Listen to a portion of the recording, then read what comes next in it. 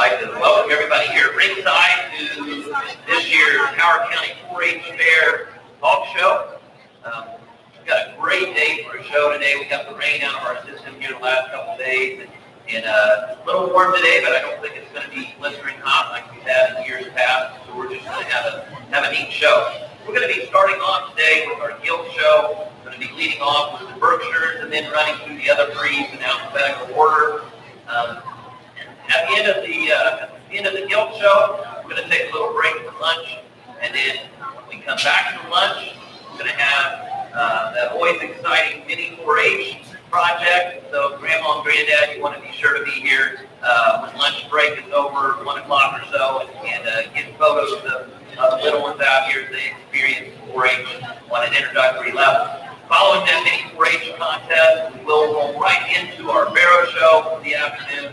At the end of the barrow show, we'll be picking the Grand Champion Guild, and that the overall Grand Champion barrow. And then we're going to wrap up today with our showmanship contest, where we'll pick the champion senior showman, who will then compete tomorrow morning in the Supreme Showmanship Contest. So we got a full slate today, and it's going to be exciting.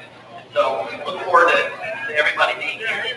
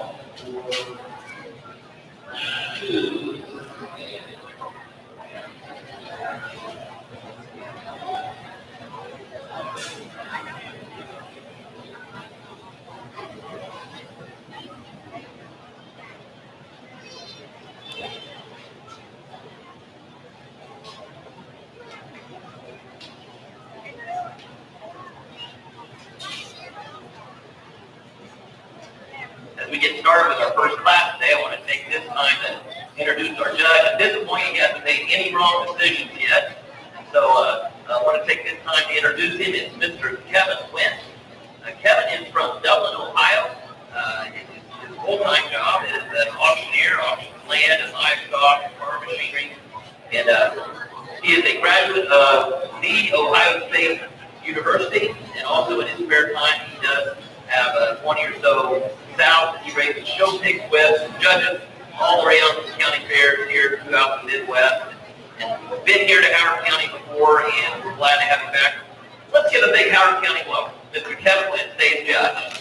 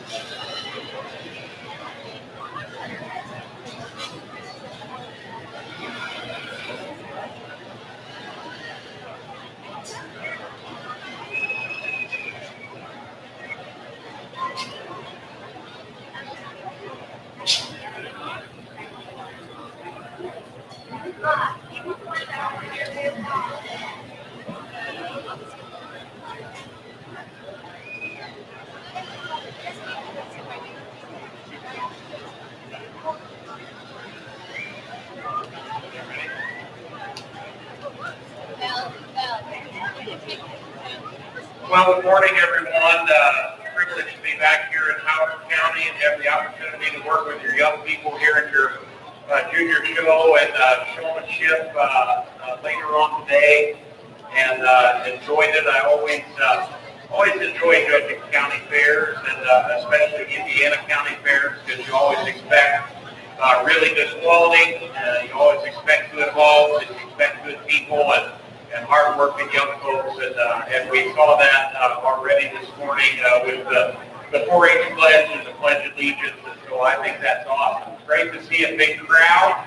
Nice to be back at an event, and I think we're still socially distanced, probably pretty good, and that's okay. And so great to see everyone healthy, and great to be back here at the fair and at the show. And so I am going to ask that you folks that are here in the crowd today, we do want you to participate. I know many of you are here and that you enjoy watching the show, but we want you to clap and cheer these young people regardless of whether they get first or whether they get seventh or whatever they get. We're going to have a good time today, and we want you to be cheering and working with them. And so in most of the classes, like in this particular breed, we've got 2 classes, and so we'll kind of work the top end to get them up and redrive them like we did here, and then get some of them ranked down and through here, and then come back for your champions in each of those breeds. Here in this particular class of Berkshires, I think these 3 gilts kind of move to the top, in my opinion, rather quickly when they come through the gate. They're gilts that have good structure to them.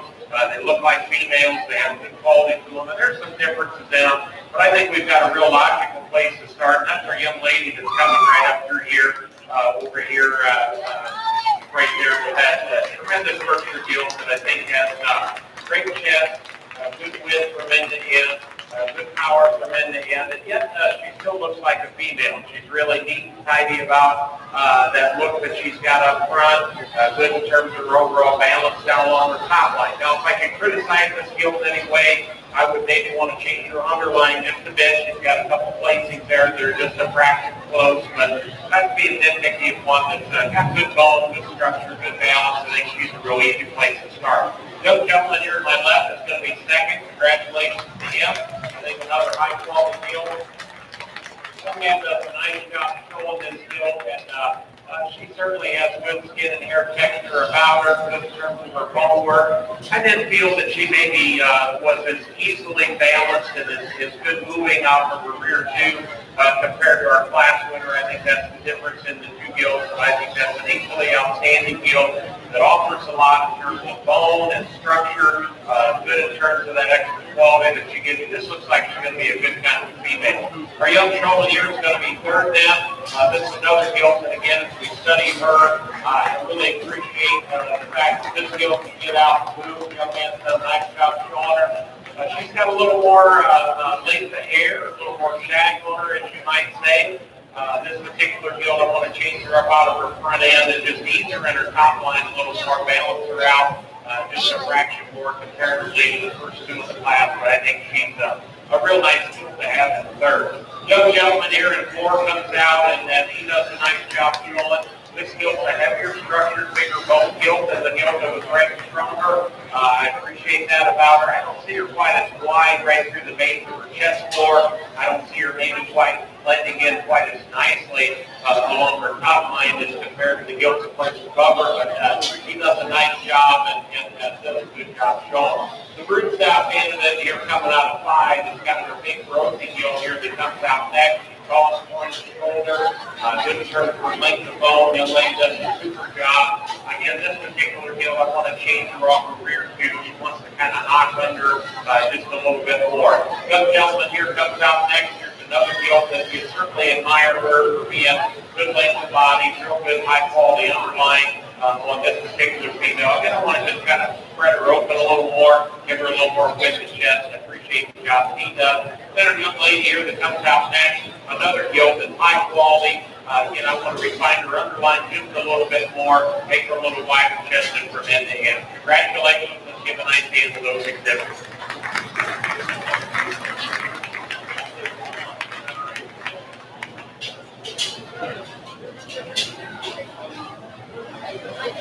In that class is Berkshire Gill, placing 7th, Ava McCain, placing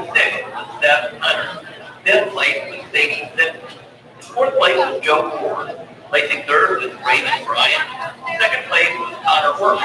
And the first place field was exhibited by Molly Lovelace.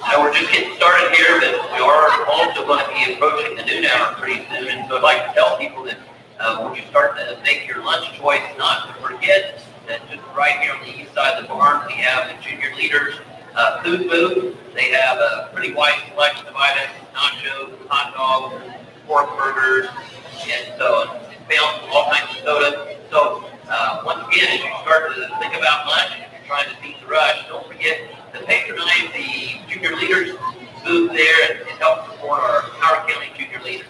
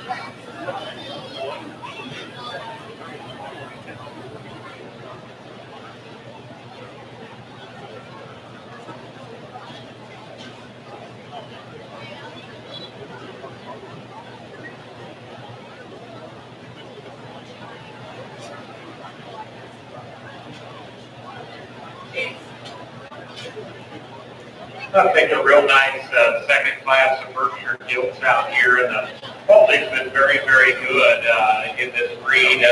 And yet, I think if we study it, we've got a real logical place to start. That's our young lady right here closest to me. She's going to win the class. I think this gilt combines so much in terms of her overall bone, and her foot size is so good.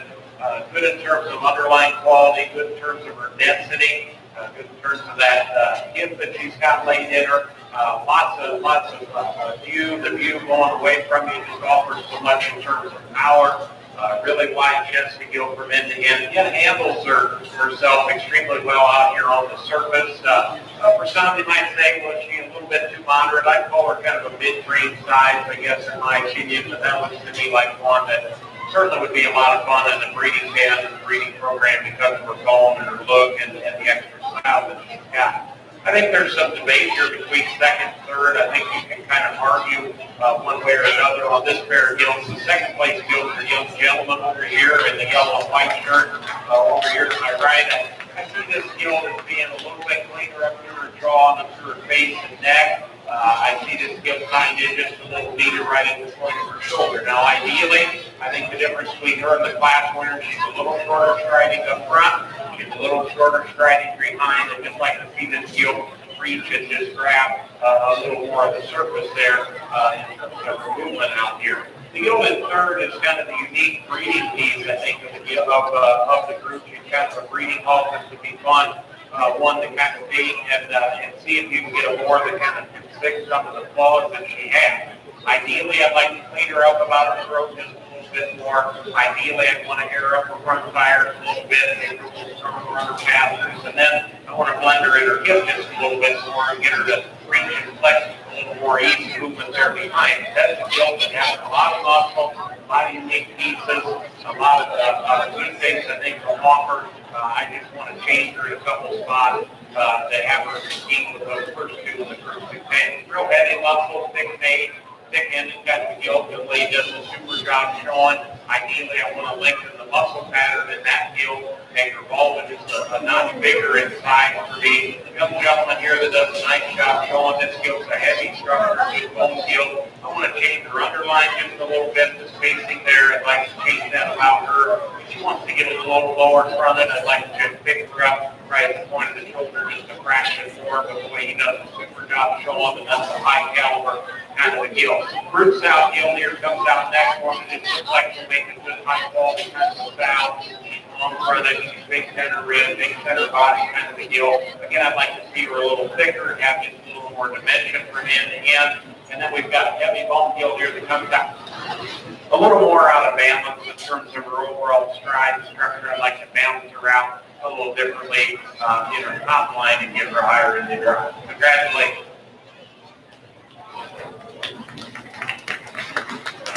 In that class, Berkshire gilt placing 7th was Landon Gaines. 6th place was Jenna Schaefer. Placing 5th, Anthony Dunn. 4th place was Madison Baxter. 3rd place gilt was shown by Kristen West. 2nd place, Jason Wargrave. And the winning gilt was exhibited by Adam T. Let's give all of the visitors a big hand.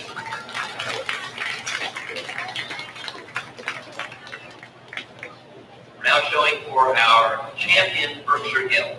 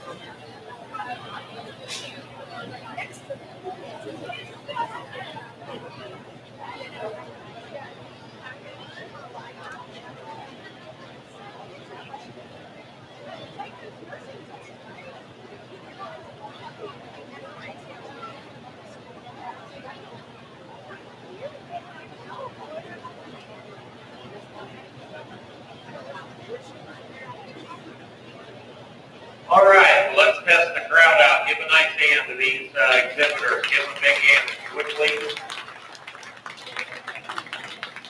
That might be the most pathetic round of applause I think I've heard. This is the last time I was here. Let's try that again. We're not at a golf outing. We're not at Wimbledon. We're not watching tennis.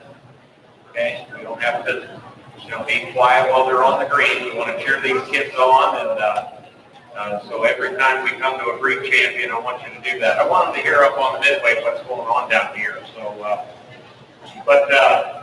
this breed is really, really good here this morning. We had 2 classes of them, and really all the gilts that were shown today were gilts that I think you can take home and put in your breeding program.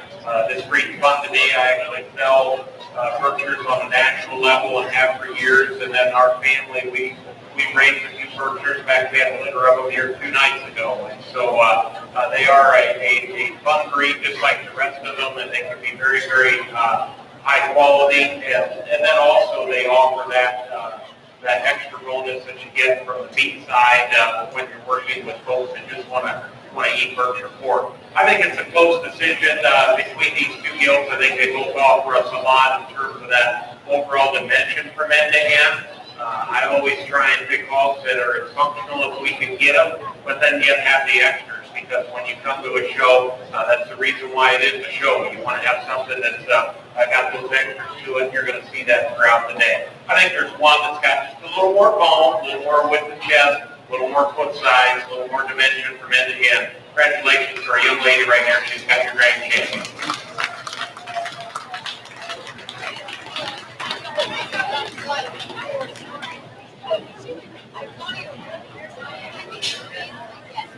And that champion Berkshire gilt is exhibited by Addison E. We're now going to select the 3rd champion.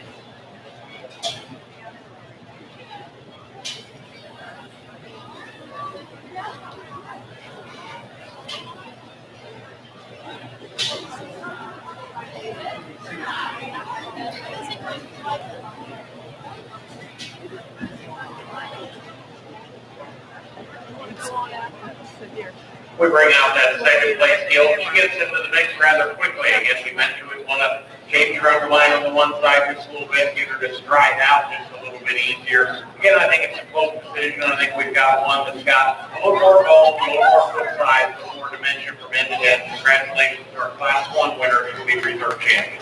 Congratulations.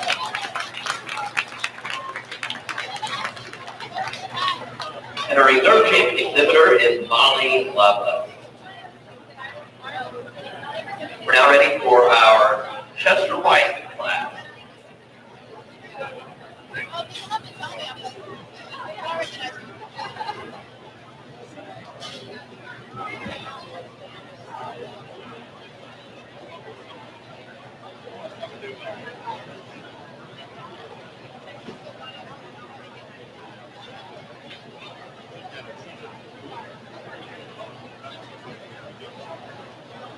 We're honored to have with us today our Howard County royalty to help us pass out ribbons. I'd like to introduce these young ladies and have them wave. I guess they're already standing, so have a wave to the crowd as I read off their names. First, we have Miss Junior Howard County, Miss Stephen Katana, and you're going to have to help me out.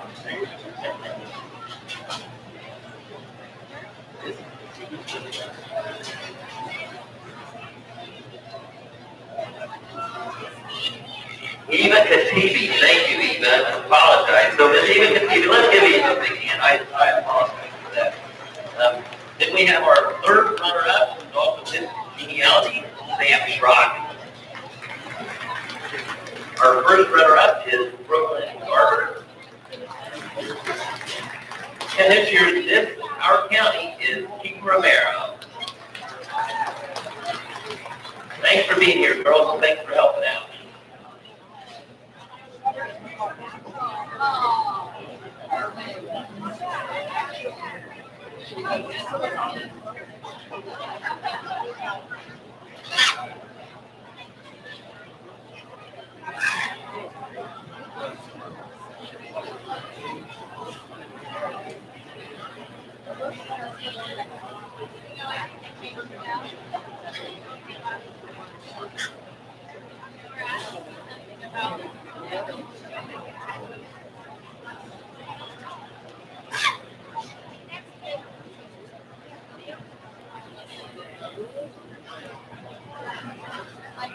Well, here at our Chester White Show, we just have 3 gilts out here in the Chester White Show. So this is really our championship drive. How we place them will end up determining the grand reserve and really third overall within this breed. And all 3 of these gilts are only within 4 or 5 days of age range, and all 3 of them are very, very different. And that happens within the breed. And sometimes you have people that will say, well, you know, is that a good thing or a bad thing? It's actually a good thing because you can have some genetic diversity that you can have within a breed and the ability to make changes. Our champion gilt, congratulate our young gentleman, number 277 right here. He's going to have our champion gilt right here in front of me. Congratulations. I think this is a real powerhouse gilt. Got good bones, got good foot size, good dimension from end to end. Handles it very, very well. I think an easy place to start. Reserve champion is our young gentleman right over here to my left. Skin and hair on point with this particular gilt. Really sound, really good in their structure. High quality kind of an underline there as well. Really long upper front end. Maybe doesn't have the power and dimension of that champion. And then third overall for a young lady down there, exhibitor number 280. Does a real nice job showing another gilt, big frame and good outline kind of a gilt with a high quality underline. Maybe not as powerful from end to end as what the champion reserve are. So let's give a nice round of applause. Congratulate our Chester White exhibitor.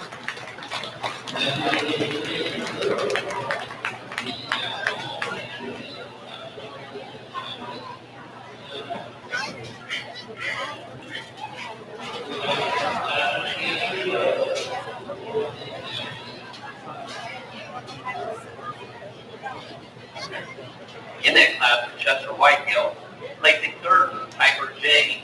Reserve champion gilt was exhibited by Hayden Miller, and champion was Silas Flannery. Let's give a big hand to that Chester White class.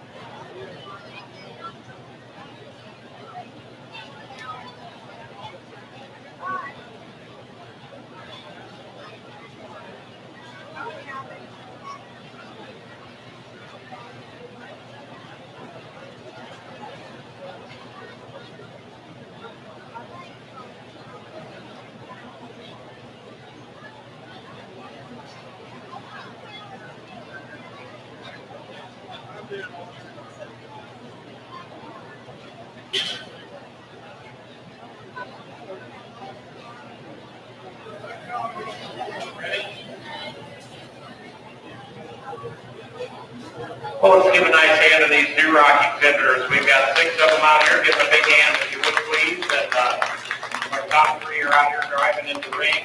And quite honestly, if you're in 4, 5, and 6, don't hang your head. If these are gilts that you're going to take home and breed, I would certainly do that. They're all high quality, very, very deep class of new rock gilts. These are gilts that can compete really at any level. We just came out of Louisville, Kentucky, where had a great new rock show down there, and really all 6 of these gilts would do very well. Our champion is exhibitor 191, the young lady right here in the green. I think an outstanding gilt, extremely high quality, really flexible, good in terms of her movement, good in terms of her top shape and dimension that she has, and yet her structure is so very, very good with that particular gilt. Handles the surface exceptionally well. Big powerhouse kind of a gilt, looks like it's making great kind of a sow. Young lady does an awesome job showing. Our reserve champion is our exhibitor number 49, right here in the center of the ring. Our tandem here that are showing. I think it's another gilt that's got a tremendous bone, tremendous dimension that she comes to you. She's a wide-chested gilt. Ideally, I'd like to change her just a little bit off her left front as compared to that champion gilt and maybe lengthen her hip just a little bit more, but that's an extremely high-quality gilt, very well presented. I like her bone. I like the extra substance that she's got, the center body. Young gentleman here does an awesome job showing skin and hair. It's just excellent on this particular gilt. You can tell he's getting after it here today, and ideally this gilt is in third. I'd like to see her with a little bigger foot size, a little bigger rear toe, and a little bit more spread there as she tracks away. But an outstanding gilt. Skin and hair is on fine, on point. He does a great job showing. Again, she's not quite as powerful as the first 2 gilts that are in front of him in this class. The young lady's gilt here coming on more on the side profile. You like the extra dimension that she gives you. Really loose skeleton, kind of a hug, loose in her spine, loose in her hip. Really gets that rear leg and kind of sets it out, gains it out in there behind her. Ideally, I just want to a little bit more, make her a little bit wider chested and a little bit wider walking as she tracks away from you. The gilt that comes out next is wider chested and is wider walking from behind as compared to the gilt right placed in front of her. She's a little softer in her pasterns, gets a little softer in her spine, gets a little bit more out of balance. Young lady's done a nice job. That gilt presented very, very well. Young lady at 6, again, like I said, if this is the gilt you're going to take home and breed, you can certainly do that. She's wide chested. She's wide walking from end to end. I'd like to lengthen her out of her hip. I'd like to square her up on her rear too a little bit more. She gets a little shorter, a little choppier in her stride. Congratulations. In that class, the Duroc gilt, placing 6th was Audrey Zook. Placing 5th was Taylor Schmidt. 4th place was Olivia Poland. 3rd place was Hunter Poland. Reserve champion was Jake Leon. And placing 1st, our champion Duroc gilt was presented by Eliza Byron. Let's give a big hand to our Duroc exhibitors.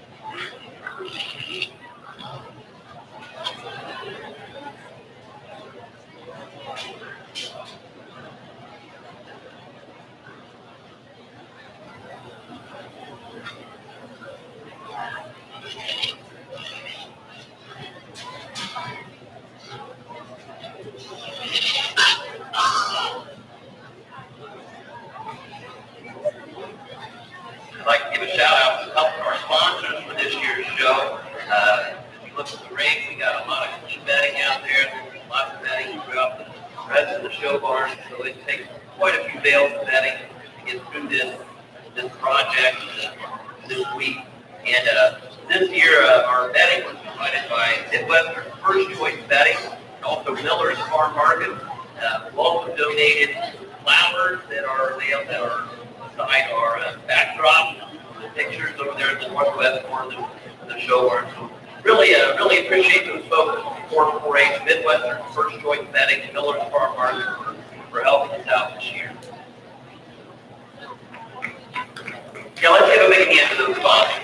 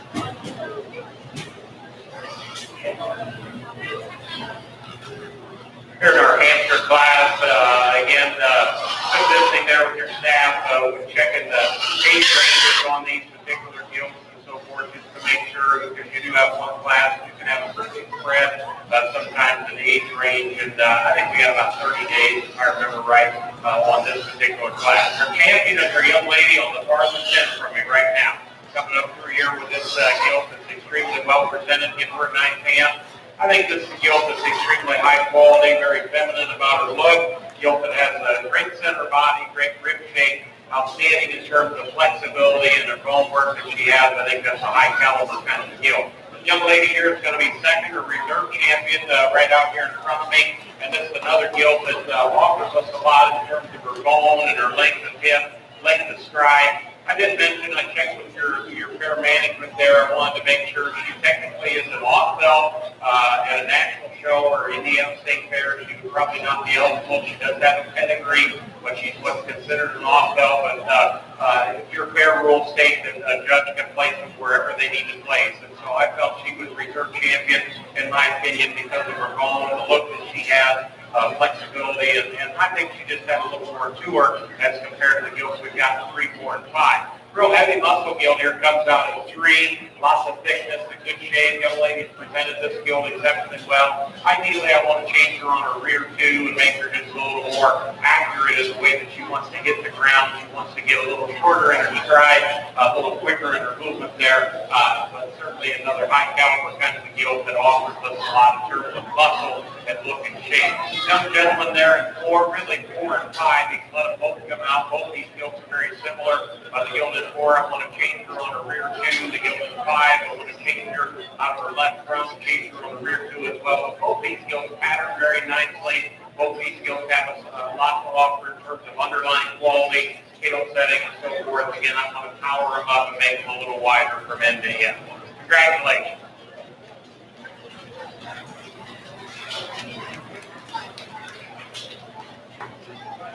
In that class, the Hampshire gilt, placing 5th was Hunter Poland.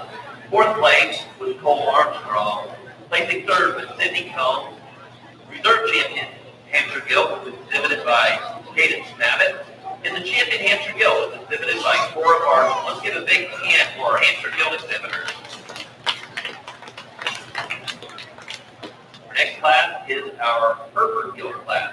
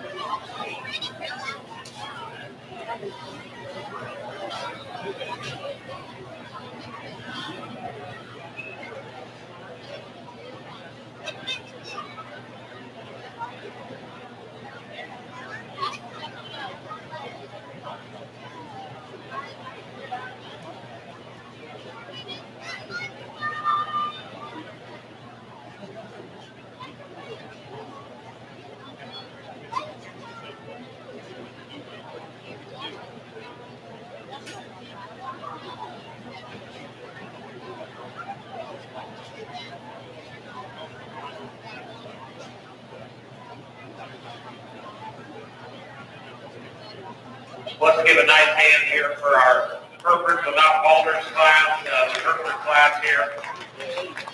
And again, we've got these young people are working really hard this morning, and I appreciate the quality that they bring out. Our champion is our young gentleman right here with the Gildeer Club student. Congratulations to you.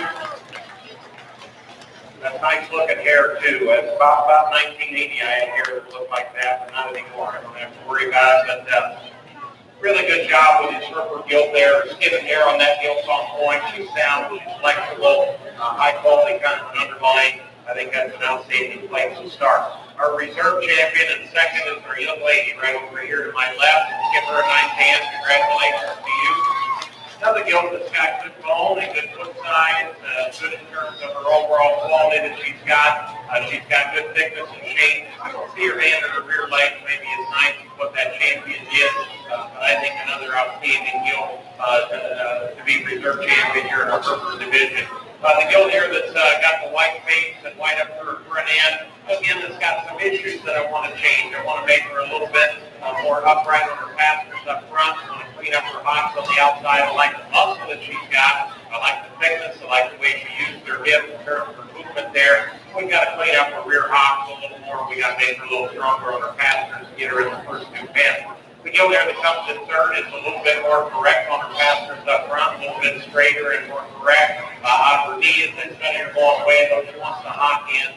Need to have a little more muscle change, a little more dimension from end to end. So our young gentleman here that's got the flowing here as well. He's got another high quality gilt on the side profile. I appreciate her length of body. I appreciate the upright gilt. He's done a great job showing her, presented very, very well. Again, ideally, I want to give her a little more thickness from end to end. Congratulations. In that class, Hereford gilt, placing fifth was Cole Armstrong. Fourth place was Maya Walden. Third place exhibitor was Andrew Hart. Second place reserve champion was Lavender Smith. The champion was Hereford gilt, was exhibited by Joe Ford. A big hand now for the Hereford gilt class. There you go.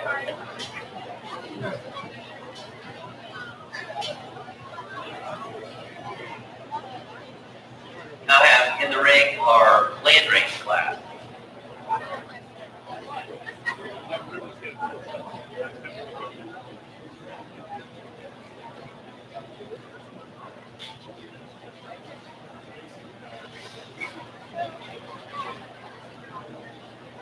Let's give a nice hand to our exhibitor 304 here with his land range gilt. This gilt can stand some competition.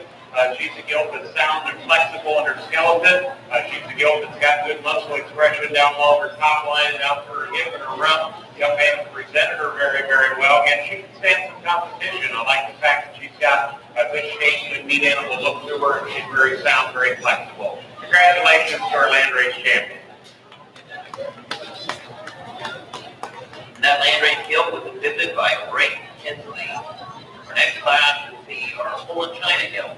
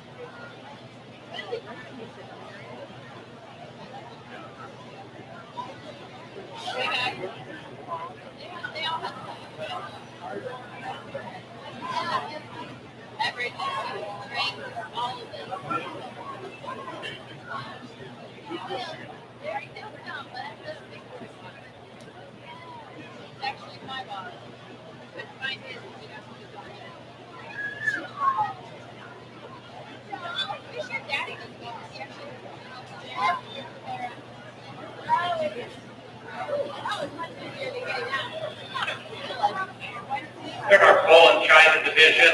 We've got 2 gilts out here competing for championship honors, and again, both these gilts can stand a lot of competition. This is a breed that's a lot of fun to raise. It's actually my son's favorite breed that he likes to show and have fun with, and I think both of these gilts represent some things within the Poland breed. Polands always have muscle, they always have lots of shape and dimension, and yet both of these gilts have some extra added value for that extra look that they have down along their top line and out through their hip and their front. The young lady in the maroon is going to be your champion, and the young gentleman here to my left in the trendy shirt is going to be reserved. Again, both these gilts are extremely high quality. I think our champion's got just a little more dimension, a little more shape, a little more bone from end to end. I think our reserve is a little longer fronted, longer top kind of a gilt, but maybe gets a little more out of balance in her hip where she sets her feet legs down. But both those gilts are high caliber, high quality. My congratulations to both these exhibitors.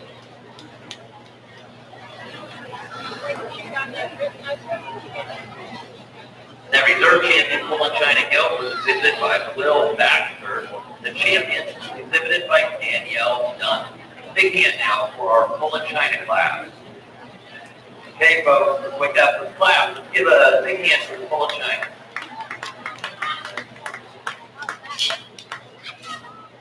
Our next class is going to be the spot gilt.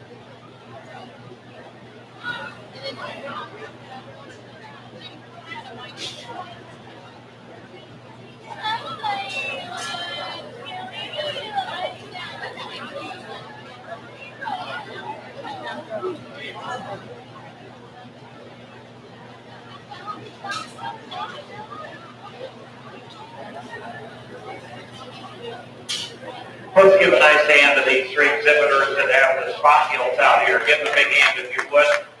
Doing an outstanding job showing and having fun. It's a nice cool day here. And really all 3 of these gilts each have a trait or 2 that I really like that maybe excels the other one. I think each of them kind of has something to offer that would be fun to kind of breed on from a breeding program standpoint. And yet I think the one that combines the most, in other words, of putting everything together into the most ideal package to be champion is our young lady that's there in front of pen 5, number 64 right there. She's going to have your champion. I think this gilt offers a lot in terms of that width and dimension from end to end. Ideally, I'd like to maybe change her face just a little bit. She's getting kind of that spotted maturity pattern down there through the base of her jowl area there, and that happens within this breed. But boy, that's a flexible sound, easy movement, high caliber kind of a gilt to go ahead and be champion. Our reserve champion is our young lady in the white that's here in the center of the ring. Does a real nice job with her gilt. Her gilt's got a real high quality underline. She's a little cleaner and trimmer about that throne neck area. She doesn't have quite the volume in through the center part of her rib and the overall dimension for from end to end. And ideally, I want to kind of change your rear leg set, the rear leg pattern just a little bit more. Young lady's got a real heavy, long, big-footed gilt that's a little bit softer patterned up front, gets a little bit more out of balance. She's a big center body gilt. I appreciate that about her. She's got some bones. She's got some pieces that would be fun in the breeding program. I didn't see her quite as balanced up, quite as ideal in her overall dimension from end to end compared to the champion reserve. Congratulations.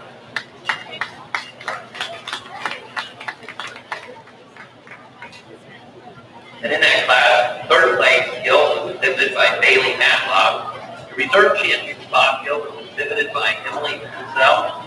And the champion was exhibited by Avery Robb. Now ready for our class of Tamworth gilt.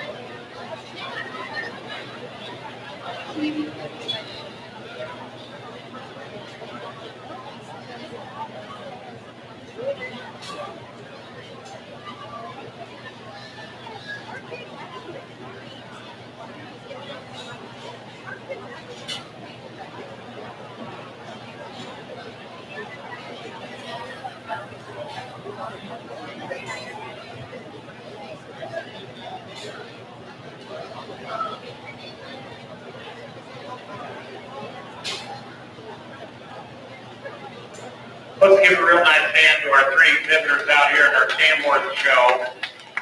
Again, three good quality Tamworth gilts here that represent the Tamworth breeding programs. And again, this is another breed that's gaining a lot of popularity, and rightfully so. I think kids want to show good pigs, and they want to show regardless of whether their ears are up or down or color or whatever.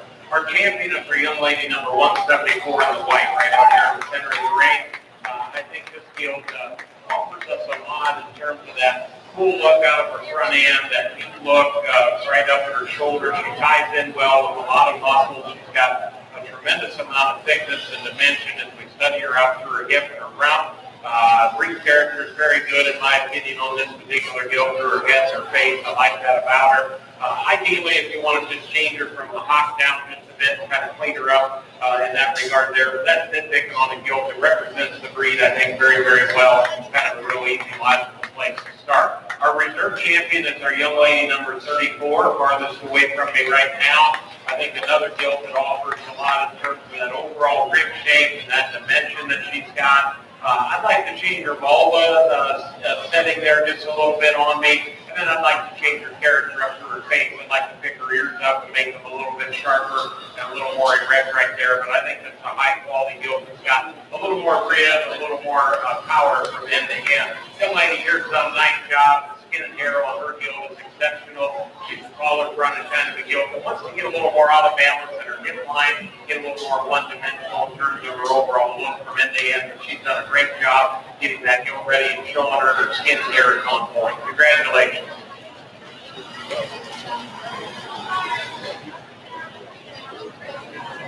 The next class is Tamworth gilt. Placing third was Elise Walton. In second place, the reserve champion Tamworth was Lavender Smith, and the champion Tamworth was exhibited by Tate Hunt. Our next class will be our Yorkshire gilt.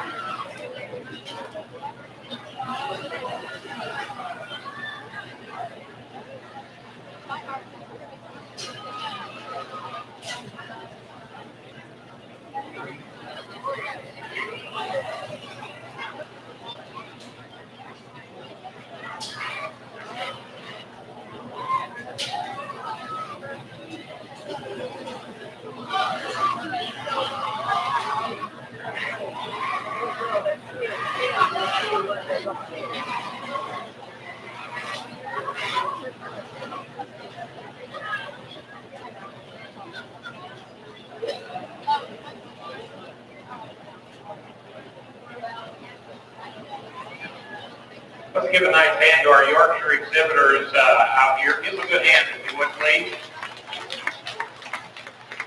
Good 5 Yorkshires in this class. And again, same with some of the other breeds. We've got good quality all the way through, and just because I put your gilt down, if you're thinking about taking her home and breeding her or whatever, you need to kind of do your own thinking and your own thing. That's just my opinion on what I'm looking for and what we're selecting and what my selection pressure is today. So don't let that bother you. If you like your pig and you're going to take it home and breed it, made it to the board that you want, get online, figure out, go see some of these board studs, go to their open houses and figure out what you want to breed it to. Champion Yorkshires are young gentlemen right here in front of me. Number 334 should be your champion.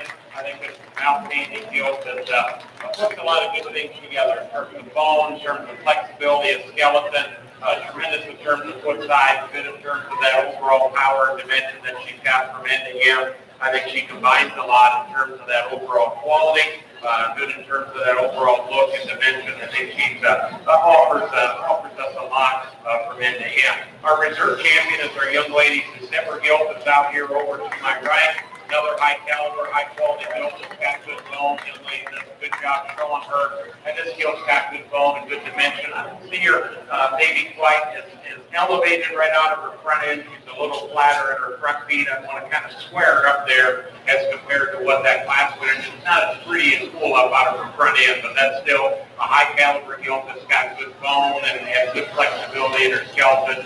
Does it very, very well. There's a lot of unique pieces about the gilt that's here in third. She's a big-footed gilt. She's a gilt that does have chest. I like her up to her face and her neck. Ideally, I want to change her from her hop down and she tracks away from behind. I wanted to strengthen her pastures a little bit up front, just kind of square up a little more for your two. The young lady does an awesome job on the neck heel. That just change her ankles a little more where that she hits the ground, and then I think she can be a little more competitive. A real heavy muscle, big top, big end is kind of the heel here that comes out next. This is one that I think if you can make her to a crossbred horse, it has a really cool blue ball. Again, for me in the Yorkshire Drive, I want to change her front shoulder. I want to kind of push her back in her blade, and then I want to kind of strengthen her going away. She gets a little bit closer there from off the ground. Young gentleman here that does a good job showing this heel. Another one that's wide-chested, big top, big end, and again, just too far out of balance. I got to get her hip structure laid in her a little bit better, and then from off the ground, we got to clean her up in her joints and just make her go with a little more ease and comfort. Congratulations, outstanding class.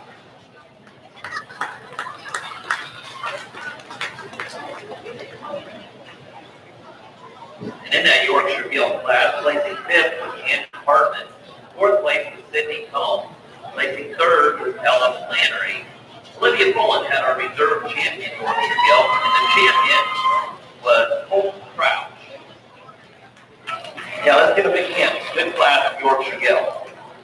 Our next class is, we have 3 classes of crossbred guilds, and this is the first one, class 1 of our crossbred guilds. These are crossbreds weighing 202 to 251.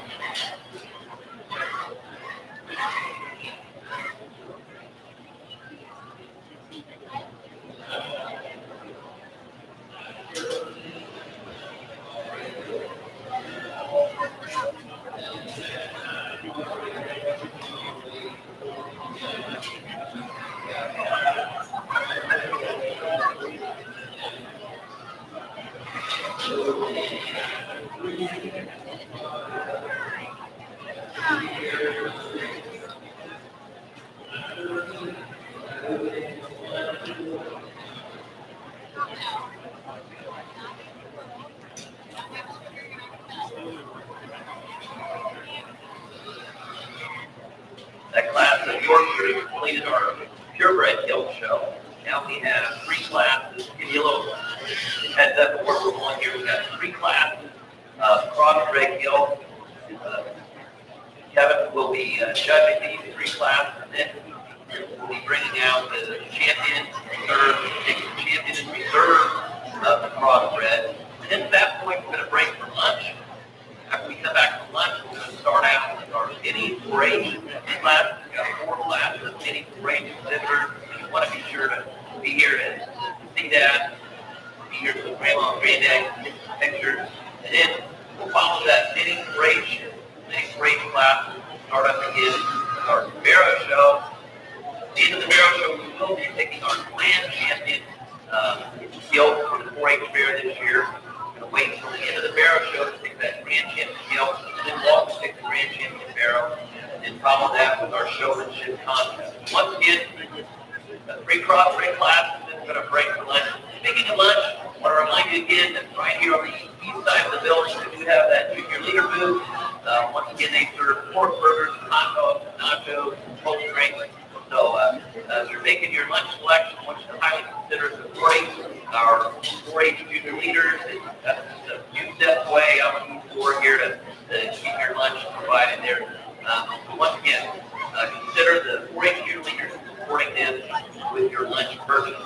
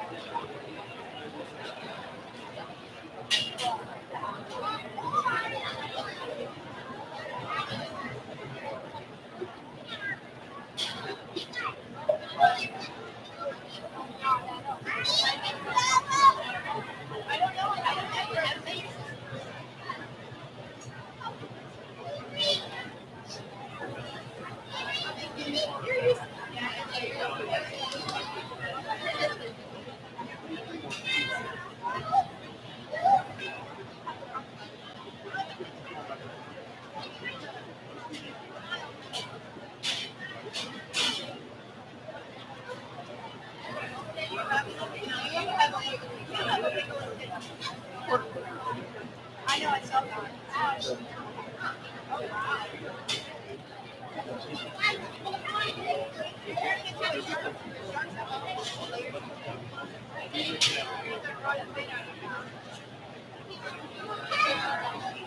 Your legs have to be together.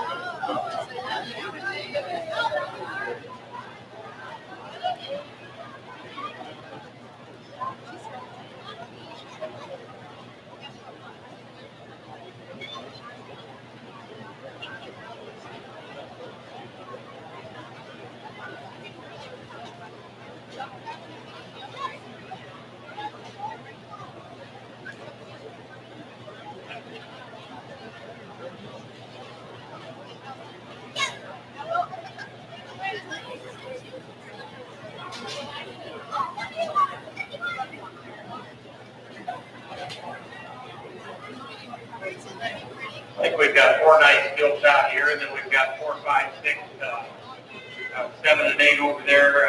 5, 6, 7, and 8 are real high quality in this first class too as well. Our class winner, I think, is an easy decision. Young lady in the green coming up over here with the real stout love, a big top, a big bone heel here that comes to us. I think she's got a tremendous amount of look and shape. She get right up on top of her, really square out through her hip and out through her ground. Tremendous in terms of the amount of bone work that the skill has about her. She's wide from end to end, and I think she's the most structurally correct as well. You want to question, is she long enough body? And again, I think that depends. I think for this weight range and for this size, I think she's plenty long enough body.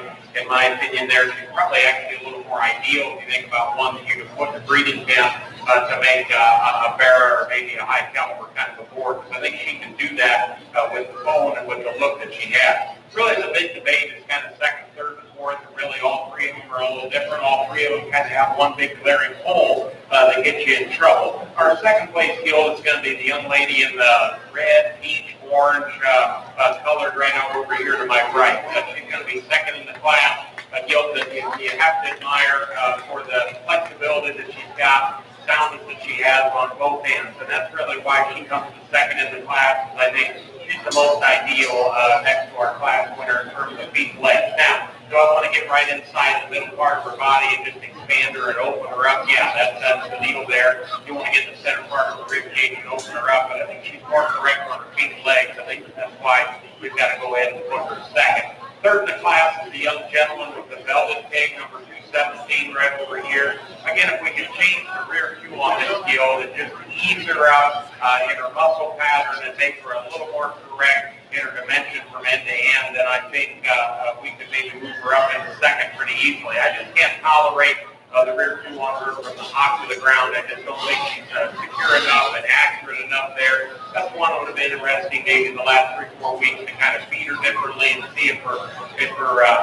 muscle pattern would come inside of her body. I like her front 2/3 of her very, very well. That's why we go ahead and put her third in the class. The young lady skill that's in 4, again, front 2/3 of this one are really kind of cool. Then the longer you study her, you get a little bit more of a pattern there behind. She's a little shorter hip. She's a little bit more closed up, tracking away. Foot size there on this skill. If the walker's going away, I'd like to make her a little stronger there in the heel, make her a little more accurate going away. She wants to kind of bow in and out, get those legs going north, south, east, and west. Young gentleman here at 5 with the 9 chop showing. This is a wide-chested heel, stout-headed kind of a heel, big top kind of heel. She's one of the bigger top heels in the class. Again, ideally, I want to just make her a little bit fresher in her appearance. I want to clean her up in her oxygen and her joints a little bit more to get her higher. Blue heel here on the side view pattern is very, very good. Again, she needs more muscle, needs more dimension from end to end. Open her up from front to rear. The Gildan 7, another one that needs just a little more power from end to end. got a good high-quality caliber country underline. Looks like you'll make a good cut in the south to get to see more dimension. Better young lady that ends up at 8 year. Again, her skin there is done well. The skin's washed up and presented as good as any. Very good in terms of that length of neck, length of body. She's done a great job showing. Let's congratulate her as well.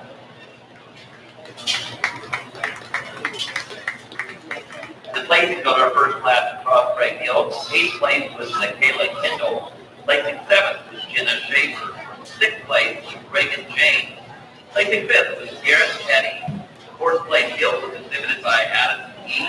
3rd place was Silence Flannery. The 2nd place gilt was exhibited by Caitlin DeGraff. And our 1st place gilt, that first class crossbred, was exhibited by Anna Calvin.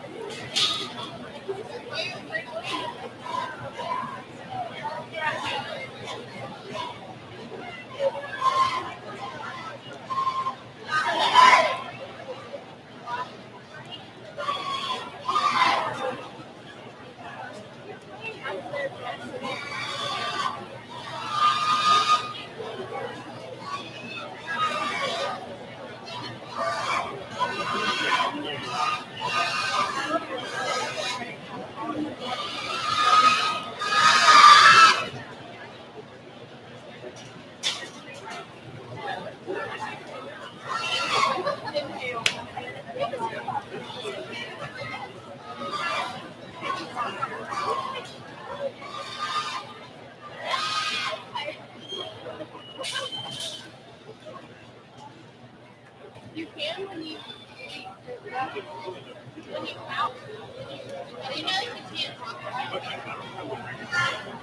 Yeah, it's called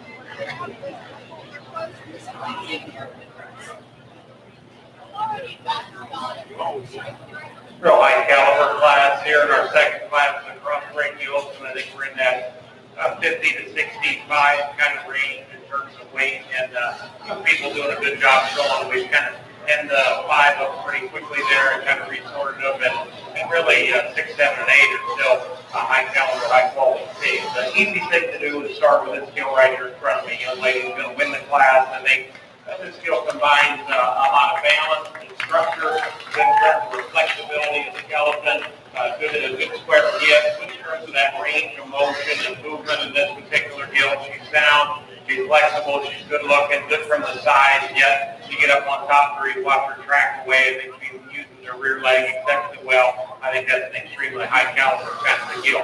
The second place gill is the young lady in the white that's there in the center of the ring right now. And this is another one that gives you a great view as she comes up out of her front end. She's really neat and cool about her head and neck. Ties in really neat there at her shoulder. I'd like to maybe lengthen her hip just a fraction compared to that class winner. I think that would change her rear leg movement just ever so slightly, but I think she's a high caliber, high quality kind of a gill to have in second. The third place gill is another gill on the side. You like the view that she gives you. You like the range of motion that this gill gives you in terms of her structure, in terms of her flexibility of her skeleton. She's not as wide-chested from end to end as what those first two are. The lady's done an awesome job showing that gill's got good bone, good structure. Again, I just want to power her up and make her a little wider from end to end. If you want to put the gill in fourth up in the third, I can see you doing that. Front 2/3 of the spotted gill are very good. She's a wide-chested gill. She's a big top, big square hip kind of gill as well. Again, where I want to change her is from the hop down. She tracks away. She gets a little shorter in her hip. Wants to maybe get a little shorter stride in there and gets a little out of balance, gets a little wavier in her top line. So if you want to move that gill into third, I can certainly listen to that. I think that was my closest decision in that class. The gill in 5, big center body, big powerhouse kind of gill, wide chested from end to end. Ideally, I want to trim her up to her throat area. I want to make her a little more feminine about her head and feature there just a little bit more. And I'd like to ideally just make her bone work just kind of clean her up in her hock just a fraction more. Heavy muscled, big stout feature kind of a gill here that comes out next. She's another one with a little lower front and a little shorter about her face and her neck. I'd like to make her a little more feminine looking out of that front end. Young man's done a good job showing her. Young gentleman here coming out next, got another gill, but again, a big, pointed shoulder, long body kind of a gill. Again, she's a little flatter in her ribs, a little flatter on her side comparatively. Red spotted gill, young gentleman's done a good job here. She's cleaned up and ready to come to Howard County. Appreciate that about her. She's just a little more spring and center body, a little more spring of rib. Congratulations.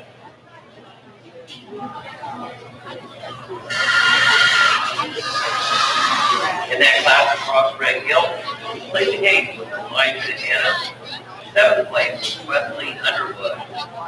Sixth place was Will Keith. Placing fifth, Bailey Matlock. Fourth place gilt was exhibited by Ella Flannery. Third place was Ellery Newhouse. Second place gilt was exhibited by Emily Purcell. And the first place gilt was exhibited by Audra Flannery. We now have our last class of crossbred gilt.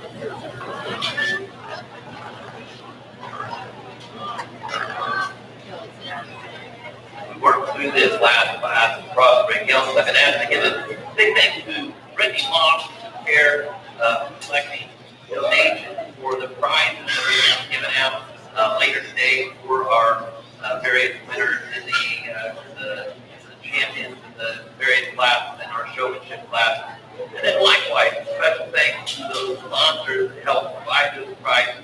Those included Eric Chevrolet, Showpig.com, Matthew Speed and Grade, Elton Havens Welding, Brad Howard, and Harold and Sharon Carter. Let's give a big hand to those sponsors. Without them, we can't have a special gift to give them today.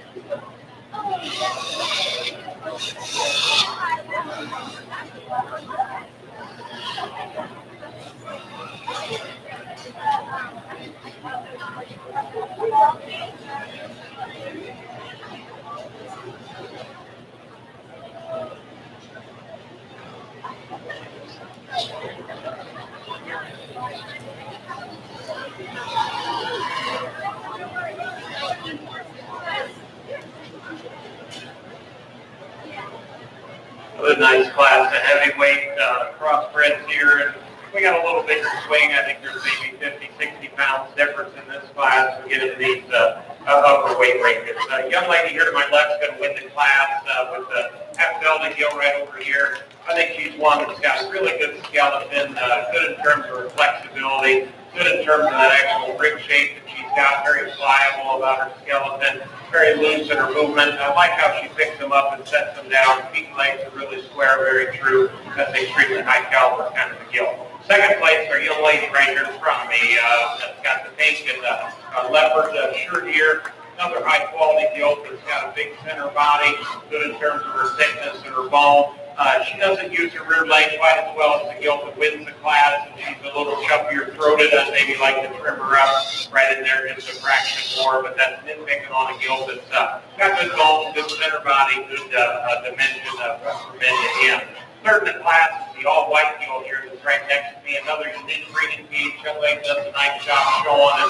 This gill's real heavy structure, big bone, big footed kind of a gill. Ideally, I'd like to see her stride just a little easier behind. Gets a little more out of balance, gets a little wavier in her top line. I'd like to strengthen her there, her spine just a little bit more. But I think she's got a little bit of a square, truer set for her rear leg behind than the gill was in before. The front two-thirds of this gill are really unique. She's heavy structure, she's big bone, big footed gill, big square top kind of a gill. I've got to change her rear leg structure. I've got to just make her a little bit more inside of her body when she gets behind, just square her up on her rear tube a little bit more, and then we can certainly move her up because I like the front two-thirds of that gill exceptionally well. Young gentleman here that comes out of 5, got another gill on the side view. You like what you see in terms of that extra length and side off through her front end. Ideally, I want to change her rear leg placement there behind, square her up on her rear tube, just a fraction more, and then we can move her up the line. The blue velvet gill is a wide-chested gill that's got a thick top and a thick hip and a thick front about her. I appreciate that. Need a little more center body in that gill. Just need a little more flesh down low, a little more width and dimension from end to end.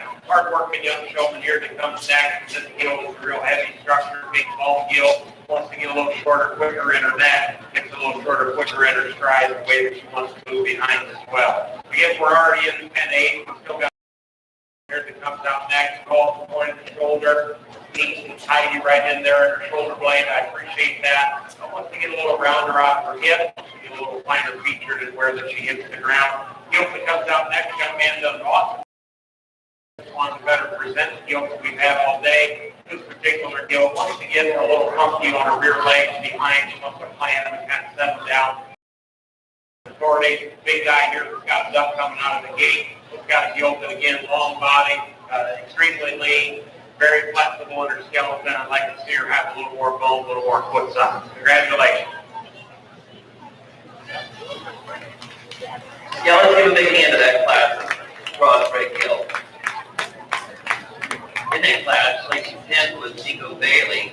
Placing 9th was Wesley Underwood. 8th place was Seth Coleman. 7th place was Silas Flannery. Placing 6th was Gracie Pete. And 5th place was Gatlin Hewitt. 4th place Tessa Portman. 3rd place Molly Luffin. The 2nd place gilt was exhibited by Audrey Nook, and our 1st place gilt was shown by Audra Flannery. We're now showing for our champion crossbred gilt.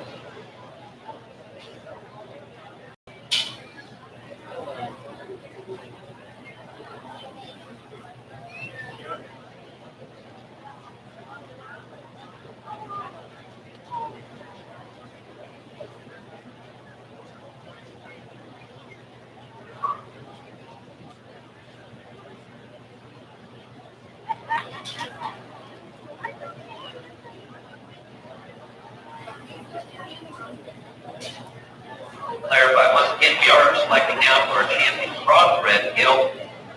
Following this, we will break for lunch. We will not be selecting our grand champion gilt until the end of the Barrow show. So once again, we're going to come back later this afternoon and bring all of our purebred champions and the champion of this crossbred drive back in to select our grand champion gilt. We're going to break for lunch after we pick this, and then we will come back after a period of time and have our mini 4-H show, 4 classes of mini 4-H, and then we'll start this afternoon Barrow show.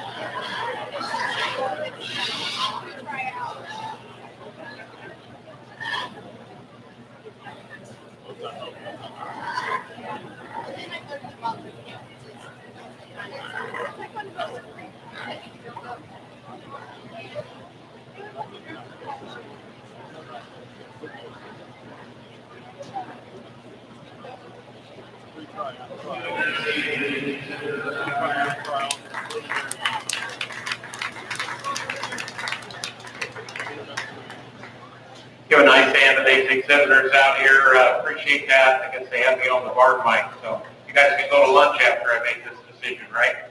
So I think we've got 3 really, really good gilts, and honestly, we can kind of break it down either way. I think one young lady, if I remember right, we maybe have 2 gilts out here. I think, is that right? Did you pick the right one to show, you think? Pretty confident in that? I'd say you did out of year 2. I think these 3 gilts represent a lot, and I want to just talk to you a second about them. Our gilt that won the lightweight class is just extremely sound and very flexible in her movement. Really, really good in terms of that flexibility of skeleton. I like the look that she gives you when you get up on top. She's very square about her hip, very square about her ground. Uses her rear leg exceptionally well. When you watch her track away, I think she plants them down really, really square. Do you want to freshen and change your head up just a little bit for a female? That kind of depends on what your end goal is. If you're wanting to make a really cool, crazy, high selling kind of a herbivore, maybe that's perfectly fine. But in this setting, could you just change your face just a little bit, change your poll just a little bit right there? Yeah, if you wanted an nitpicker on that, I can certainly see that. The gilt that came out in the 2nd class then, the young lady's got there on the far end, just impeccable in her skeleton, really good in terms of her overall look and her design. Really a no-holes kind of a gilt, in my opinion. One that you have to admire the skeleton that she's got. Really not extreme in any area, not as extreme as what that lightweight is, but one that's just sound and flexible, good movement, good square toe, going to just keep you in the hog business every day of the week. And then the young lady's heavyweight gilt, another gilt that she comes out, real powerhouse. It really has a lot of dimension, really wide-chested, big center body kind of a gilt. You like that about her. Big hip kind of a gilt. Tracks exceptionally good in her skeleton as well. Maybe you want to change her from the hot down just ever so slightly behind to just get that range of motion on the left side and just be a little more ideal. So again, I think I can pick any of the three and kind of justify it. The one that I think is a real extreme breeding piece, good flexibility, good sound. The shoes are rear length the best. That's why she's going to be champion. The lightweight is her champion. Congratulations to this young lady.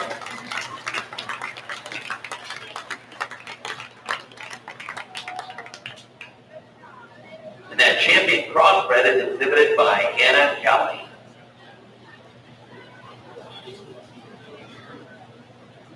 I'm going to bring out second place lightweight to pick our reserve champion crossbred.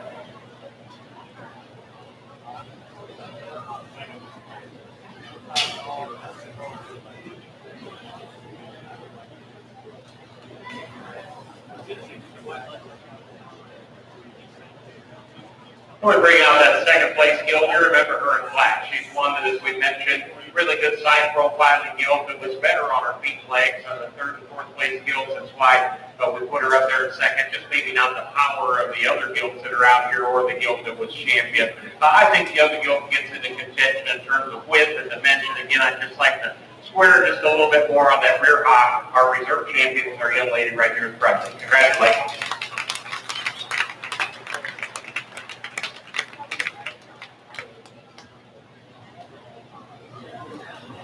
And the reserve champion crossbred is exhibited by Audra Flannery. So that completes our gilt show until we pick the grand champion later on this afternoon. And so once again, we're going to take about a 30-minute break now for lunch. I want to remind folks that one choice is certainly the junior leader booth right outside the east door here. I don't think they can get us all fed in half an hour, but hopefully some people go out and patronize that junior leader. So once again, we're going to start up again here in about a half an hour, and we'll begin with our mini 4-H class.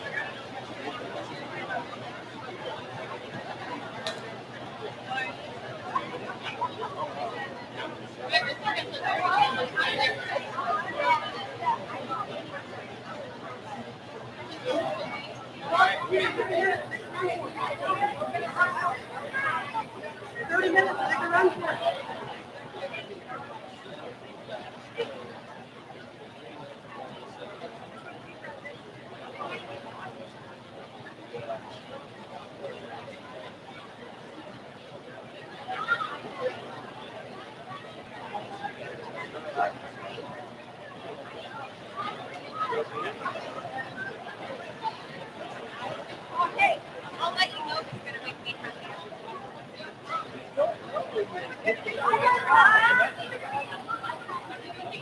Hey, help! I gotta look. I was not. Go on, well, I just know. What did he say? I just said, I just you. I am after your last 3 weeks. I didn't tell you. Go ahead. Stay behind me. I'm just messing. No, I couldn't.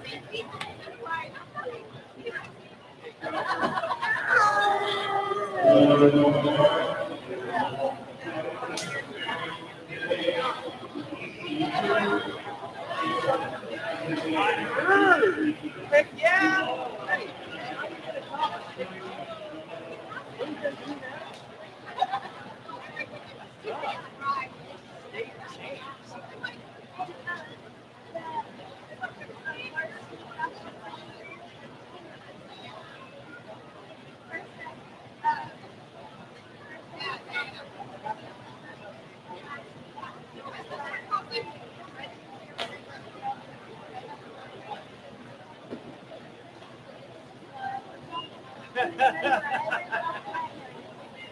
where'd you get the shake-up? Tell us what happened. Oh.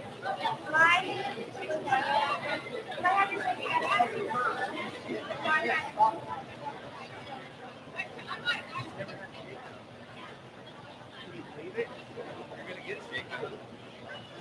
You don't drink it, I will.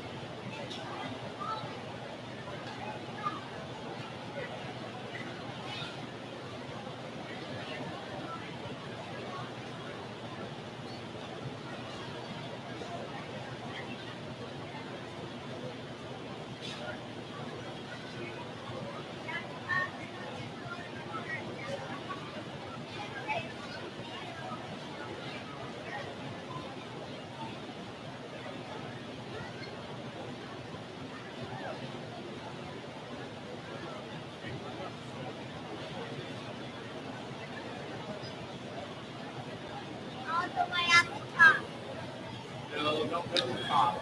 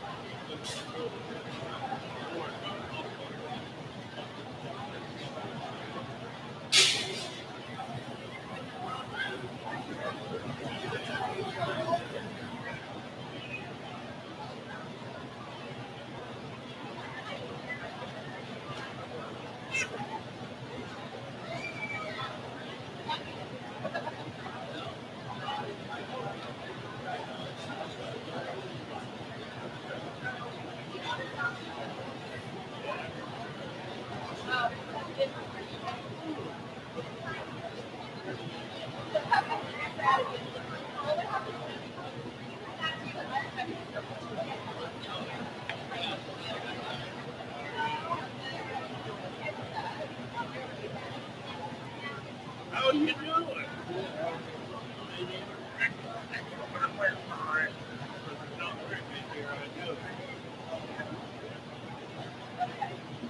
Oh.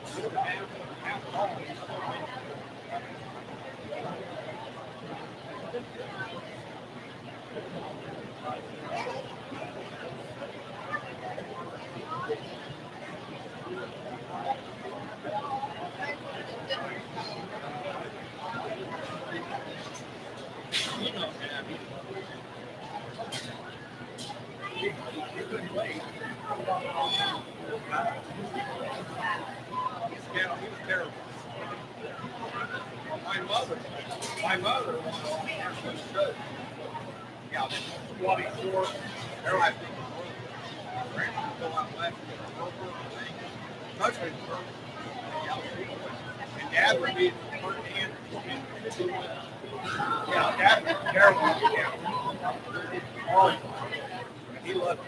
He mostly liked it. They didn't love it. He wanted a couple of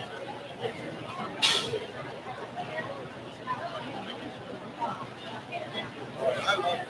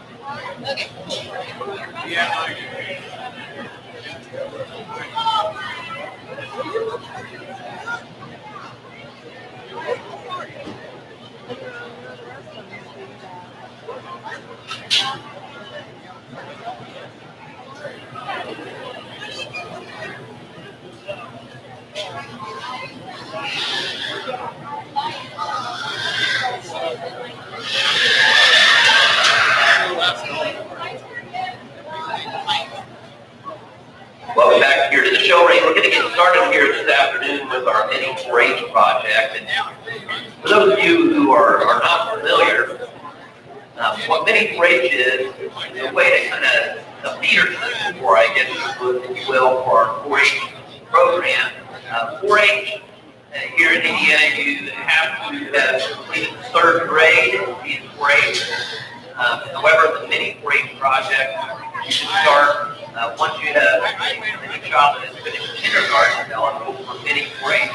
And there's a whole range of projects, not just here at the livestock barn. If you go over to the lot building, you'll see a host of projects, from Legos, to baking, to artwork, photography, lots of projects for mini 4-Hers. The one thing that all the mini 4-H does have in common is that when they exhibit here at the fair, they don't actually compete. It's just a kind of a trial run. They exhibit, the judges, their projects are judged, and the judges make comments to help them in the future, but none of them are placed, and that's the way this is today. Now, with the livestock project, whether it's hogs or sheep or cattle, the mini 4-Her pairs up with an actual 4-Her to do that project together. So each one of these exhibitors today that's going to be coming out here with the pig, that pig actually shows another time today with an actual 4-Her, and the many 4-Hers just kind of help team up with them, and they kind of go along with raising this animal, and now they're just going to show it today, and just especially the experience of showing it. Our judge is not going to be placing these animals in this class. He's just going to be talking some to these young boys and girls, and giving them some hints and ideas about showing dogs, hopefully to get them excited about being involved in the project once they're in the regular 4-H class. So we've got 4 of these classes. We have altogether about 30 mini 4-Hers, and so they broke them into 4 different classes. And this is overall out here. And so we're going to be bringing out the first class. Once again, the judge I think is probably going to visit a little bit with each of these youngsters, and then we're going to be taking them out and bringing another in. So once again, we've got 4 classes of mini 4-H. Once we get these completed, we're going to then move in to this afternoon's Sparrow Show.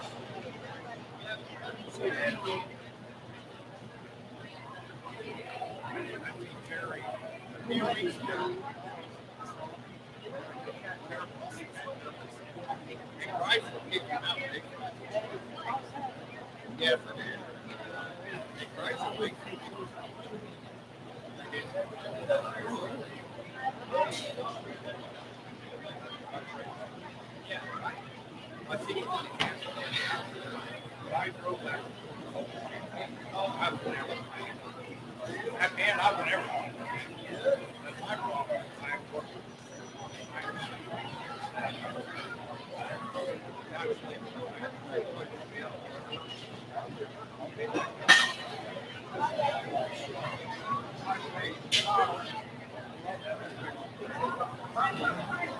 I will see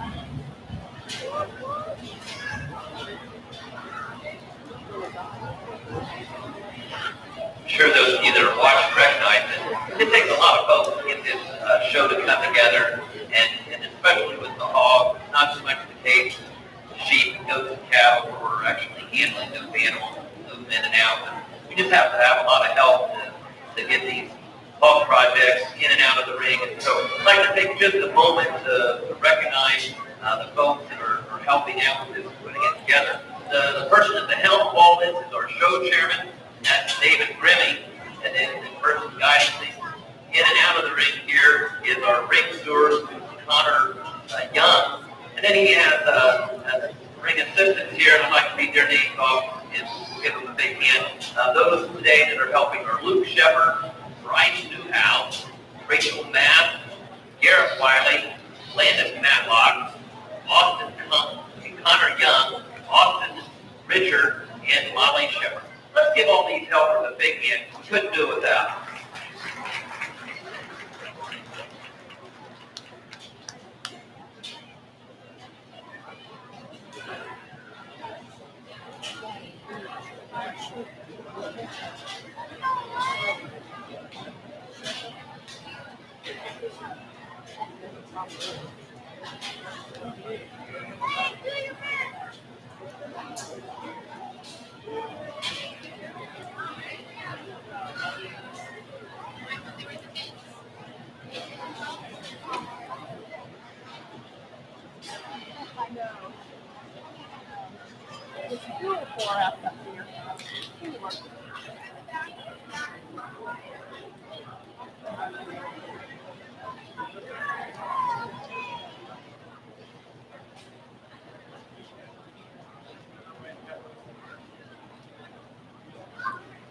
Let's give a nice hand to this first group of mini. Let's hear it. You guys clap up there, okay?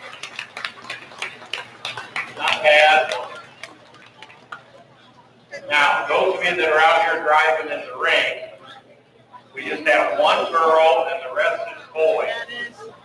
Boys, it's the only time in your life that you're going to outnumber the girls, okay? All right, good job.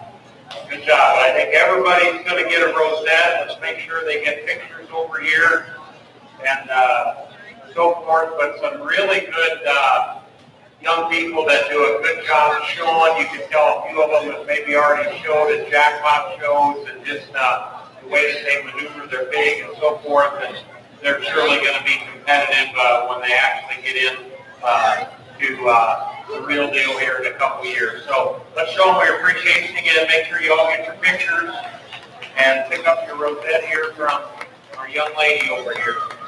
Good job.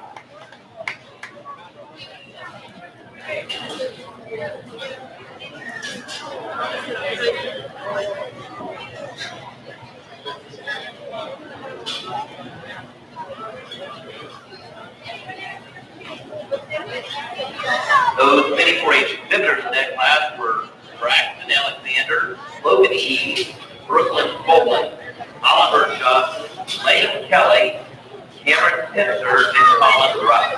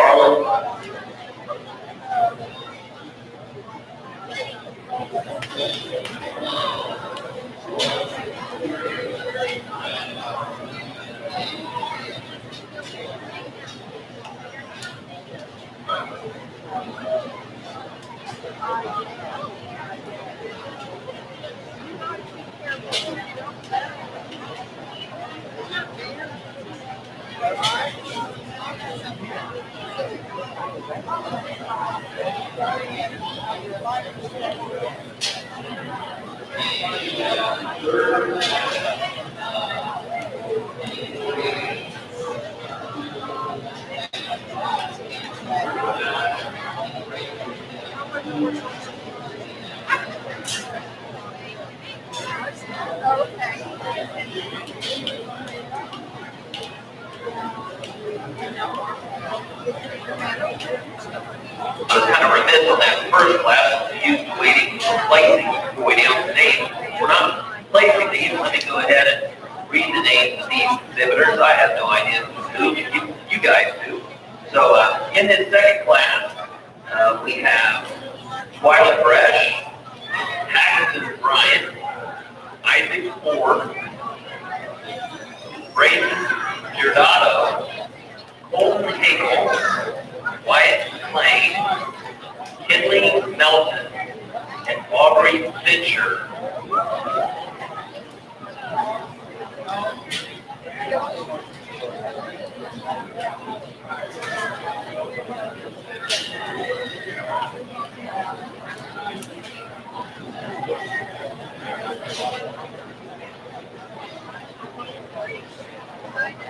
Well, some of those places.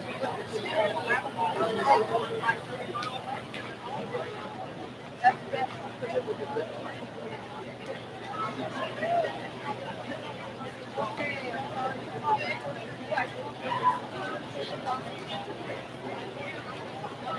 I want to also at this time give a big shout out to Leslie Alexander. Leslie's the one putting those ribbons on. Leslie heads up our mini 4-H program for the county. It's all one club. And she takes on a big responsibility. I think she said she has 64 kids in the June mini 4-H.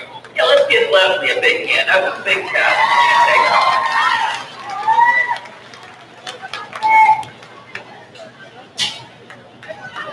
This is another really good class out here. We've got several very stylish showmen out here. As everyone sees that this young lady's boots kind of light up. See that? Kind of light up when she walks. And we've got a couple of them that their whips kind of match their shirts. The young man with the cowboy hat told me that was his late grandpa's hat. And he's got some nice cowboy boots on and everything there as well. So this is what it's all about. They do actually grow up fast. Old people always tell you that when you have kids. They say they grow up fast, and that is correct. So make sure everybody gets their rosette and everybody gets their pictures. And let's give them a nice hand as they exit the ring. Good job.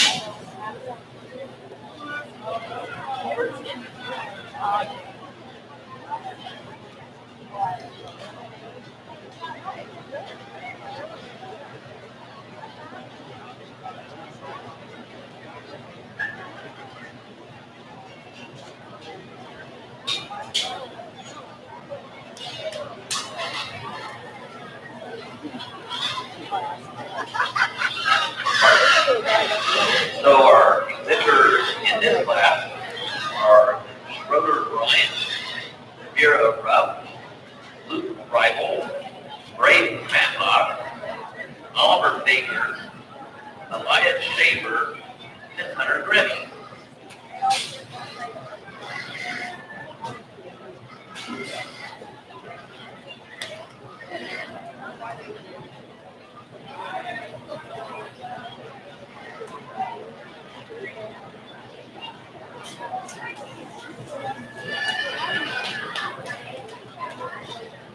But another group that's doing an awesome job of keeping their things out here on the move and looking real stylish. A bunch of them got on their cowboy boots and looking good, look like they're having fun.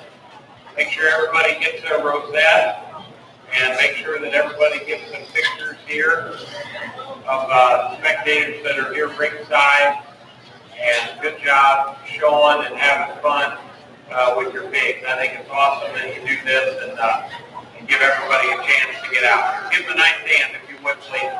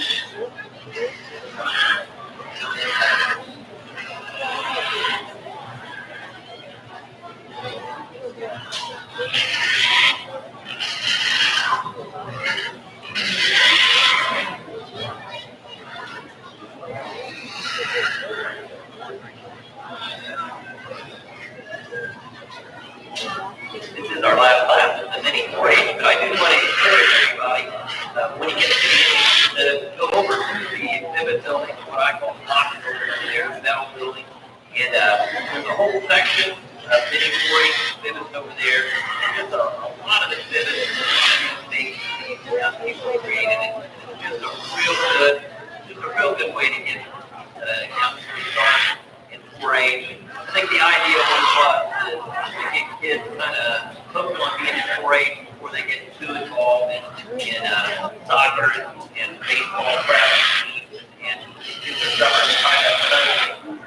once again, encourage you to go over and see those mini 4-H projects, as well as the other static 4-H projects that are over there. There's some really neat photography and woodworking projects that you can see over there.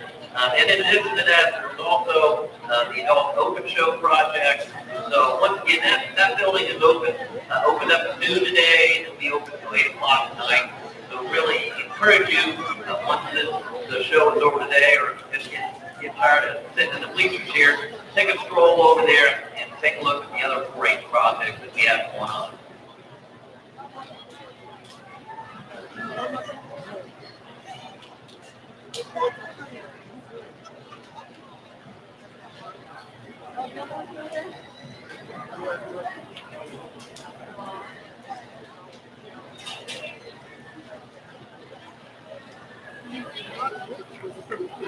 In this last class of many 4-H exhibitors we have out here, and obviously in no certain order, are Jillian Maple, Evan Schaefer, Nate Shepard, Everett Winrow, Cody Davis, Aiden Zook, and Grayson Engel.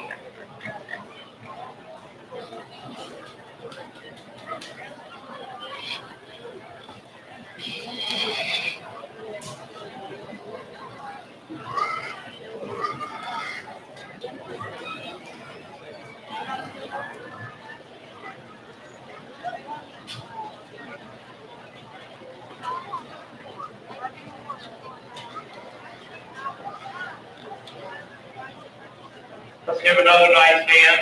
This is our last class of minis, is that right? 64 of them, I think they said. That's like the NCAA tournament. There's like the field of 64. So congratulations. Make sure everybody gets their rosette.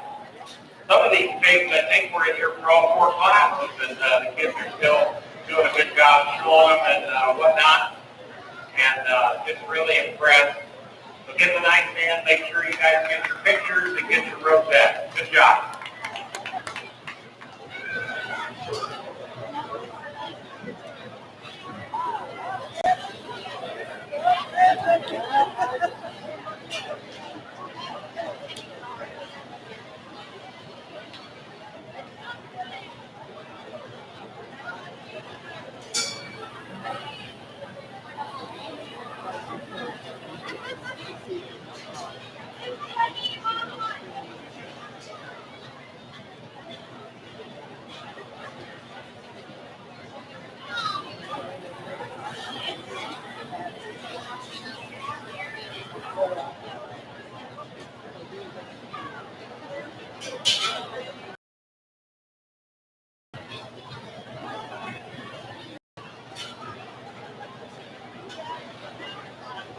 Okay, that was a lot of fun. Now we're ready to get back to business. We're going to starting off this afternoon's Barrow Show, and we're going to be once again going in alphabetical order as we work through the breeds like we did this morning, and that means we're starting off with the Berkshires. So we got 2 classes of Berkshires.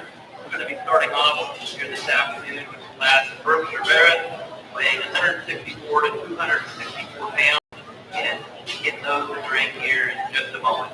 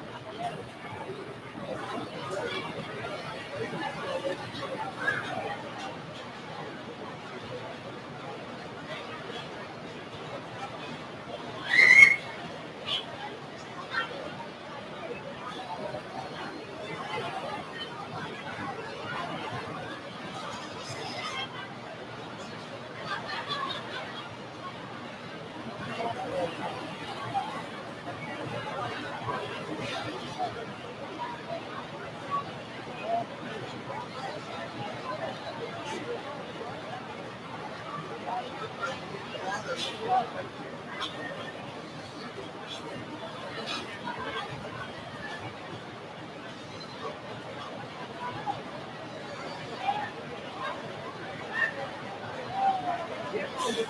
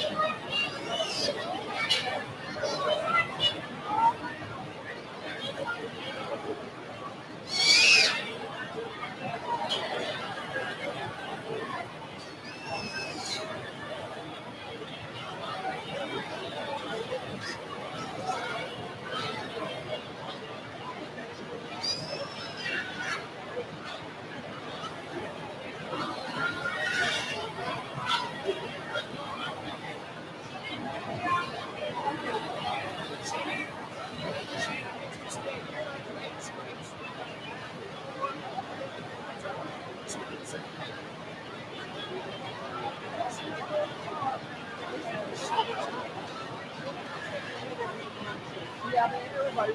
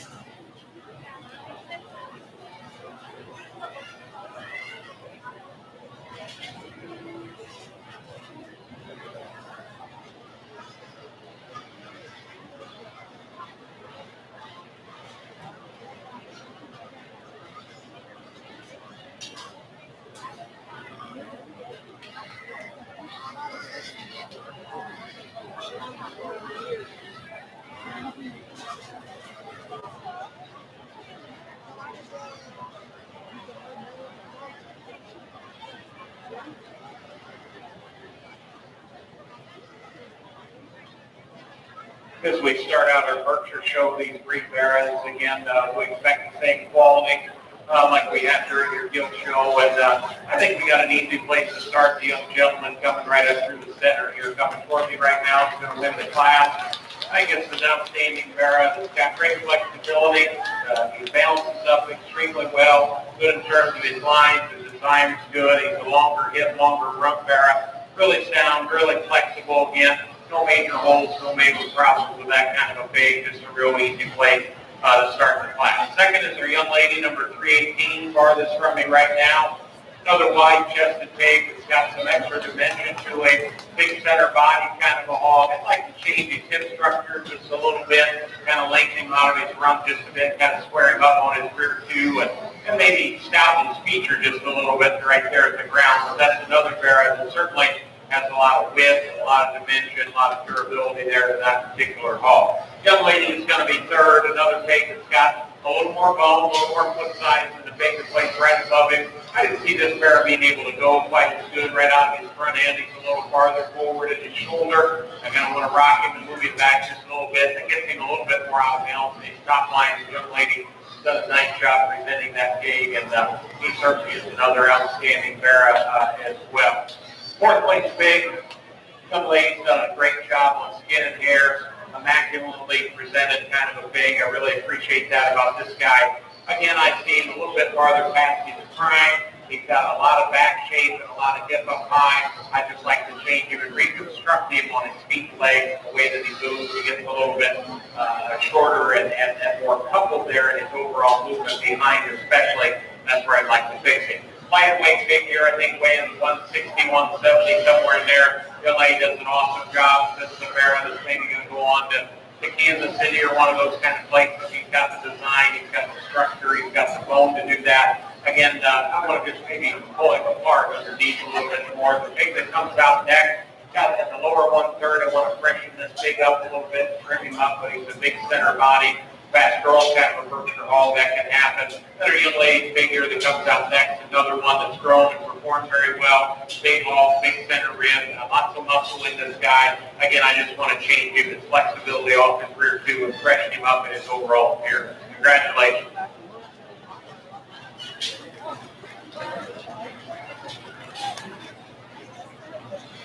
In that class, Berkshire Barra, placing 7th was Sadie Benson. 6th place was Aidan Geary. Placing 5th was Madison Baxter. 4th place was Parker Johnson. Placing 3rd was David McLean. 2nd place was Addison Eves. And the 1st place Barra was shown by Noah Tuck. Here, if you don't mind. You doing? Sorry, I'm great. How are you? Trying to. Our air conditioner had gone out last week, so they fixed it this morning. I'm grateful for that because it wasn't bad last week. That's true. So today. Sorry.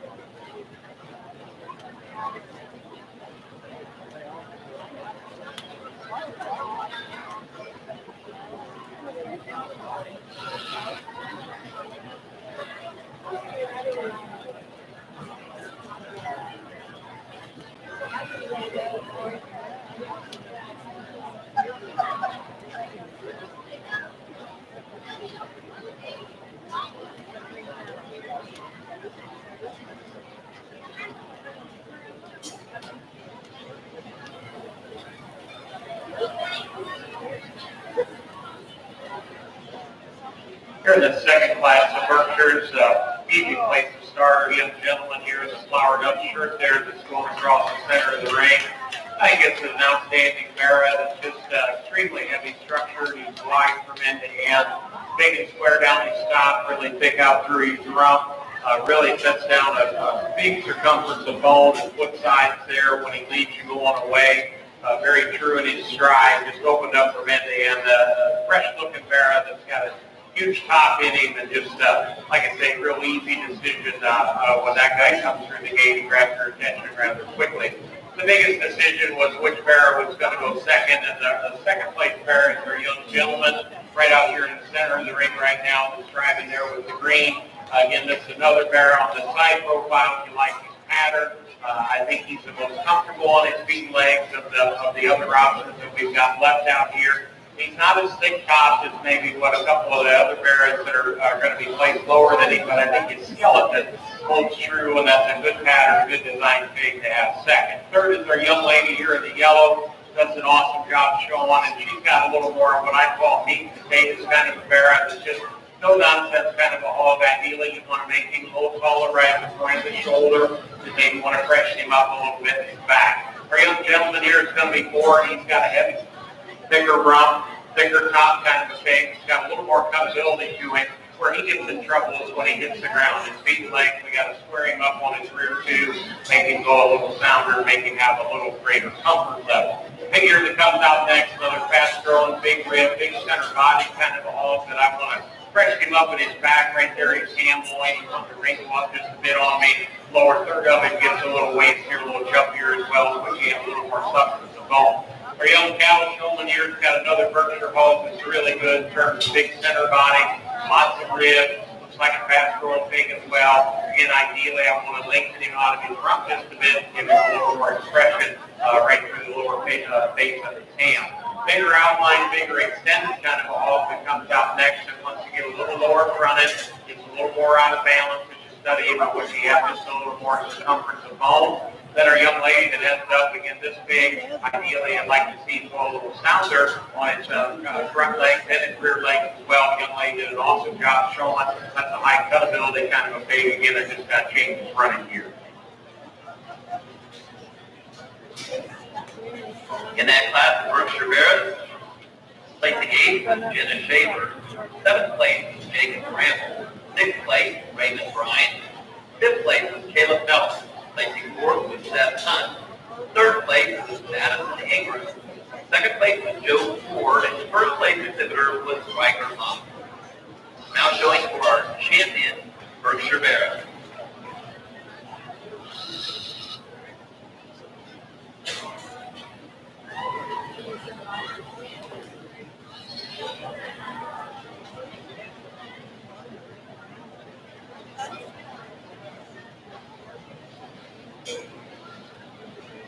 This is our first champion of the Barrett Show here today out of these breeds. And I guess I hope some of the other breeds have the quality that we've had here in our 2 classes. I think our lighter weight big here went up into the 260s. You talk about a good Barrett that's just really no fault to this kind of big. He's sound, he's good looking, he's good built, he's tall fronted, he's up-headed, he's really smooth and easy on his feet and legs. It doesn't blow you away in any one angle or another, but boy, that's just a really solid kind of a Barrett. And then our young gentleman that comes out the heavyweights, again, as I mentioned earlier today when we were doing the gilt show, anytime I judge a show, you want to try and get something that has all those things we talked about in that first Barrett, but then that adds it to extremes, and this guy does. He's bigger footed, he's bigger boned, he's bigger top, he's stouter featured. This is a really powerhouse kind of a Berkshire Barrett. Congratulations to our heavyweight who will be your champion. Congratulations.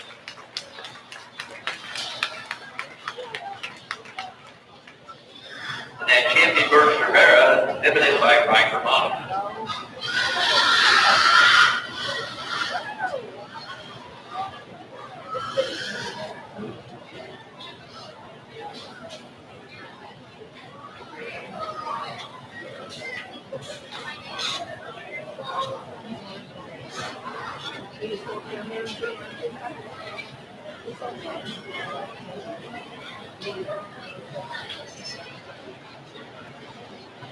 We bring out our young gentleman there in the ball cap that's got the 2nd place big behind that champion. And this is another good Barrett. If we didn't have him, we talked about these 2 Barretts of being complete, being good, sound, functional kind of Barretts that maybe don't have the extras of that champion. One that I like next best that I think does it in a really good, easy, functional kind of a package. Our young gentleman's lightweight over here to my right, who's the reserve champion. Congratulations. And the reserve champion Berkshire Barrett is owned by Noah Zook. Our next class will be our Chester White Barrett.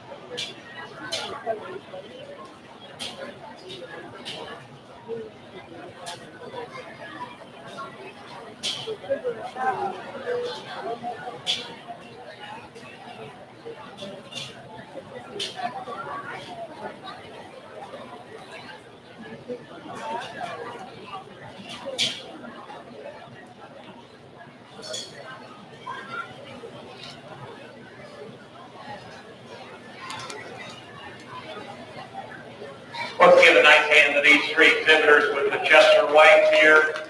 we would please show them their appreciation. You know, it takes a lot to have a great champion at a county fair, especially in Indiana. And I've always appreciated the way you folks do things and letting people that have these breeds show off. And you know, the young gentleman here, for example, I know had been there earlier, and so I'd say he's passionate about Chester's, or maybe his family is, whatever. And I think that's important to have those breeds and be able to show them. Champion's pretty easy decision, our young lady right here in front of me. Congratulations to her. I think this is a real outstanding pair. Extremely heavy structured, really big bone, tremendous amount of shape and dimension that he has, and real squareness out over his rump and through his hip. Fits the surface very, very well. Young lady does an awesome job showing. She's just one of the true good showmen that we've seen all day, and that's an outstanding pair. Our reserve champion is our number 244, our gentleman over here to my left. Another heavy structured, good build, good kind of a pig that offers us a lot. He's not as heavy boned, he's not as powerful, right up through the base of that chest of what our champion is, but he's done a nice job. Then our young lady here, high kind of building, kind of a pig. I'd like to change him structurally off his front end and just kind of clean him up right there at his full crest area, but another high quality kind of a bear and a half third. Congratulations. Yeah, let's give a big hand to that class for Chester White Parrot. Third place in that class was Piper James. Reserve champion was exhibited by Gavin Stewart, and the champion, Chester White Parrot, owned by Ashford Kelly. Now ready for our first of two classes of Duroc Parrot.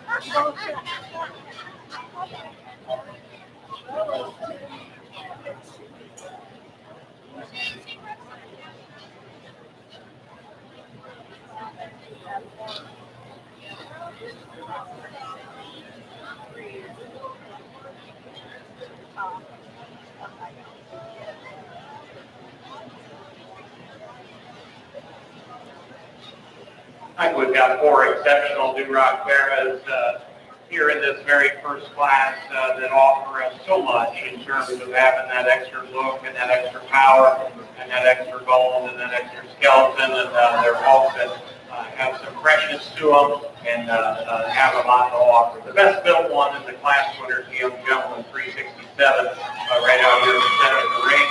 I think this Barra is just extremely comfortable. He's sound and flexible, loose in his movement, really reaches out through that front end. He's very youthful. He's very trim about his head and his neck, extremely sound and flexible in his joints. He's not the heaviest boned one.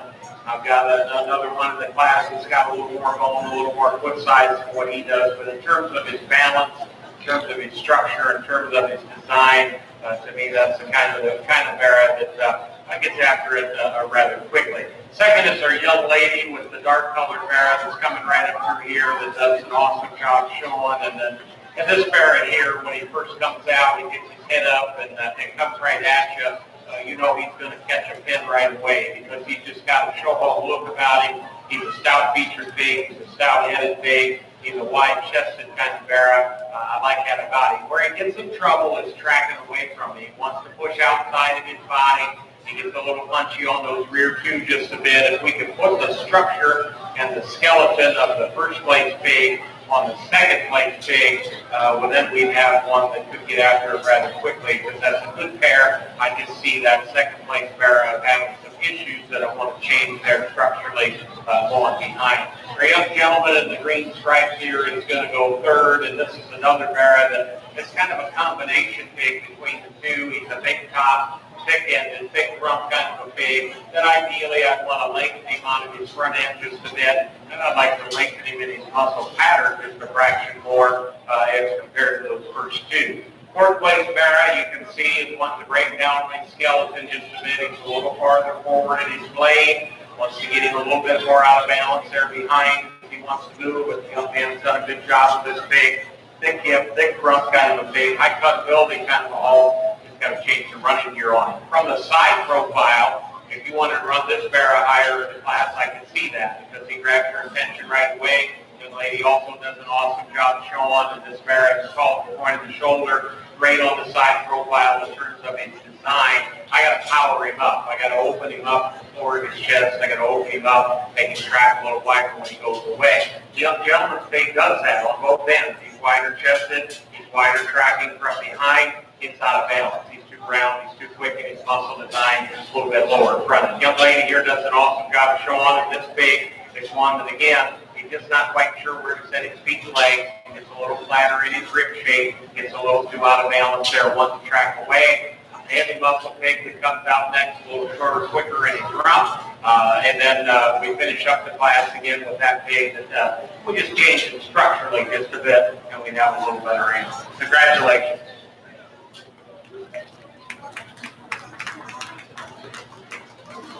In that class, the Duroc Bear is placing 8th with Emma Byron. The 7th place bear was exhibited by Kirsten West. In 6th place was Andrew Hartman. Placing 5th was Eliza Byron. 4th place was Christian Stockberger. Placing 3rd was Connor Hortman. 2nd place was Cora Bartram. And 1st place in that first class of Duroc Bears was Hunter Bolton. We're now ready for our 2nd class of Duroc Bears.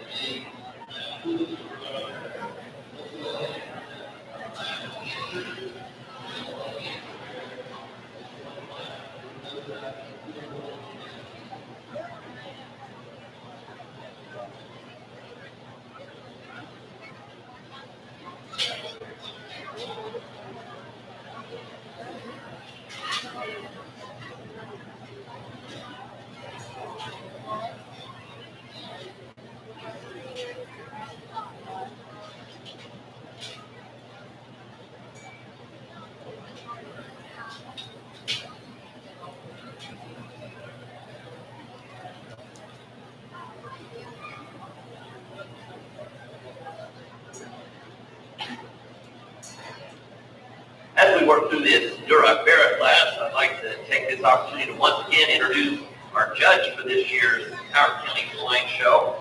Our judge is Mr. Kevin Wynn. Kevin is from Dublin, Ohio. He is a graduate of the Ohio State University.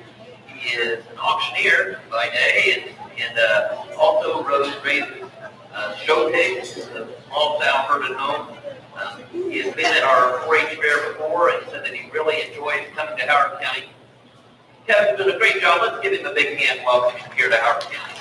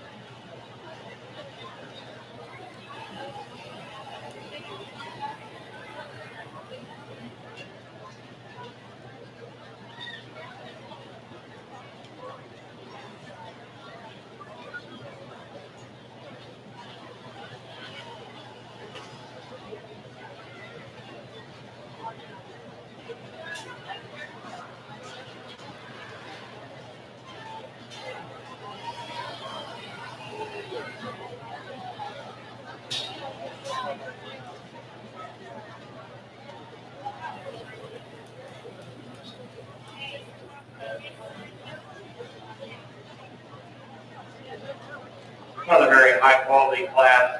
Easy decision here. 334, the young gentleman with the glasses there in the center of the ring is going to be your class winner. I think it's just a puppy dog, French Barra, that has excellent quality about him. He has a good show home look about him. He's wide-chested from end to end, thick and square over his top and out through his hip and his rump. Tremendous flexibility, really fresh when you get right up on top of his back and out through his hip and his rump. Handles his rear leg exceptionally well. That's a really high-quality red bear, an easy place to start, in my opinion. Second is our young lady here in the yellow coming up here, another real wide-chested, stout-made kind of a pig that's big-footed. I'd like to square him up on his toes just a little bit more up front. I'd like to lengthen his hip just ever so slightly as compared to that class winner, but that's another halt that's got good width of chest, good dimension from end to end. He doesn't balance. He's not quite as fresh as what that class winner is. Good on the side profile, heavy structured big ear that comes out next, and once you get his tail head a little bit through here, we want to jerk him and square him up just a fraction more. And then as he tracks away, maybe you want to give him a little shot of thickness, but that's a heavy structured, very flexible, loose spine kind of a pig to have in third. Fourth place pig is a high cut ability kind of a pig that you probably don't appreciate unless you're in the ring here with him. You get up on top of this guy, he does have a lot of big square back in him, big thick hip in him. Again, ideally I want to change his shoulder blade, rock him back just a little bit more, and then maybe want to just drop his rear flank just a little more comparatively to the ones that are placed above. Same can be said about the bear that's coming out the next year. This is a bear that one time probably was pretty darn good. Maybe would have been on him a little differently. I'd like to trim him up in his jowl area a little bit more. I wish this guy was a little darker in his complexion, but he certainly does have a lot of product, does have a lot of shape. He just has a little bit of a stainless look to him today, and I would like to change that about him. Our young gentleman that does a good job here with his partner, and this is one that's got a thick top, thick hip, thick rump kind of a pig. I want to change him structurally on both ends just a little bit more to get him higher. Heavy bone, heavy structure, big wide-chested figure that we got to air up the front tires. He gets in at the knee. It's a little flatter in his feet. It's a little flatter behind. I'd like to see this pig pick up and just go. I mean, he just doesn't, not quite sure where to set him down. Big, heavy structure bear here that comes out next. It looks a little older in its appearance. I'd like to freshen him up and make him a little fresher in his top line. We can skin his hair up just a little bit more. Pig that comes out next, wide-chested pig that just looks like that's an injury there at home or something happened here coming to the fair. Nothing against that young man. Skin and hair on that pig is as good as any in the class. Congratulations.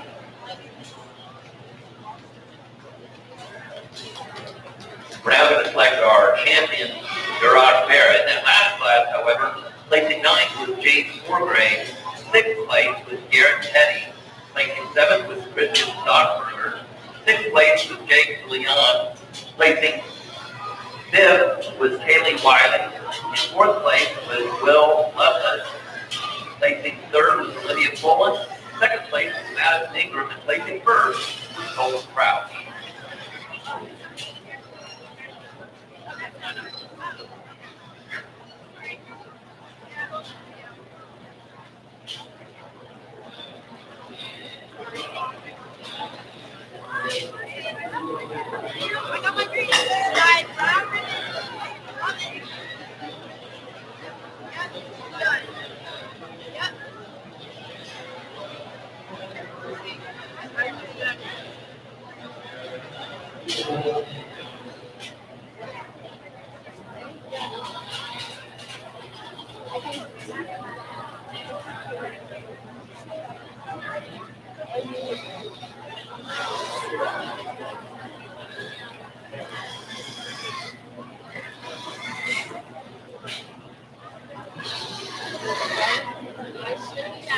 Why not?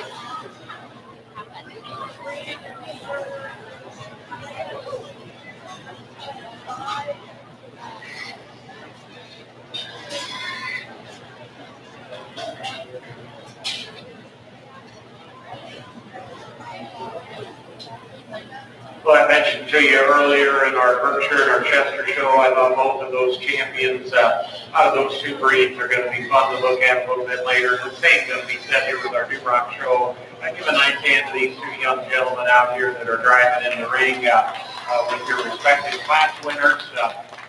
Like I said, it takes a lot to have a class winner, especially with some of these breed barrels. You got to have everything's kind of got to break in the right direction. Sometimes you got to have a little bit of luck as well. And I think both of these barrels, I'd be proud to have my son or daughter driving either one of them because they're sound, they're flexible, they have that fresh look about them. I think that's what I like. They've got fresh tops, they've got good hips, they've got good rear leg structure. I think there's one that has just a few more extras, in my opinion. He's a little wider chested, he's a little bigger top, he's a little bigger out through his hip and his ham. Congratulations to our young gentleman right out here in front of me. He's got his champion.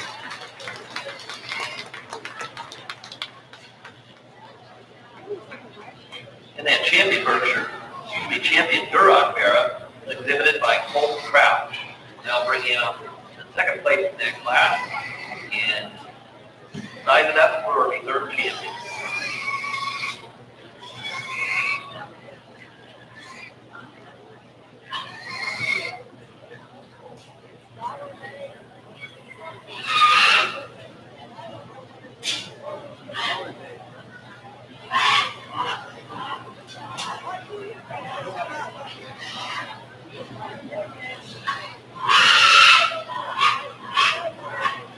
To bring out that second place Barrett behind their champion in class. And again, if we didn't have that other pig, we'd be talking about these two. Their uniform made, they still have a good look about them. Again, another hope that has a French back and a French top. Maybe you want to see him use his rear leg a little easier comparatively. I think the other Barrett here that won the lightweight division is another outstanding Barrett. That offers us a lot in terms of flexibility and soundness and dimension. Our reserve champion is the young gentleman they're closest to. Congratulations.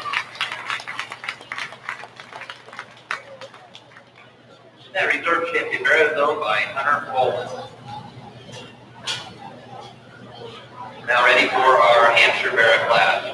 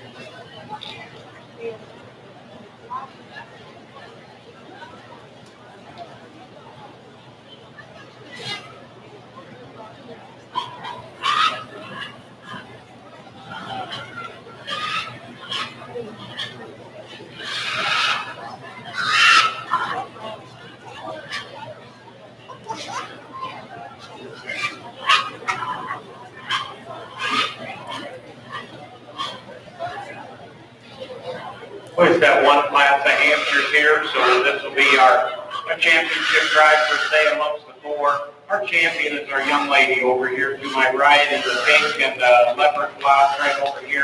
Congratulations to you, good job. I think this mare is a heavy structured big, good thickness, good dimension down his top.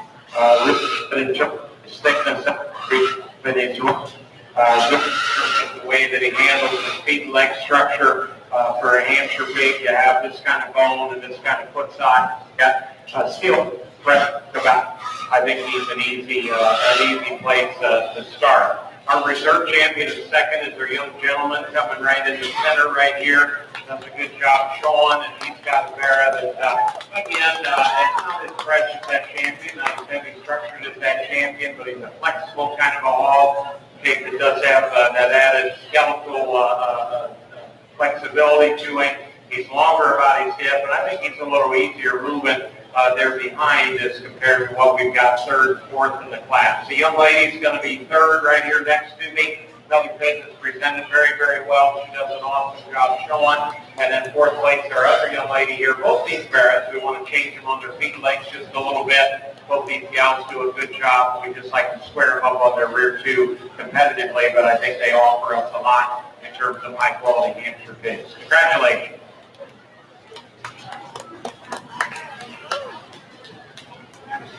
And in that class of Hampshire Bears, placing fourth was Madison Wiring. Third place is Taylor Smith. Reserve champion Ham is exhibited by Will Baxter, and our champion Hampshire Bear is owned by Audrey Doug. Our next class will be Herbert Bear.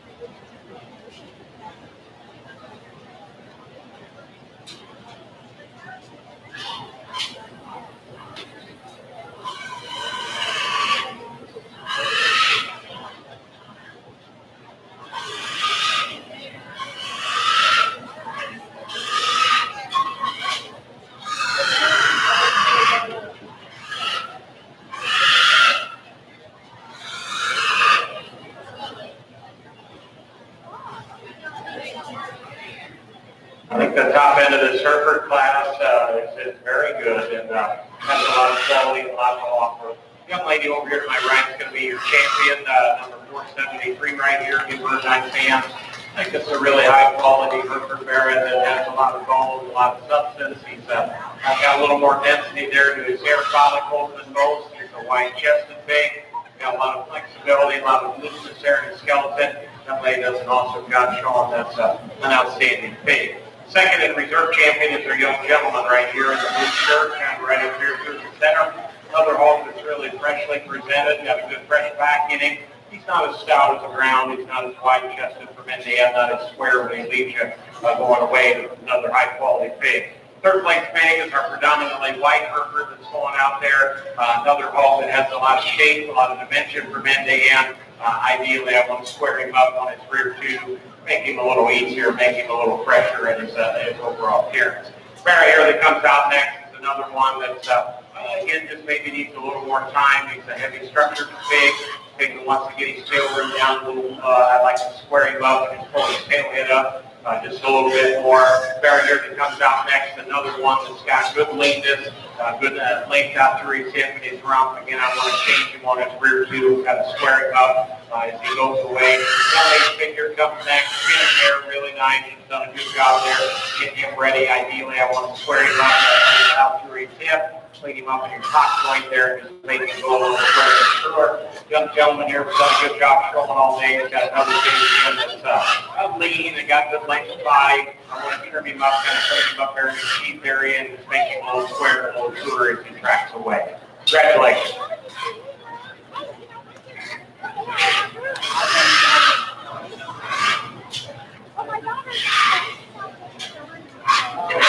Hereford Barra, placing 7th, Cole Armstrong, 6th, David Smith, placing 5th, Colton Melton, placing 4th, Wyatt Porter, 3rd place, Barra was exhibited by Madison Wyring, placing 2nd was Noah Zook, and the winner and champion Hereford Barra was exhibited by Emma Wyring.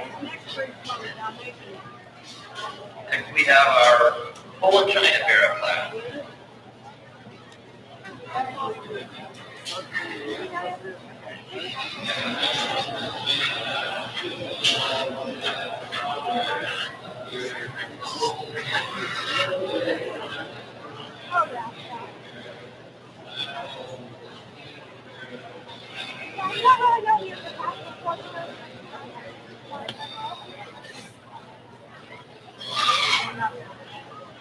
We just have one Poland Barra, and this Barra could stand some competition.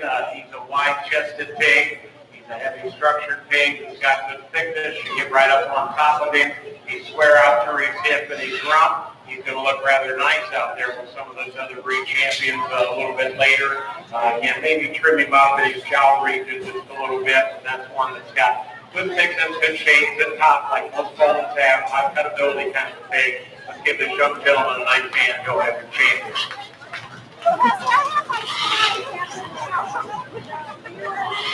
That Polar China Barra was exhibited by Colton Melton.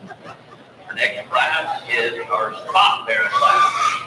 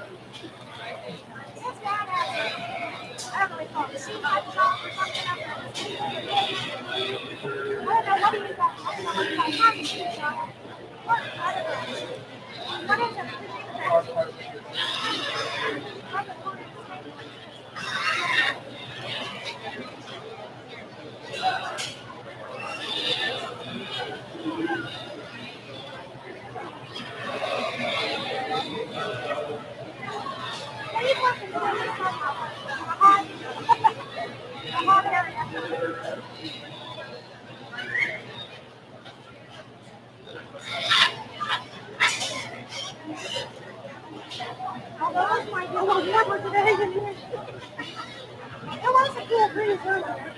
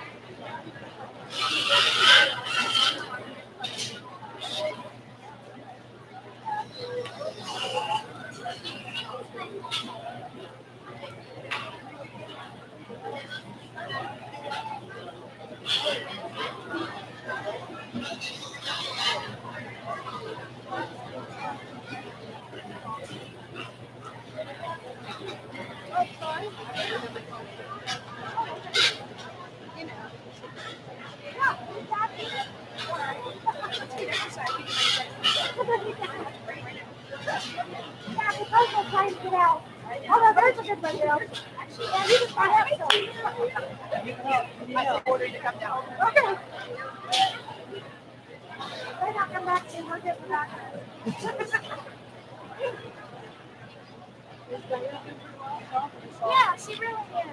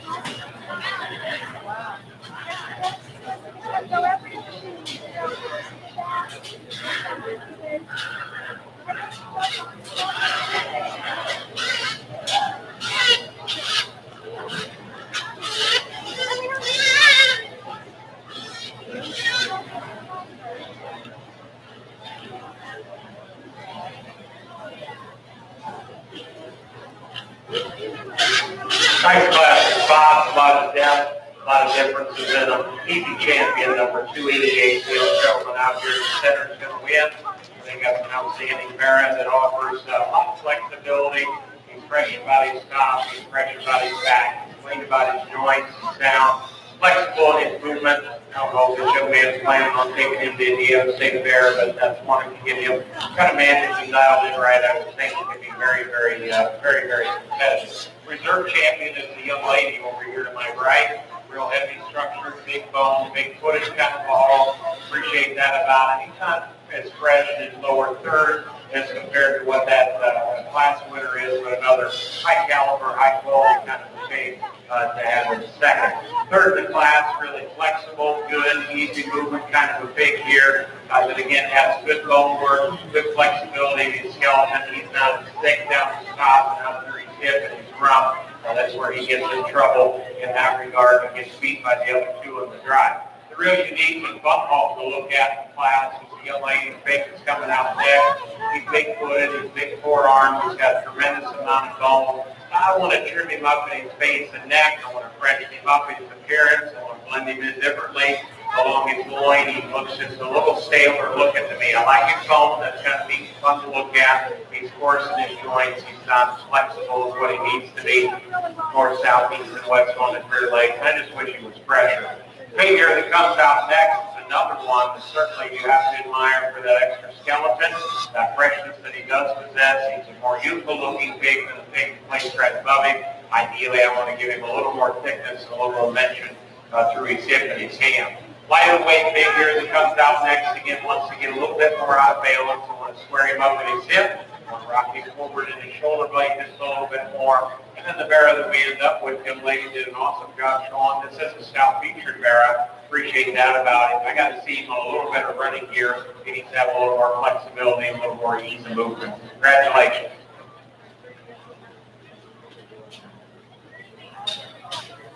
In that class, the spot there at placing 7th was Ella Yeary.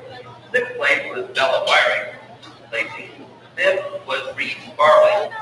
4th place was Bailey Matlock. Placing 3rd was Avery Rupp. Second place and reserve champion spot there was shown by Aubrey Wiring. And the champion goes to Gavin Rydell. Our next, our first of two classes of Tamworth Bears.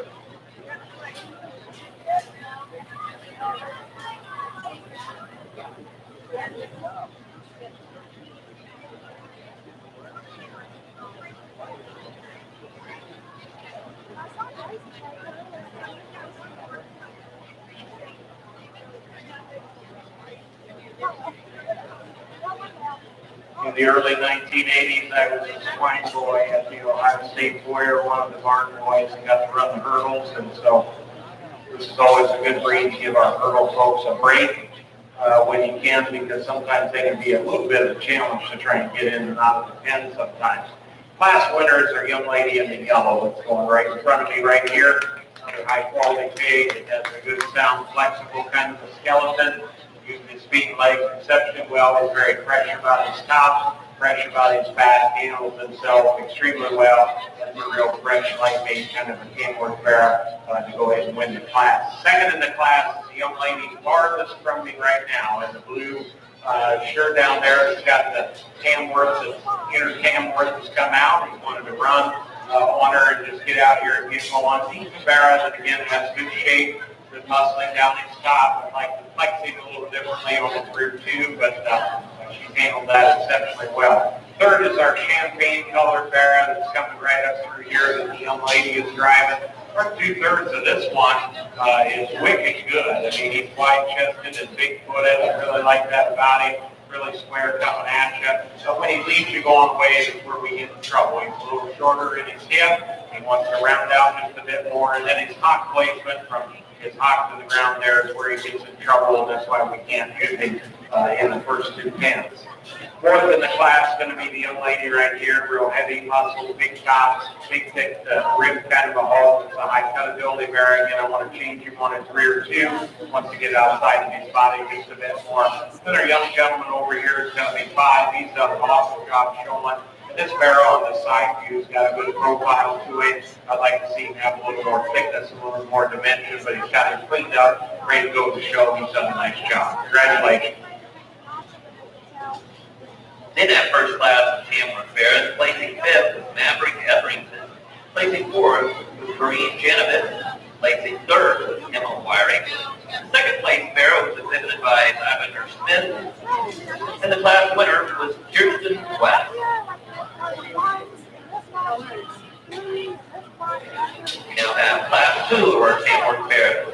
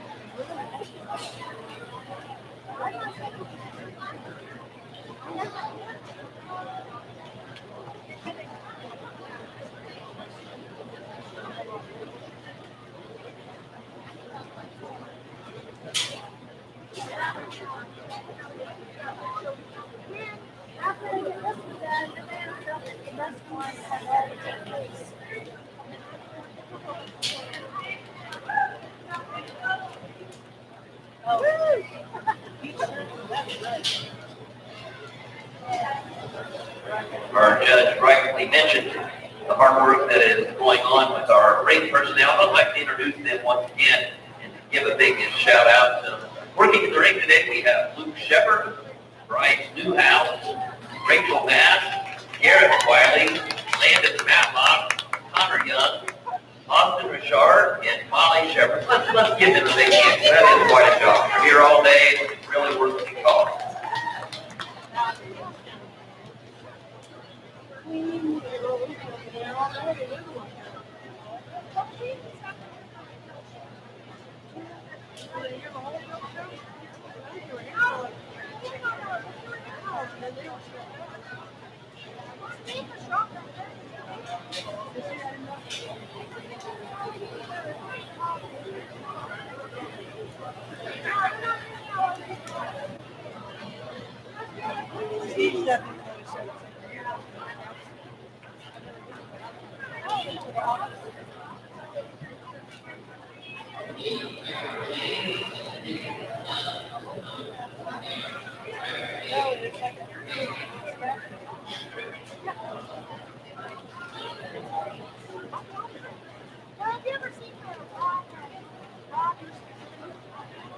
Second class in Tamworth, and we still have a lot of quality here. Class winners, the young gentleman coming right up here towards me, in the center of the ring there. I think that's a real high quality Barra that's good outline, good in its dimension, very flexible in his skeleton. He's got a good, fresh, youthful look about him. I really appreciate that. I think he offers us a lot in terms of that extra growth, that extra skeleton, that extra product, and that extra muscularity.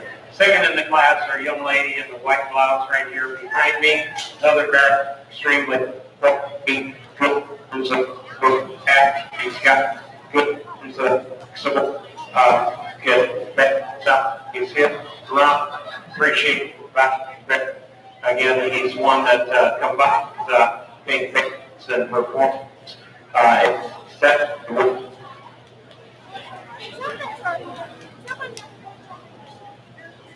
Third in the class then is our young lady that's right here in the center of the ring with this cherry red colored thing.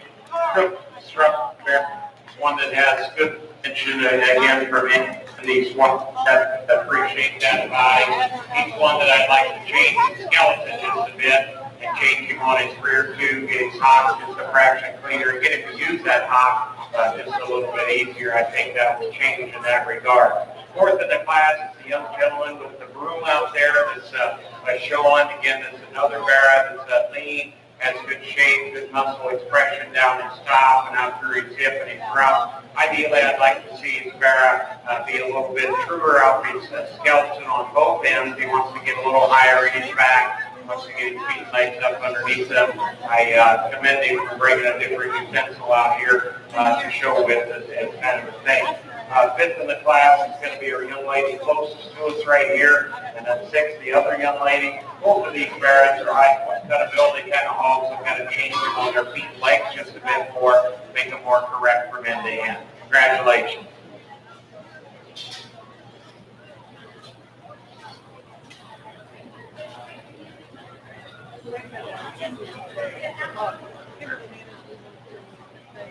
In that second class, Tamworth Barons. Placing sixth was Keely Walden. In fifth place was Bailey Walden. Placing fourth was Caitlin Melton. Our third place bear was shown by Caden Madden. In second place was Nate Hunt. And the winner of that class was Jacob Bramble. We're now going to show our champion and reserve champion, Tamworth Barons.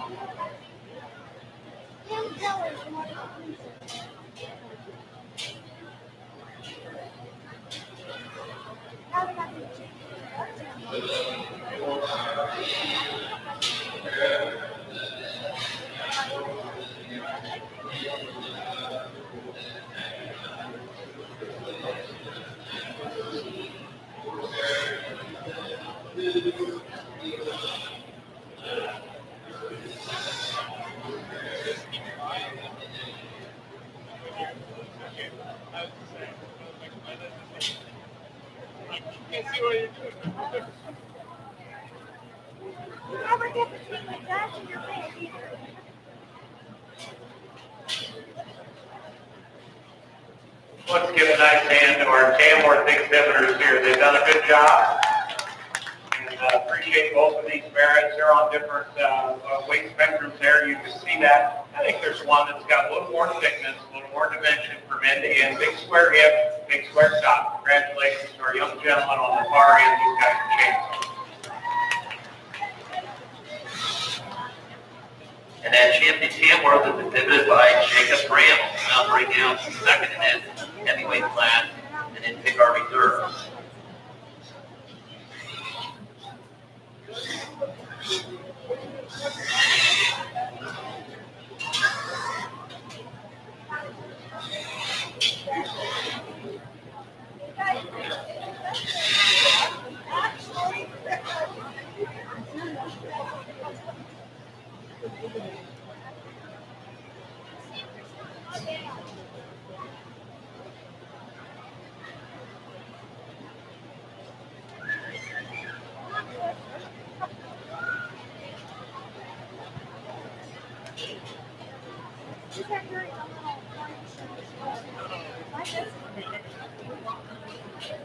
Bring out that second place bear, and he gets into the mix rather quickly as well. He's another pig. He's got a big center body. Looks like he's grown well. Good flexibility in him as well. Another one that I think has got just a little more structure, a little more stoutness, a little more feature. Our young lady, lightweight, will be reserve champion over here in the yellow. Congratulations.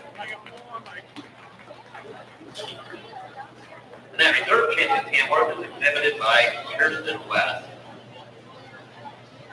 Our next class, the first of two classes of Yorkshire Barons. First class, Yorkshire Barons weigh 215 and 269.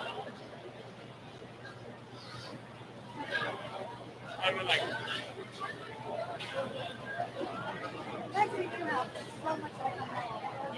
Oh, yeah. I hadn't never like seen her. I didn't even know. Now I know, like, yeah. Now I know, like,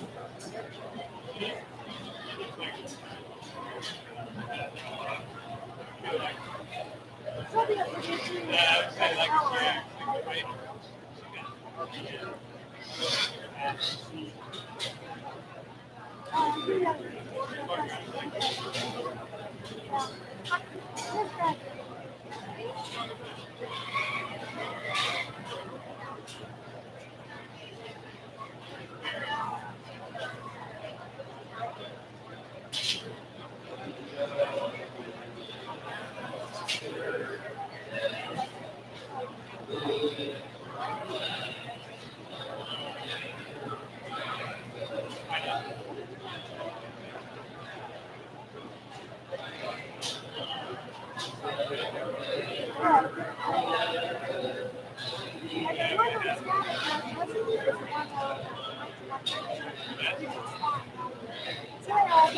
Like what? Anything? Just chocolate?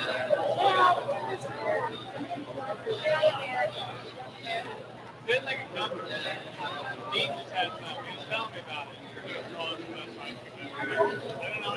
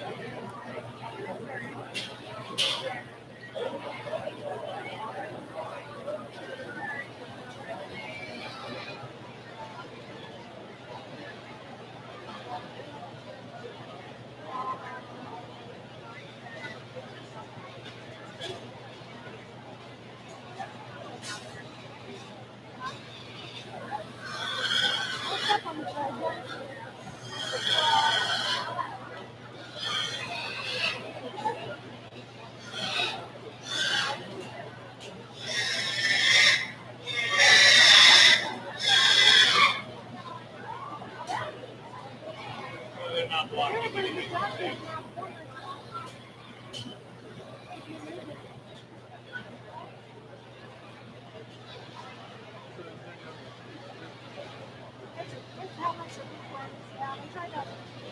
Well, my breed.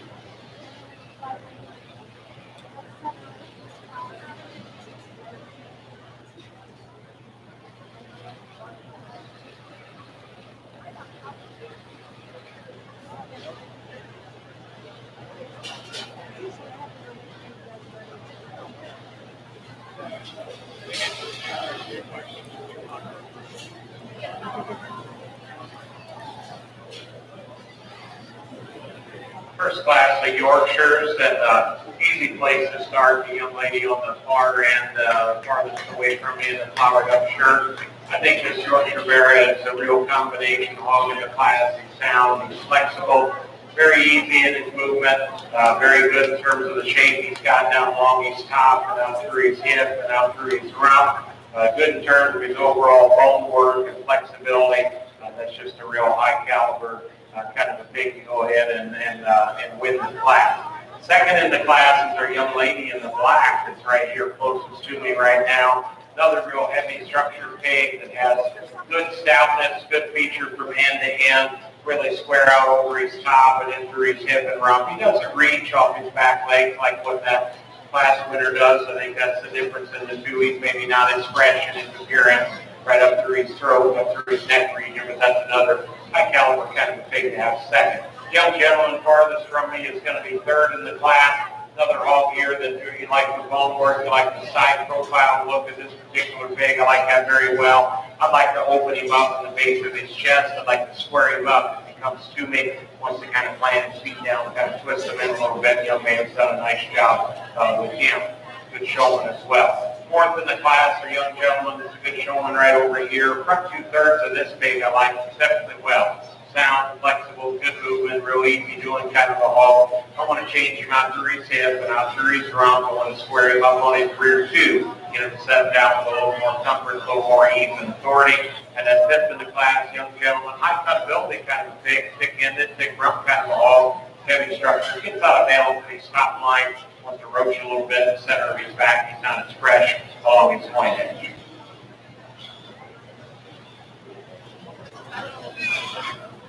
In that first class, Yorkshire Bears placing fifth was Swine Corner. Placing fourth was Landon King. Third place was Tyler Ballinger. Placing second was Reagan Purcell. And the winner of that class was Anna Kelly. Now have our second class, Yorkshire Bears.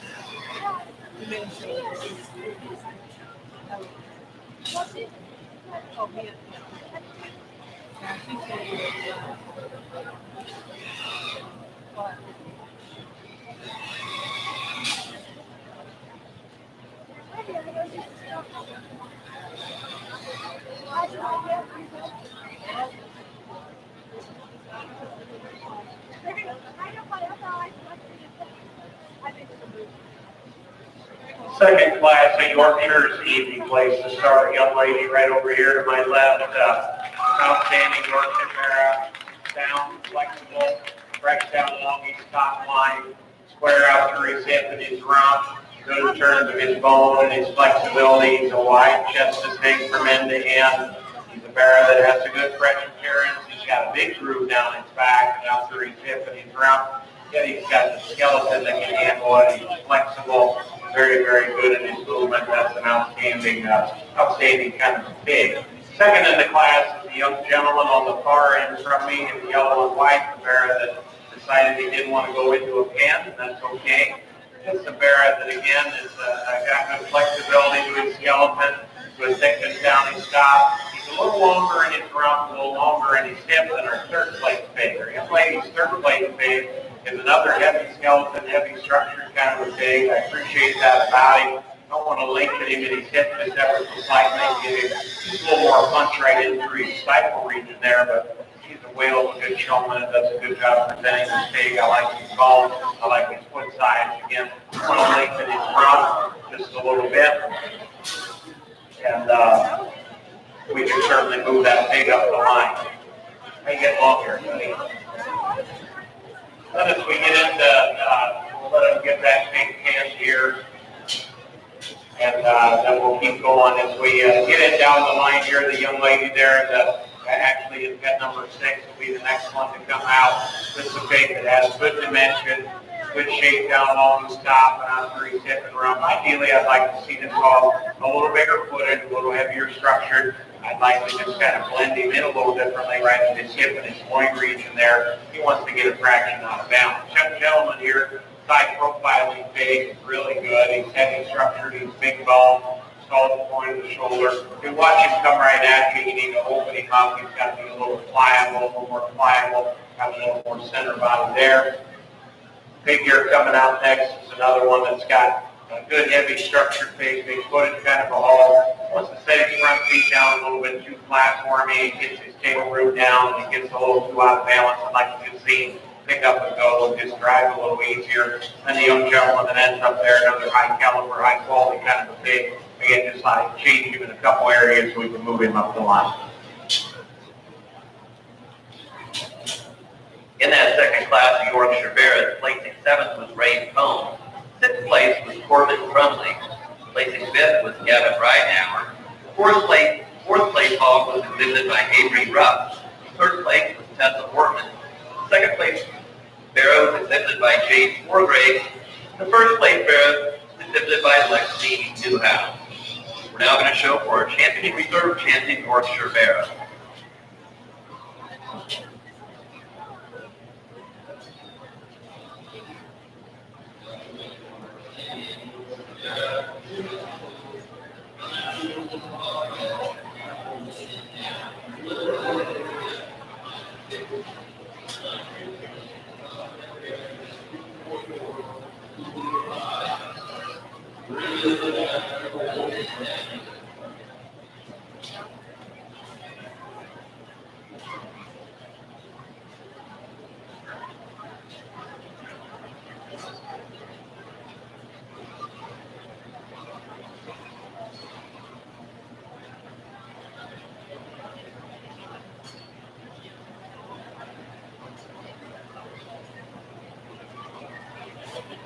Let's give a nice hand to these two young ladies out here driving for Yorkshire Champion, our last year-wet breed of the day. And I appreciate young ladies like this that know how to show pigs, and they're competitive, and they get after it out here, and they know how to drive good ones. You can see that. They know that they've got good pigs, and yet they don't overdo it. They're not arrogant about it or anything like that. This is two really good Yorkshire Barras.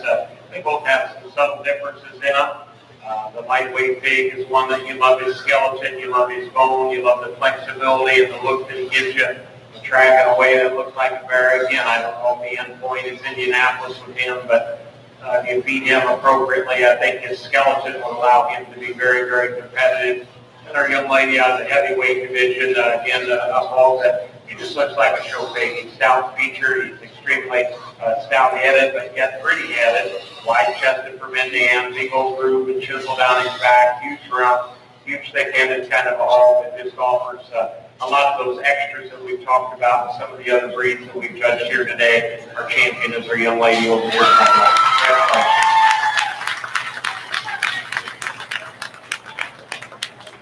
And that champion barrow in the Yorkshire breed is exhibited by Lexi Newhouse. We'll now bring it back to our second place York to show for reserves.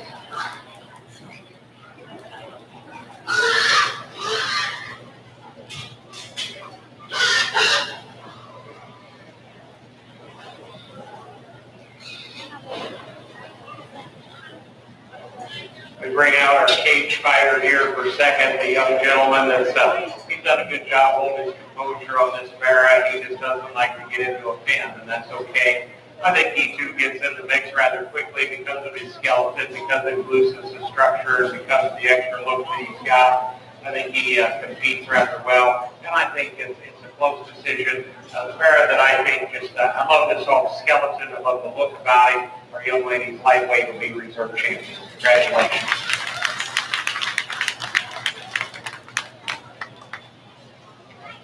The reserve champion North Bear is exhibited by Anna Kelly.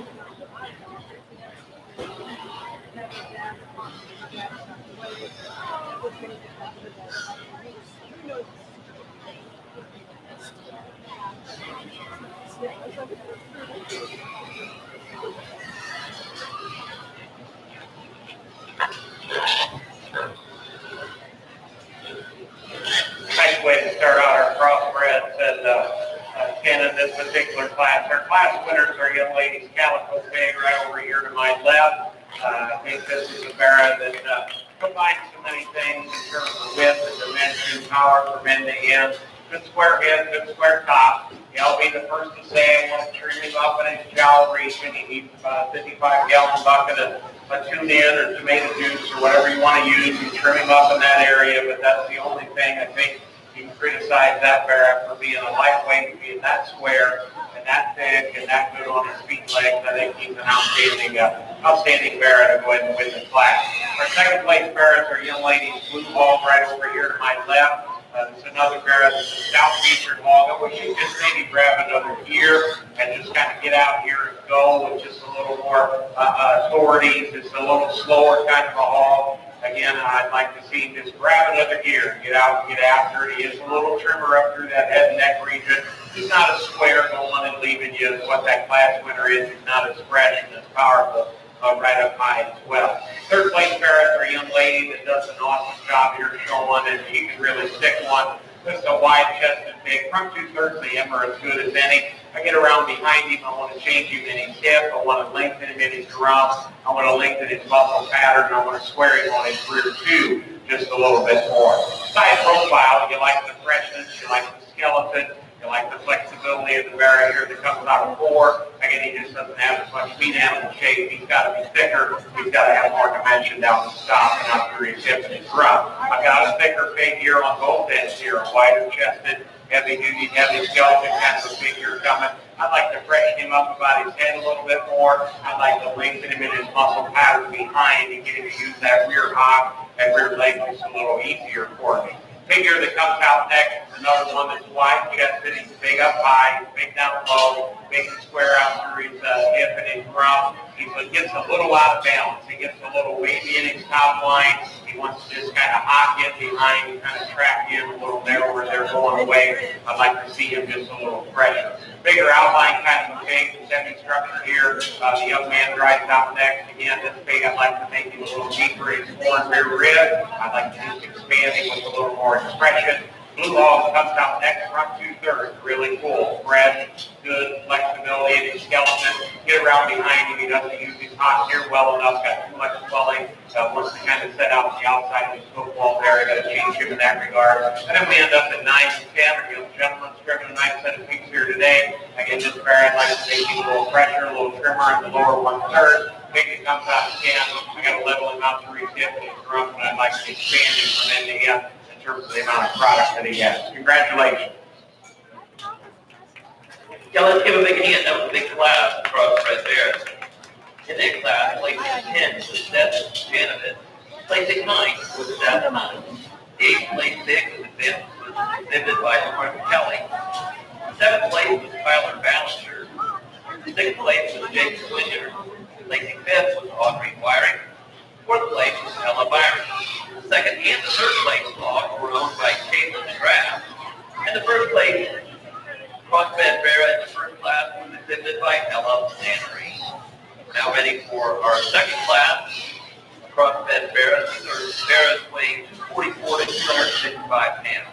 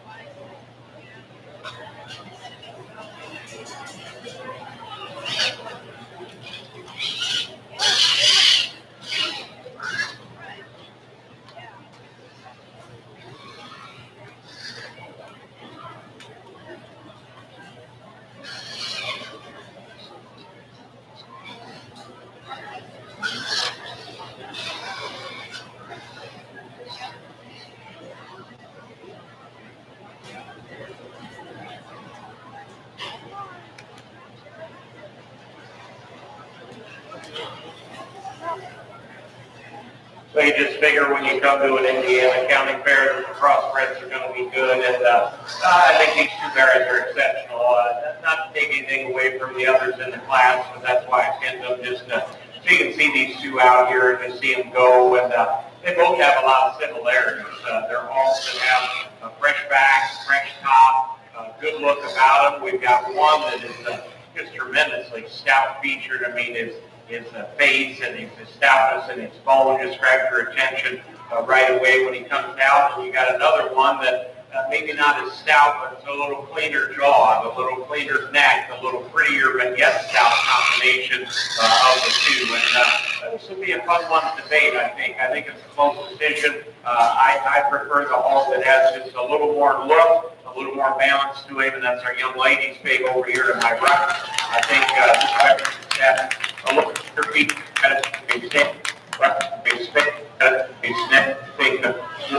in terms of their stoutness, in terms of their freshness, they're both very good.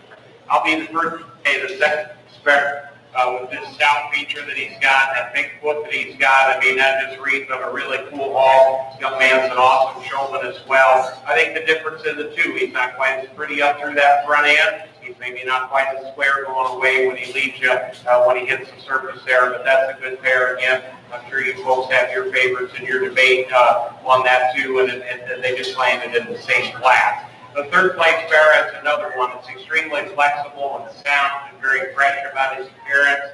He's one that does not have the spread up high, doesn't have the spread out through his hip and out through his rump, doesn't have that extra dimension when he leaves you tracking away, but I think he's equally outstanding in terms of that fresh look, that meat animal soundness that he's got. He's just not as powerful as those first two. The bear here that comes in four wants to get a little more out of balance right at his hip and his loin where everything ties in together. The lady does an awesome job showing. I'd like to see him a little bigger featured, a little bigger forearm as compared to those first two. The pig that's coming out next, front 2/3, is really good. I get around behind him and study him. I got to square him up on his rear two. I got to square him and track him just a little truer with a little more authority as compared to the pigs that are placed right above it. There's some things I like on the side profile of the pig that comes out next.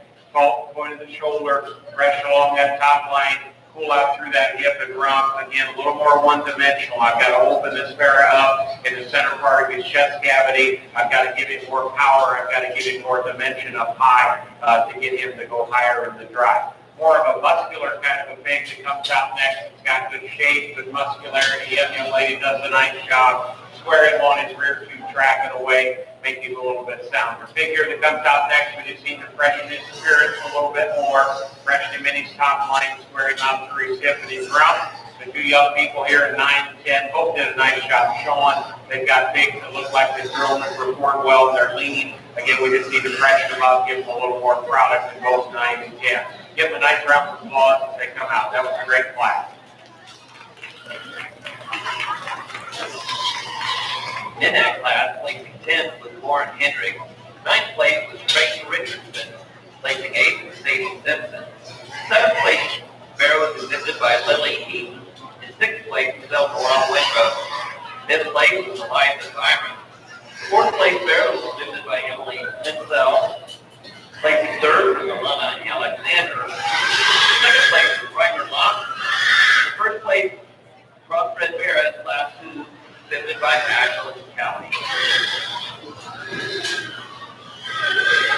Our next class, Crossbred Barrett, weighing 256 to 263.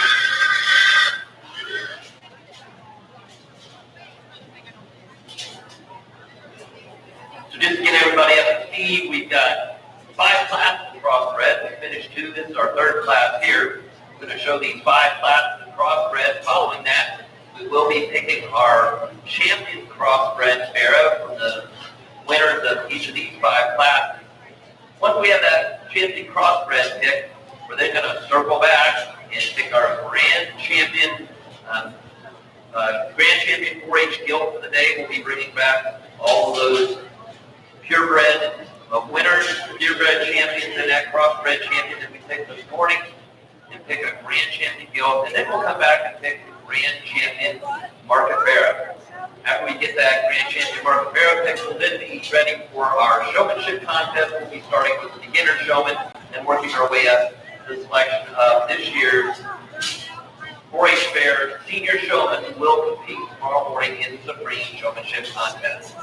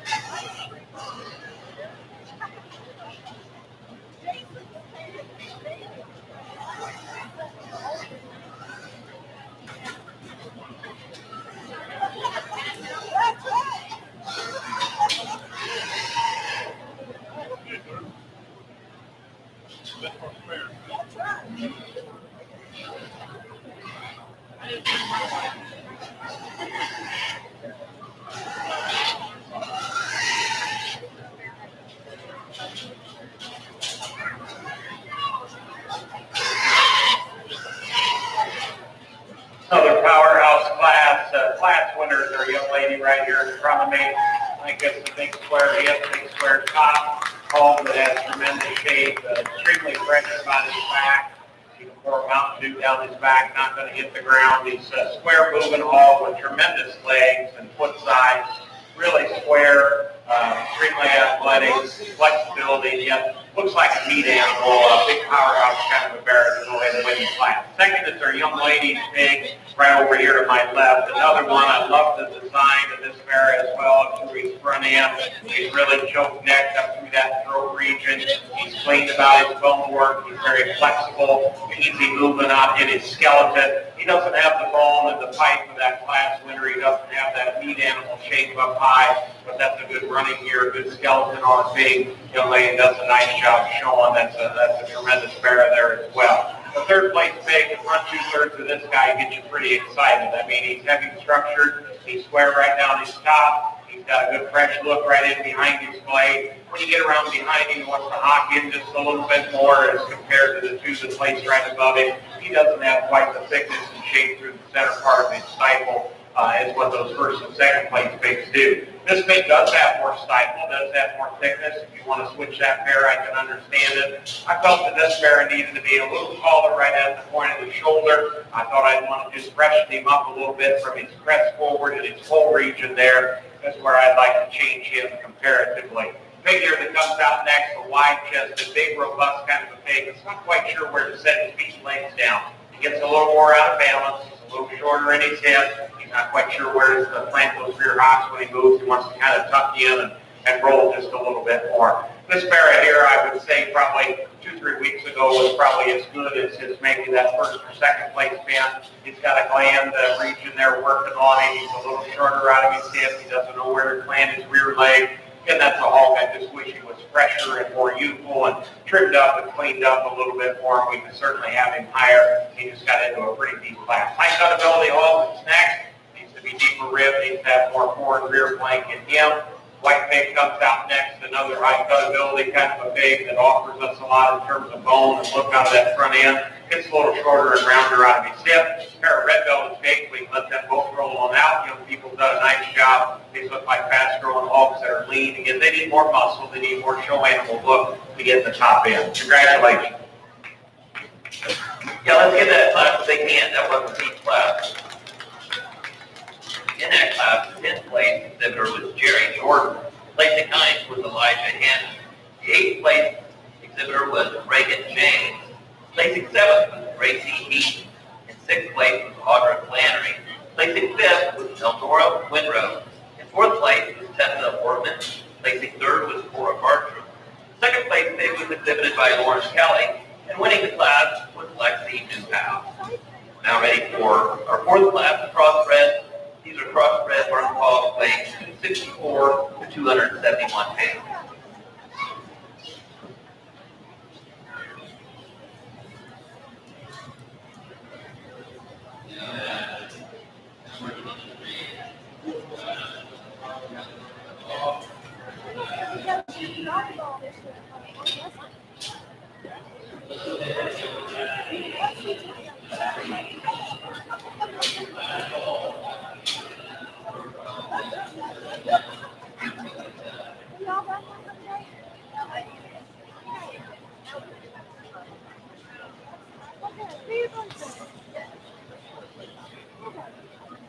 Good. My favorite song. I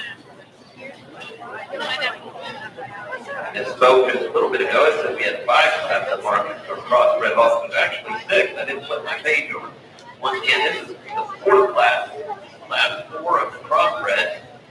We'll have 2 more classes after this one, and then we'll be ready to take our champion crossbred bear on.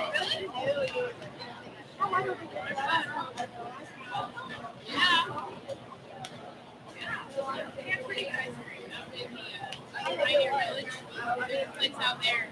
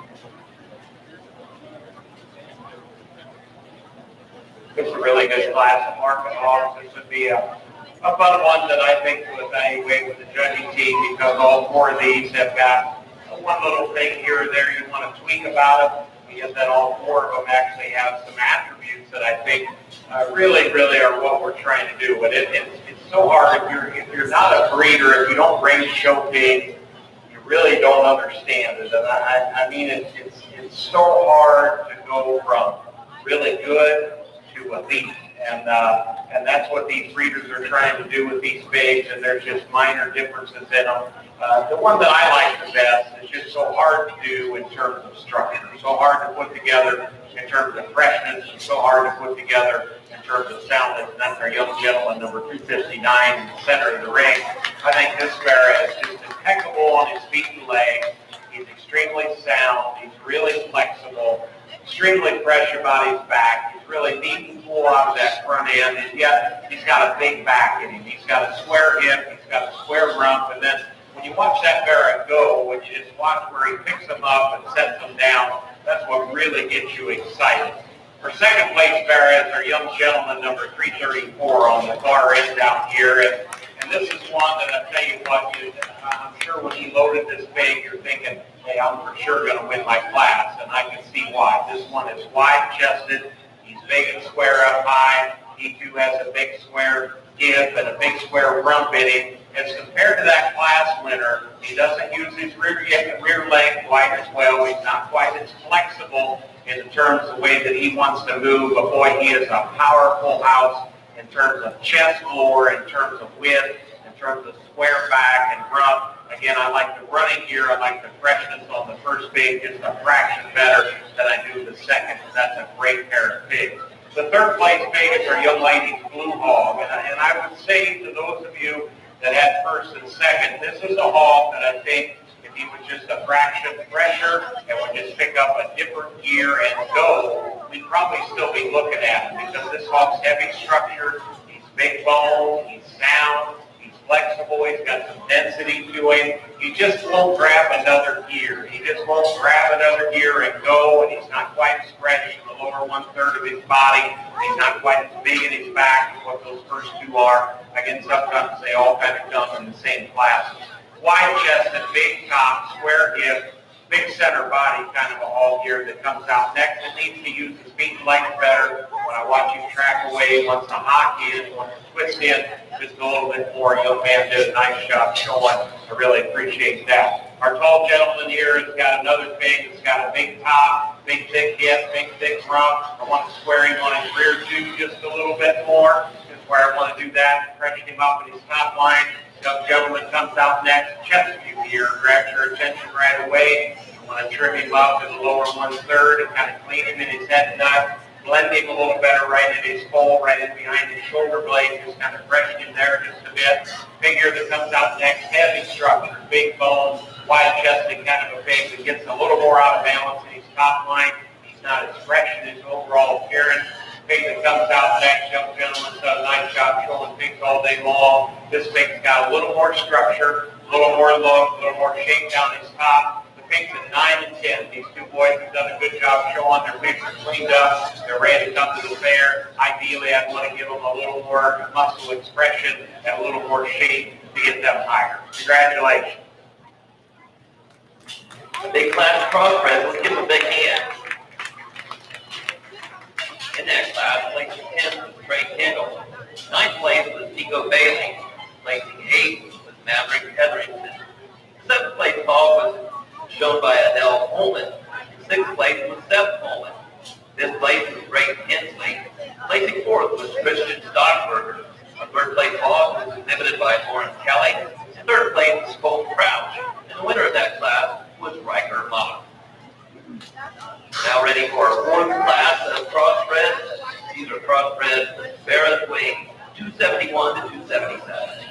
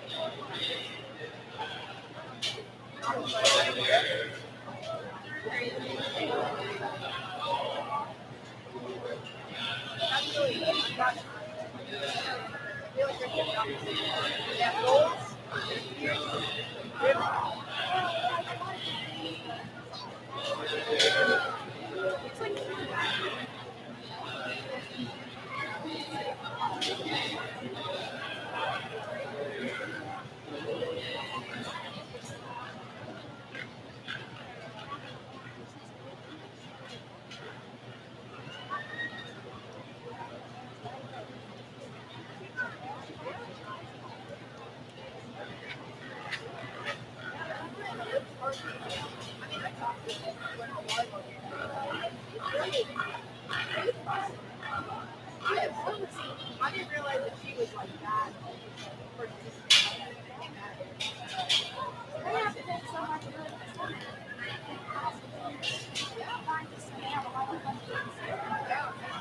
I do that.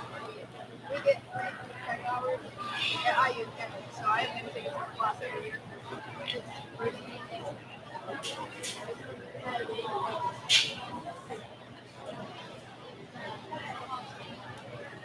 I think about everything and you get really early, you have to stay on the schedule. Yeah. That's funny.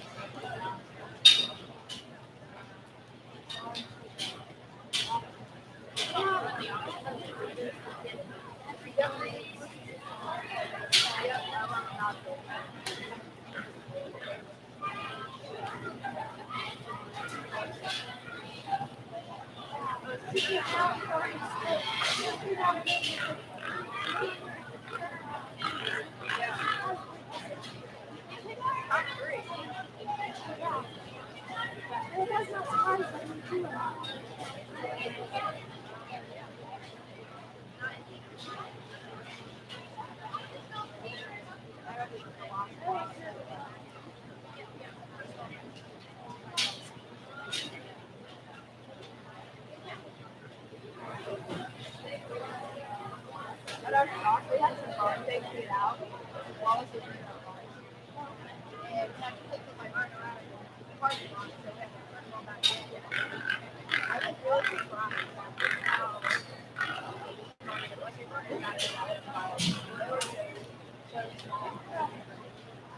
like, I don't really know, we don't know where we're going from, obviously.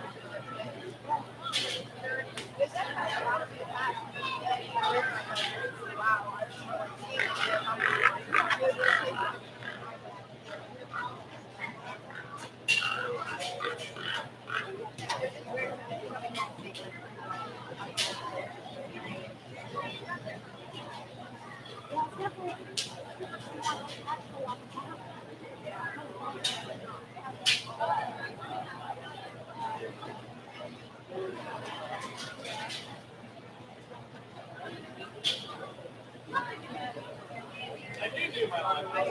Just saying.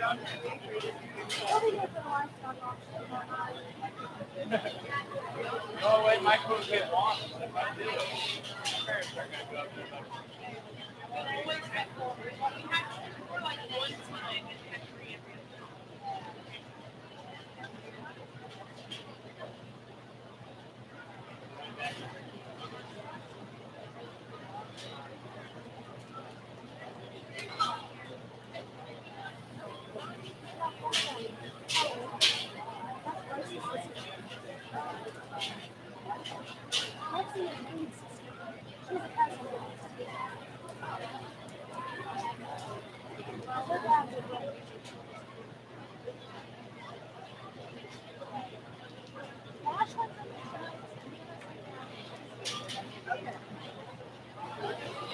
He was a great, he was like the best, he was like the best pig I had.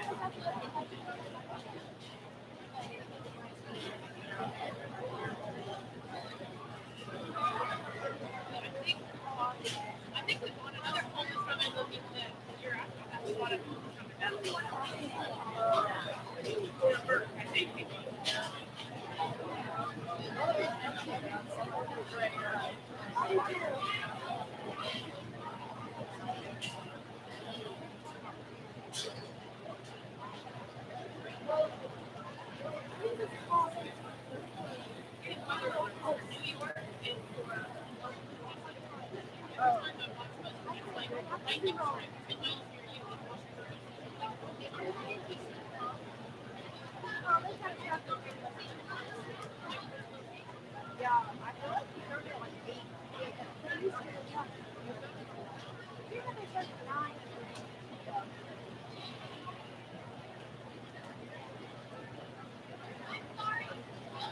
Another extremely high caliber class that crossbreds out here, and again, there's just some differences in them. Class winner, I think, is relatively easy. Young lady here in the center that's coming with the flowered up shirt comes right forward. I think this is another one of those hogs that's extremely fresh, very good about his face and neck, extremely tied in, beautifully right into that shoulder blade. Really impeccable in terms of his movement and his structure. He's a sound, flexible, good moving kind of a barra that has that extra freshness about his top and still has that meat animal look that we like so much. I think that hog's extremely good, very well put together, extremely well balanced, and be neat to see him out here with the rest of them. Second place pig is our young lady's white and black spotted colored up pig right here in front of us. And she's such a good showman, does an awesome job. I really appreciate the job she does out here. And this is one of those barras. I'd love to have had this pig about 3 weeks ago and just experimented with him, feeding some different things and trying some different things with him because his skeleton is really unique. It's extremely heavy structure. Now, compared to the class winner, I wanted cleaning in his throat a little bit. I want to trim him up in his lower 1/3 a little bit. I want to get him more shape up high. Now, are those all things that come in a feed bucket? I don't know. You got to research, you got development, you got to play around with it. But that big structure and his feet and leg movement is what gets him into second in the class. He just doesn't have all the extras that the class winner does, and that's why he goes second. Third is our young gentleman out here in the purple that's got the blades face big that's coming up here toward me. Another hog that's got good bone. He's got a good skeleton. He's got a tremendous amount of muscle length in him that yet blends in with a good high caliber kind of a flexibility in his skeleton. He's not as powerful in the lower third of his body. He's not as big down along his backside as what those first two are. But he's got a tremendous skeleton, and I appreciate that about that barra. The red velvet pig, you probably don't appreciate until you get right up on top of him. He's a thick top, thick hip, thick rump kind of a hog, and again needs to be just a fraction bigger in his outline. He needs to be just a fraction longer in his hip. The hog that comes next is that. Love the side profile of this pig. I love the forearm in this barra. I love the skeleton, the way this guy uses his feet and legs. I wish he was a little fresher back. I wish he had a little bit fresher skin tone and condition there to him. And I'd just like to open him up a little bit more. Pig that comes out natural, heavy structure, big-footed. He's a little flatter, like to air up the front tires in him a little bit. I'd like to trim him up right along his top line. He's want to wrinkle just a bit. It means he's not as fresh. is what some of those other pigs are. Blue pig here comes out next. This young lady does an awesome job showing. I really appreciate the job she does. This pig, I want to lengthen his hip, lengthen him in his rump muscle there. High cut ability, heavy muscle kind of pig here comes next. Needs to be a little pressure in his appearance. Young lady here that ends up does a nice job showing. Clean pig, well presented here. You need more meat animal shape on this song, a little more thickness and expression to get him up the line. Congratulations. Yeah, let's give them a big hand. Late in the day, a lot of showing done today. Really appreciate these exhibitors. In that class, placing ninth was Katie Hendricks. Eighth place was Kaylee Wiley. Placing seventh was Alana Alexander. Sixth place pig was exhibited by Madison Wiring. In fifth place was Jacob Waker. Placing fourth was Parker Johnson. Third place hog was exhibited by Seth Coleman. Second place we had Ellery Newhouse. And winning the class was Anna Kelly. Now have our last class of crossbred market balls. When we finish this class of crossbred bearers, we are going to take about a 5-minute break to let everybody catch their breath and get those class winners and crossbreds ready to show that champion cross. So once again, finish this class, take about a 5-minute break, and we're going to come back and take our champion crossbred bearers. They're going to circle around and bring in all of those breed winners from the guild this morning and take our grand champion 4-H guild, and then we'll bring these bearers all back and bring and select our grand champion bearer. We're going to follow that bearer drive with the showmanship contest, and we'll be starting with the beginner showmanship.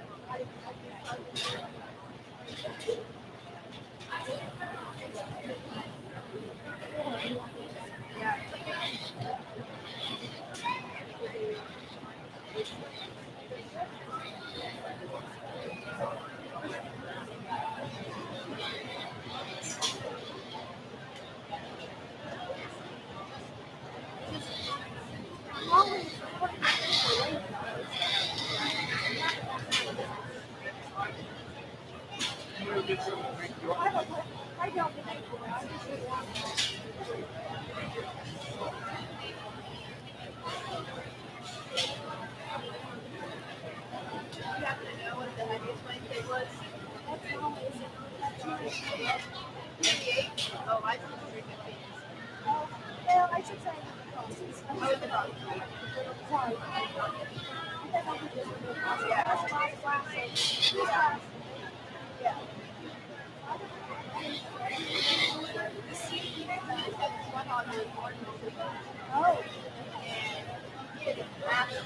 Oh. It's actually going to be the grand.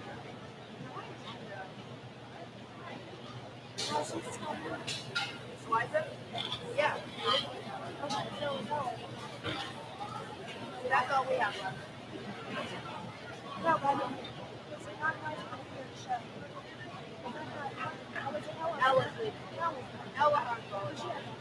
Nice way to end up our heavyweight crosses here with 8 in the class, and we kind of had 4 of them that we rather quickly went over there to the pins because of their quality. Class winner is the young lady 176 on the far end from me right now with the painted update. I just wants a real powerhouse in terms of his bone, in terms of his width and dimension from end to end. He's extremely wide-chested. Big chop, big square hip, big square rump, tremendous amount of bone and hip in this particular pig, lots of depth and freshness up along his back, on his backside there as well. I mean, that's a high caliber kind of a bear. To reach his weight, still be that fresh, still be that flexible, still have that huge big back laying in him. That's an outstanding hog at this particular weight range. Our blue hog here, their young lady's driving. It's going to be second. Another hog that I love his skeleton. I love his flexibility. I like his feet and legs. I like the extra look and balance that this pig gives you. He's not as flashy right along his top line and out through his hip and his rump as what that class winner is. But boy, he's sound and flexible and pliable. A lot of county fairs that I've judged before, you'd love to have a pig like that to win a class. He's second this particular drive. Third is our young lady over here to my right. Another good balance and structure. A pig that has good flexibility and good muscle to him.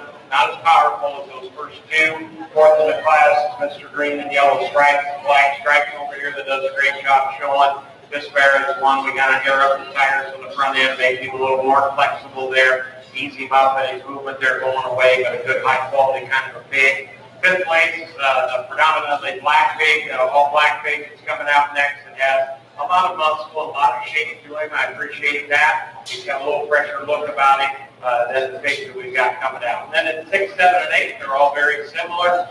Might even potentially be litter mates. These are hogs that are lean and long body.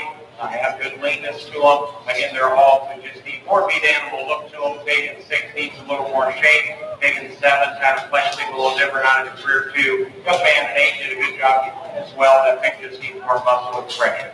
Congratulations. Yeah, let's give a big hand to this last class. Crossbred bears, working along big, kind of warm, they're getting a little stubborn. But in that class of crossbred bears, placing 8 was Tyson Kendall. 7th place was Merritt Kinley. In 6th place was Hayes Jordan. Placing 5th was Wesley Underwood. Placing 4th was Connor Horton. 3rd place also shown by Molly Lovely. 2nd place was Ellery Newhouse. 1st place bear was exhibited by Lexi Newhouse. So like I said before, we're going to take just a pause here for just a few minutes and let everybody catch their breath, let those last winners freshen their hogs up. Then we're going to be ready to bring in our first place pigs from these 6 crossbred classes and pick a champion crossbred.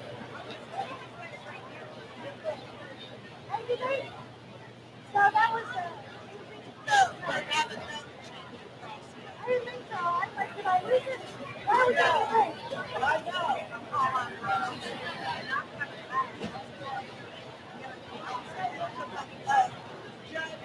I don't want it.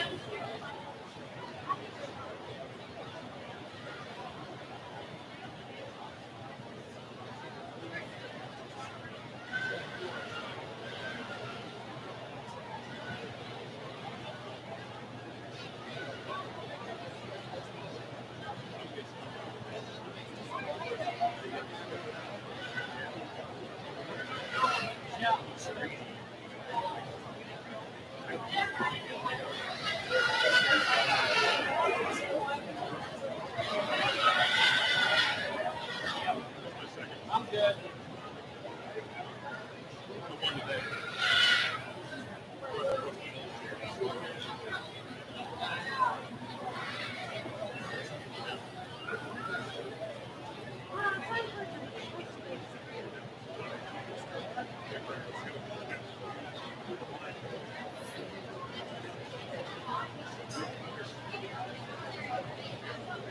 Maybe just has this way to walk again. Maybe just has this way to walk again. In my opinion. Not that I count. I know, I thought for sure we'd be done by like with everything. You know, we'd be lucky if we're over an 8. We'd be lucky if we're done by 8. Oh, do you know the Millers are clearing?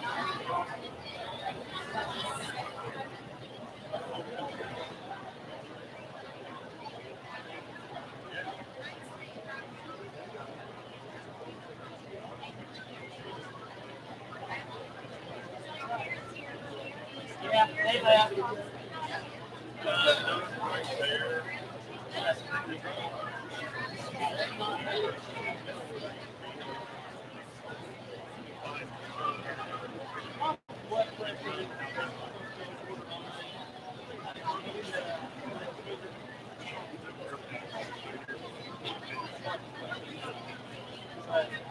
Yeah, yeah.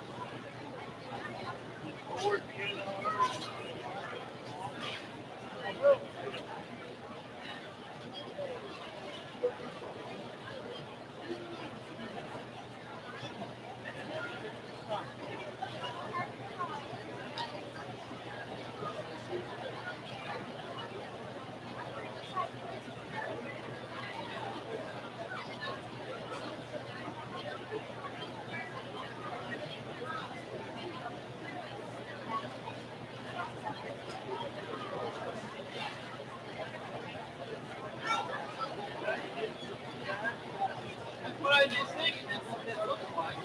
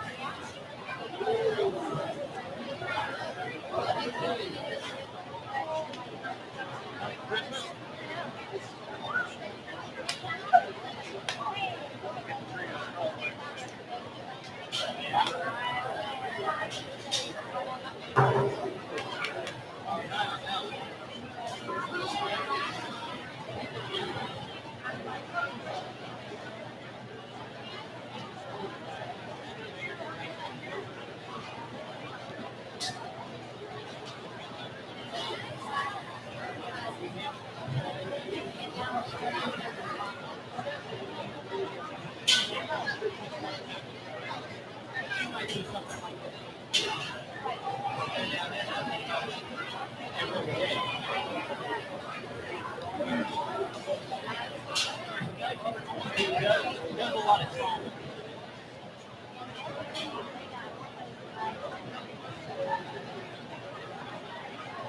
But surgery.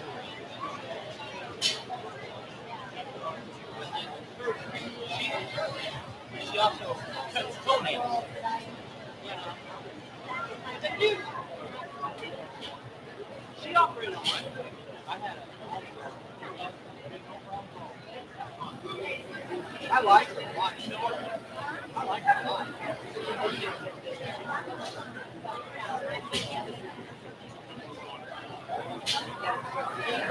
Here's the thing. She had 4 hearts. That was one reason she couldn't do it.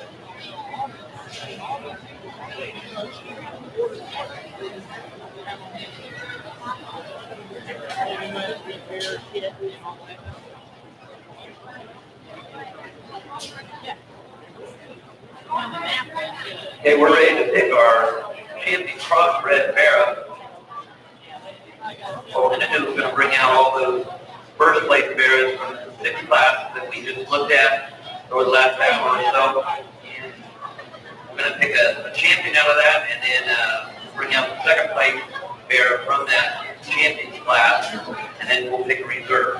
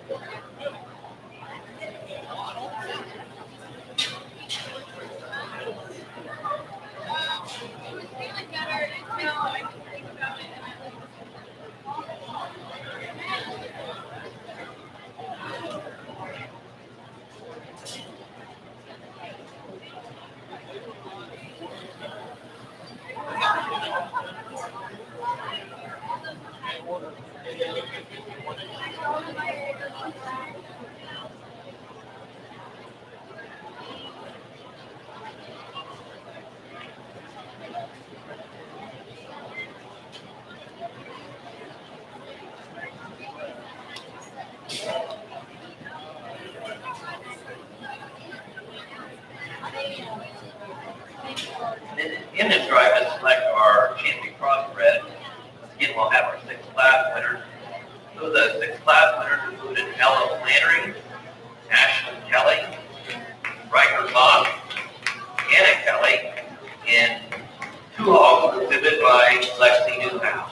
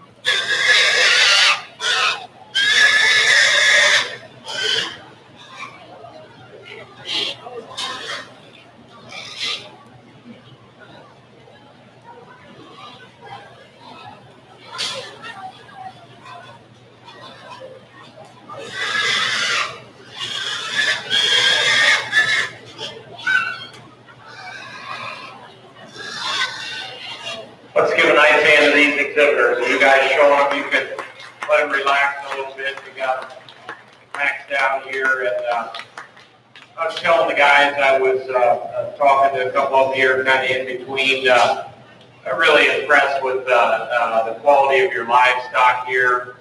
And the quality of this crossbred show. You know, we started out with the first class, I think, was this pig over here, and I told you right away, yeah, I want to trim him up kind of in his jowl area too. I wish I had more hair. I wish I didn't have an extra 50 pounds right here. You know, every pig is not perfect. I don't know of a perfect pig.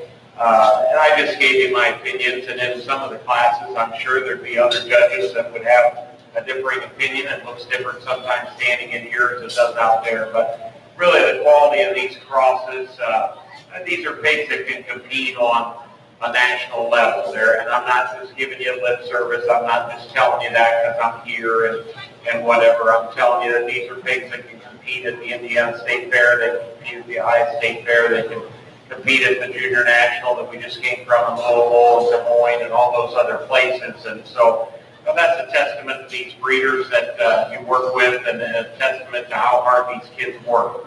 And it is so close. It is so close sometimes.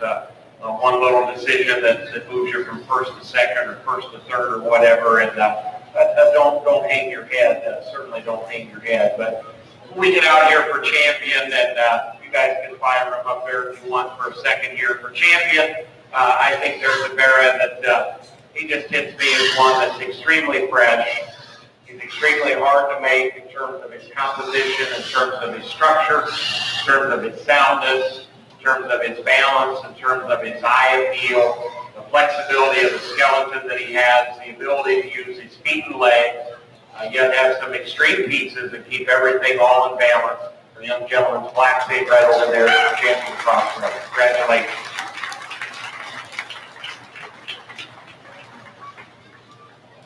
And that champion crossbred bear is exhibited by Riker Mock.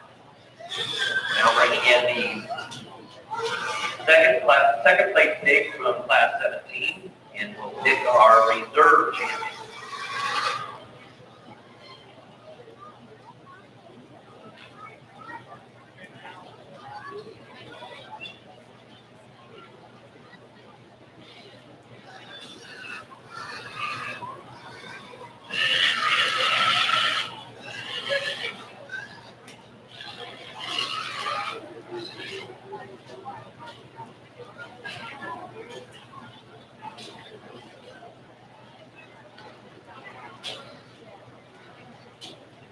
to bring out that young man, second place pig out of that class, and you remember those big class, and I think he gets right in the middle of it with several of these other pigs as well. Really, all of these bears that are left are thick, they're heavy muscles, they're fresh top, they're fresh back, they're good looking, they're good moving, they're extremely athletic.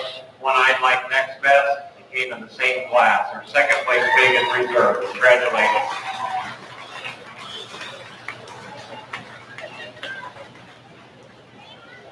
And the reserve champion barrow is submitted by Colt Trout. Now I'm going to release all those crossbreds, and then we're going to get set up here, and we're going to show for our grand champion 4-H guild.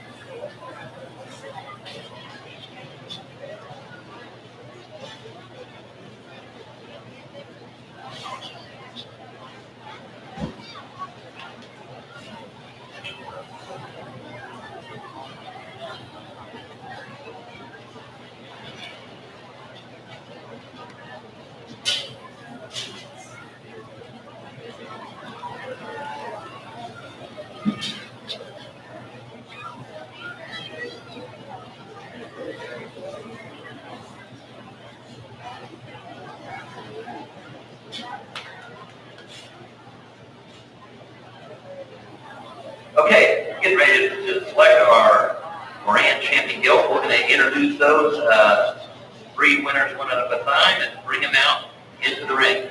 So looks like we're all, Connor, are we all set?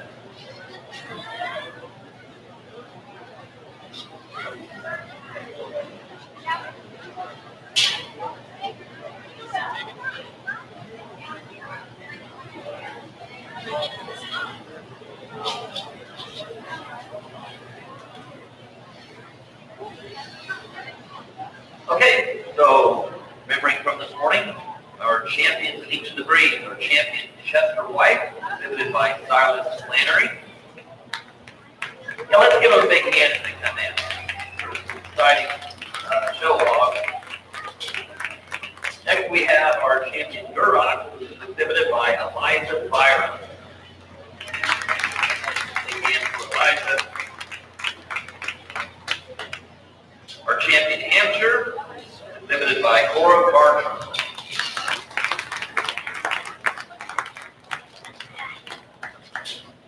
Next we have Joe Ford exhibiting our champion Herbert. Give Joe a big hand. Next was our champion Landrace, and that's exhibited by Frank Kinsley.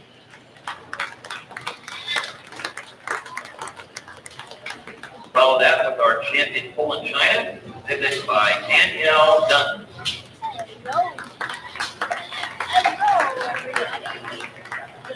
Our champion Spot is exhibited by Avery Rupp.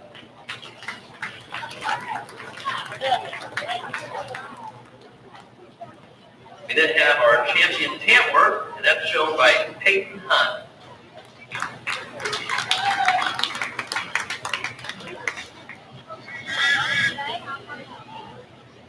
Our champion Yorkshire is exhibited by Colt Crouch.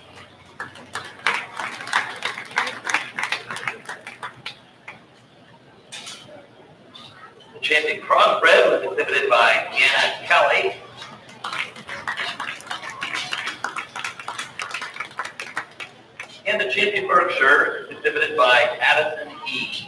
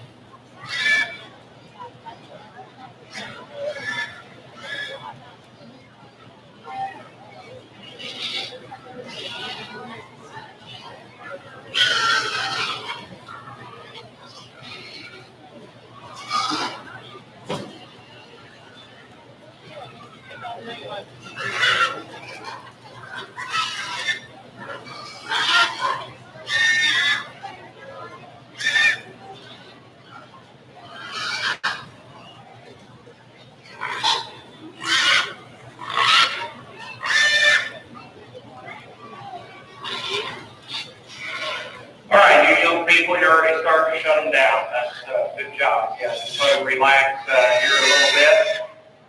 And I'll give my 45-minute speech. How long is my speech supposed to be? Is that right? I will not give as long a speech as a couple of them last week. For those of you that were there, I promise I will not go that long. But a couple of things I do want to say, and we'll start, part of my speech will be, I guess, during the Guild Drive, and then the other part will be during the Barrett Drive. But before we get into that, do me a favor, let's thank our committee and thank your announcing staff and your recording staff, our young lady who organized everything. Even you deserve a round of applause. Over here, you guys on the hurdles, saying I appreciate it. Some of you in the back of the barn that have helped. Probably the most thankless job in the world is to be a superintendent of a swine show. You get to hear all the complaints. You get to hear everyone that feels you didn't do something right. You get to spend $14 at the Lions Club buying lunch for the judge. And so I do appreciate your staff and everyone that's here and your directors and so forth. Of course, I got to mention Stan's name. Stan's been a good friend for a lot of years. And anytime I get asked to judge county fairs, a lot of people say, well, why do you do it? You know, it does take time away. Our county fair is in 12 days. It does take time away from my family. My kids had pigs for our county fair, pigs for our state fair, which is coming up in about 20 days. We've got 2 steers. We've got a heifer. Plus, we have an auction business, and so we are pretty busy. But I always enjoy judging county fairs because it's a chance to get back, and it's a chance to get back to grassroots of what really this entire thing is kind of built on. And so, a couple of things I want to say to you folks, you young people. First of all, if you can begin to listen to me at all, you won't necessarily be judged on what you win or how you win. You'll probably be more judged on how you act when you lose or you don't win. They told me today, I guess the last time I was here, Purdue actually beat Ohio State in a football game, so maybe that could happen again this year. I knew that morning at 10 o'clock when they did that ESPN thing on that young man, I knew we were cooked. But But you know, that's one thing I love about you folks in Indiana. You're very passionate about your sporting teams. You're very passionate about your young people, and you're very passionate about livestock, and I really appreciate that. But to you young people, I would say, and a little bit of it begins with the motto of 4-H, you know, your head, your hands, your heart, and your health. And number one, I guess I would start with your head, and that is use some common sense. If someone hires you for a job, show up. You will beat 90% of the people you are working against if you just show up. So use your head. If you can't show up for that job, or you can't work, or you have an issue, communicate. Secondly, don't always spend your time looking at your phone. Okay, the world does not evolve walking around like this, looking at your phone. Okay? There's other things going on around you. Okay? Secondly, your heart. You've got to have some heart. And, you know, one of the things that usually there's different moments in a show that I will remember. One of the moments that I will remember, and I don't know if this young man is still here, in fact, but we were doing your, is it minis? Is that what you call it? The 64 kids that were in your mini program, which that's the recruiting base, right? We don't have the minis. We don't have the show kids. And then we don't have you folks sitting up here with your flat bills that used to show in the 50s and 60s, right? But I met a young man down here, and I said something to him. I said, you know, that's a really nice cowboy hat that you have on. And he kind of bowed up. I don't know how old he was, 7 or 8 years old. And he said, yep, that's my grandpa's hat.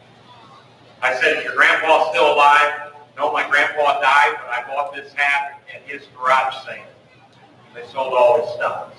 And he was proud to wear that hat. Again, I don't know if he's still here. He was in the minis. I'm sure he'll come back.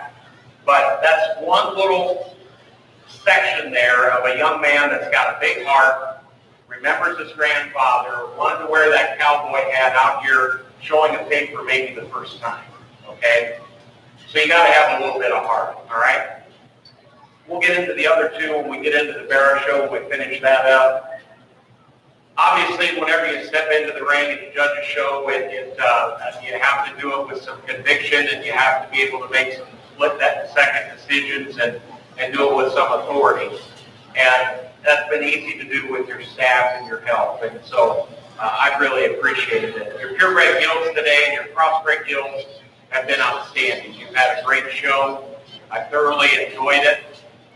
We're going to drive them again. I'm going to go out and congratulate the champion overall. They're going to get some of these nice awards, I think, these banners and so forth, and other things I think are going to be coming out a little bit later. But I hope that you cheer for them and salute them, because it is a big deal to have a champion. It's not something that happens every time. And I think this particular pig is one that's just outstanding and represents so many good things about our industry. So I've enjoyed it. We'll go get you a top 5 in your guild show. Cheer them on and congratulate them as we go. And remember to use your head. Remember to use your heart. Congratulations.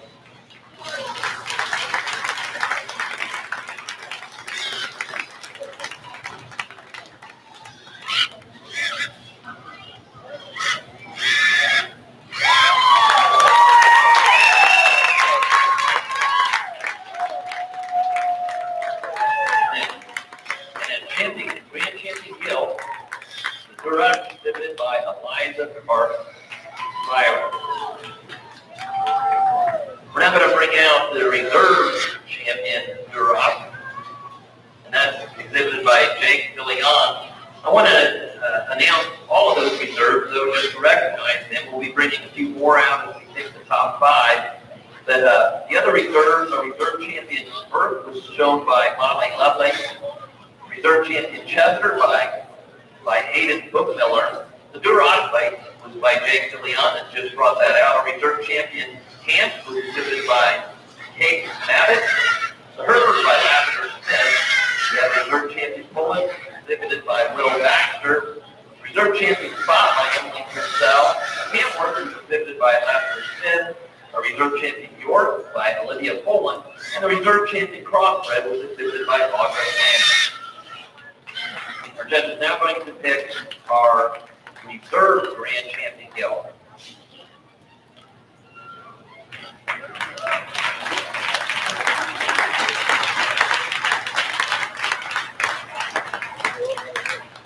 And the reserve grand champion gelding is the crossbred exhibited by Anna Kelly. We're now going to go ahead, our judge is going to pick our third, fourth, and fifth place gelding in the grand drive.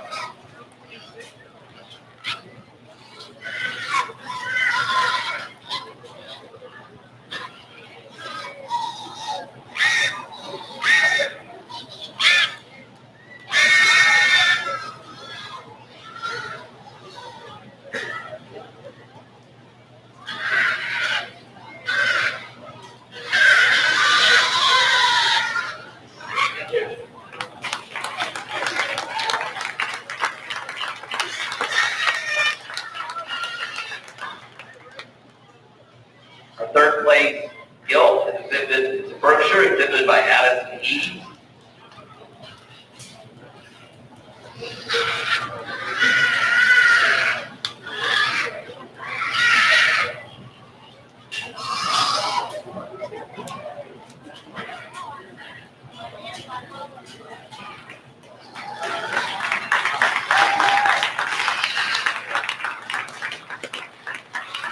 Our fourth race grand is a Yorkshire exhibited by Colton Crouch.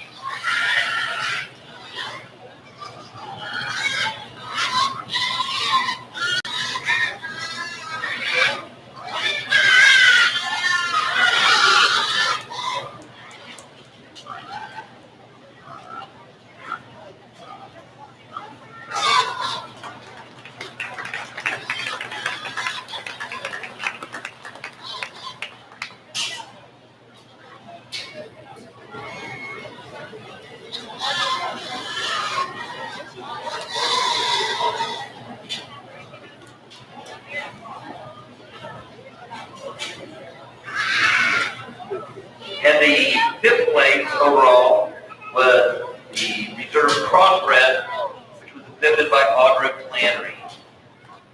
So that completes our gilt show. I'd like to remind those exhibitors as they leave the ring that the top five winners will receive special prizes that have been sponsored.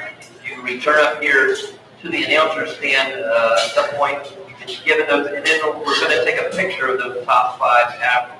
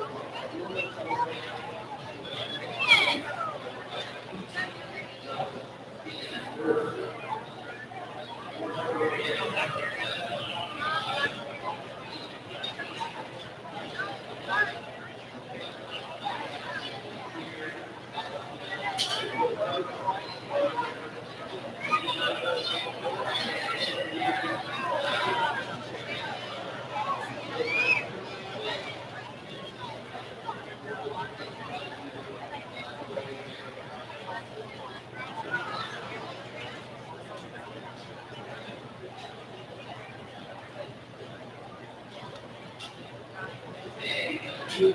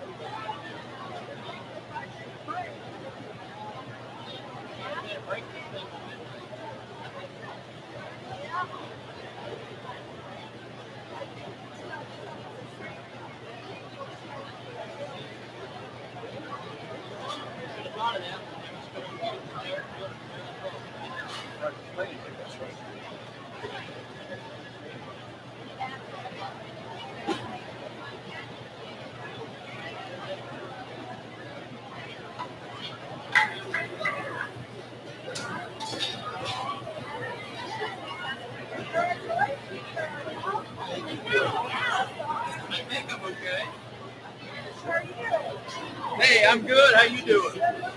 Good.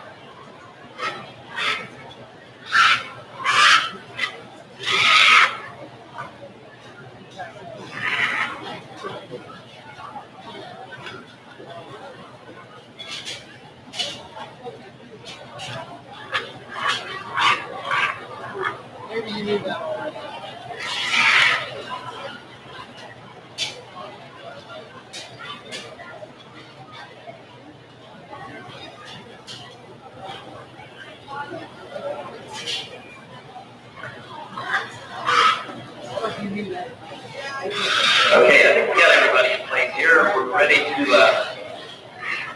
do our grand champion drive. So here we go.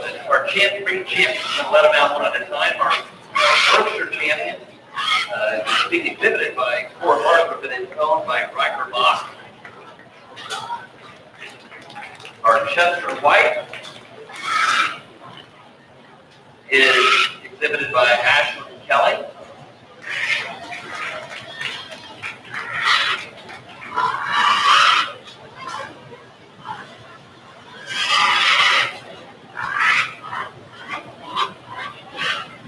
Then we have our Duroc, and it's being exhibited by Warren Kelly, but it's owned by Colt Crouch.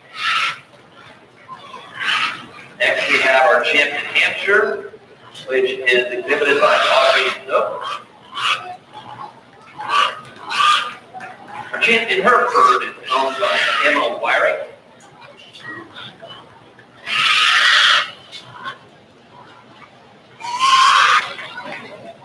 Our champion Poland China, exhibited by Colt Melton. We have our champion Spot, and that's exhibited by Gavin Ridenauer. Our champion Tamworth is exhibited by Jacob Bramble.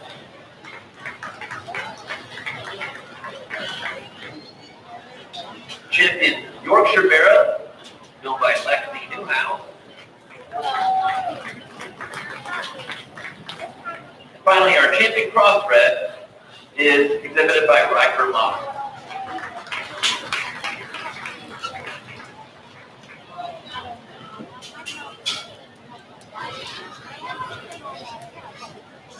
Let's give a big hand for all these champions. These are been quite a drive today.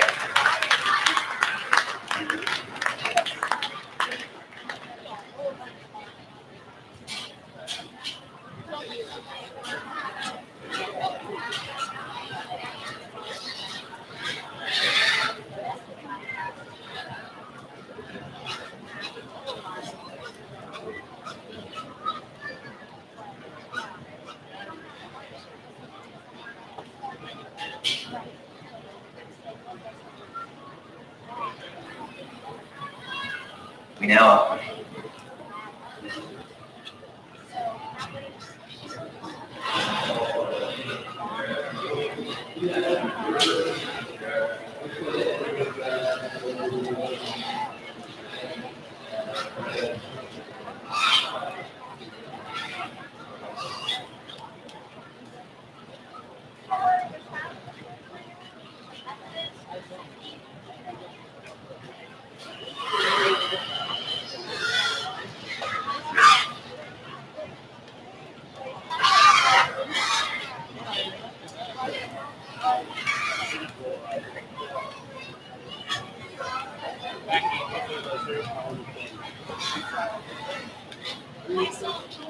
I'll enjoy it.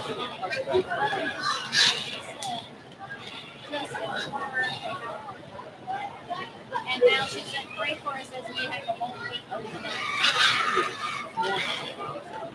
Right on. Nice job. I would think I would be attacked. You're right. Yeah. Yeah. That's up. Right.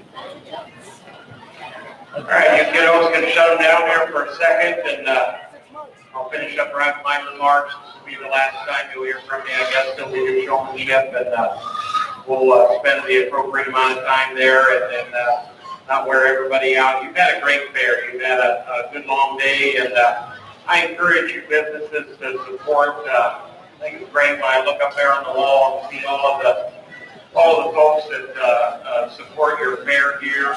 And I certainly wish you the best of luck. I think your junior fair sale, I think, maybe tomorrow, and I wish you the best of luck with that. And you folks here in the community, when you can support them, you need to get out and support them and do that. And so I'll finish up going back to what I said about the 4-H theme. And again, we talked about using your head and using your heart.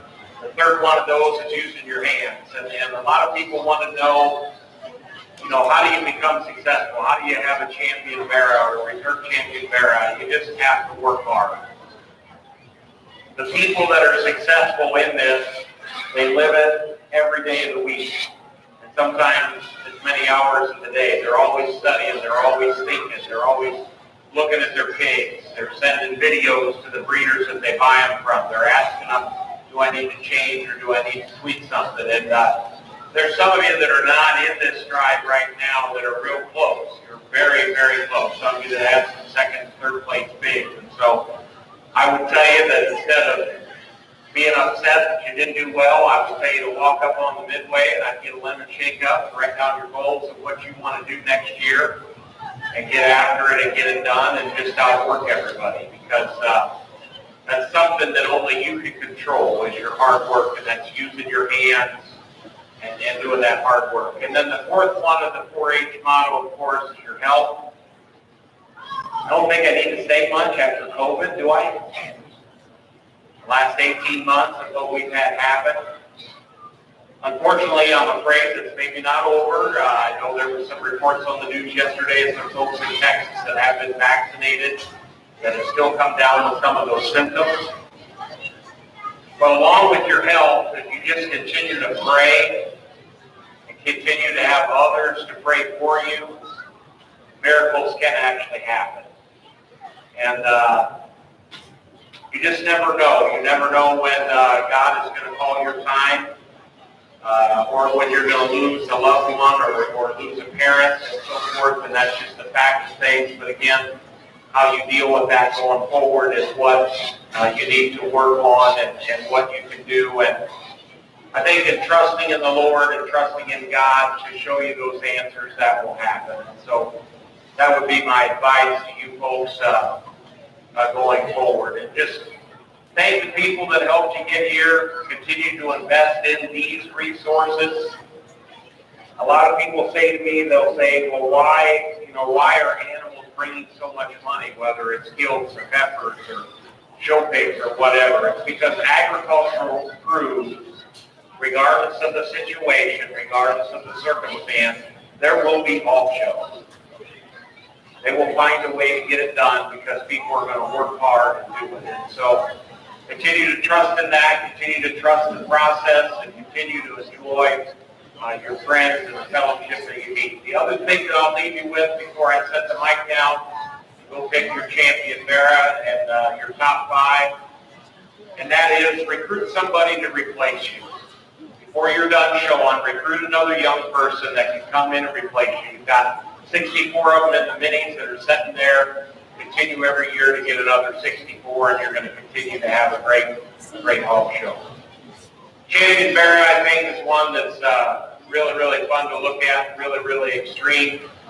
We'll pick a reserve, third, fourth, and fifth will be the same way. I've really enjoyed your merit show. I've enjoyed the quality.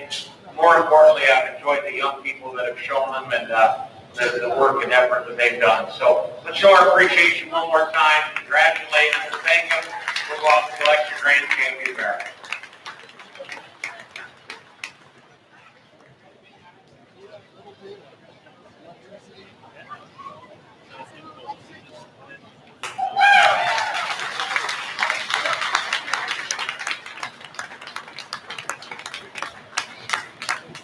And that grand champion barrow was exhibited by Riker Mount, his crossbred barrow.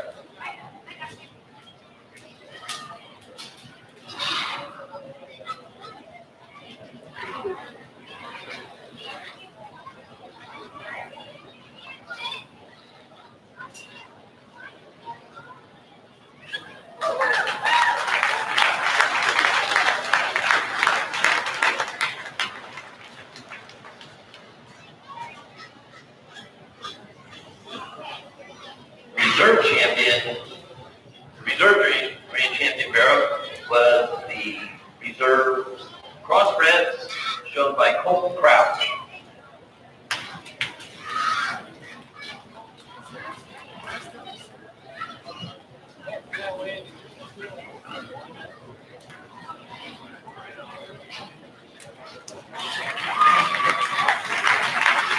Third place was Lexi Newhouse with her Yorkshire barrow.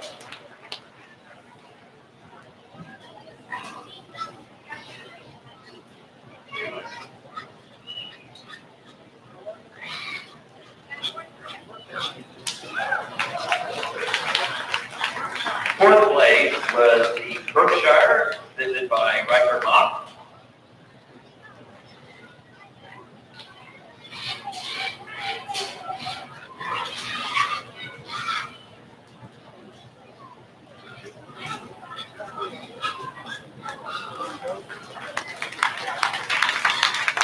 And the fifth place was the Chester White, exhibited by Ashley Kelly. Now let's give these exhibitors a big hand. We're going to take let's do that.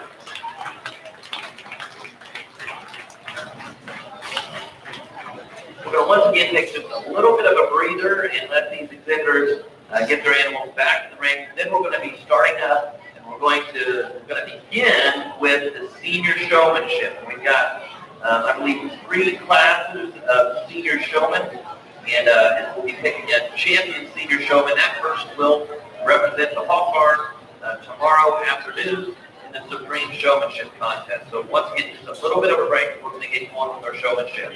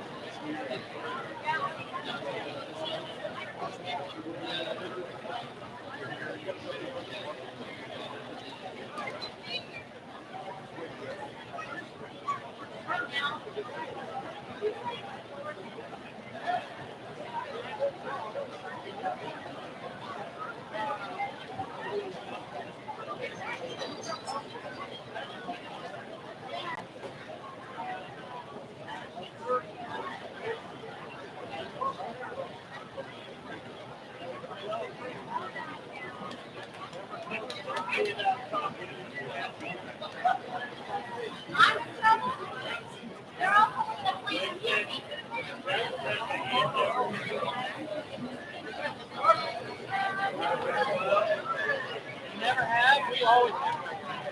It's always been pretty good.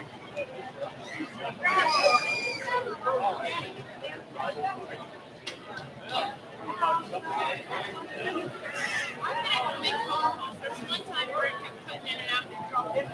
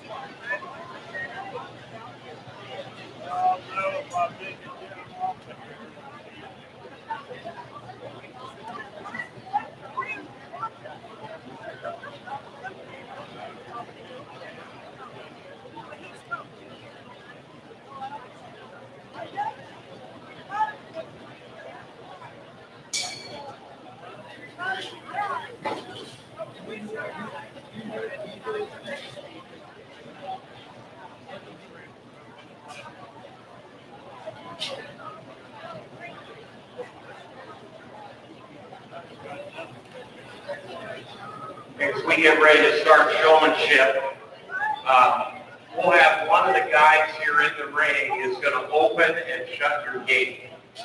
I understand that all of you know how to open and shut your gate, so we're going to get out of here 45 minutes quicker because I don't have to learn that all of you know how to open and shut your gate. And how important that is in showmanship, because you might get third if you don't open or shut your gate properly.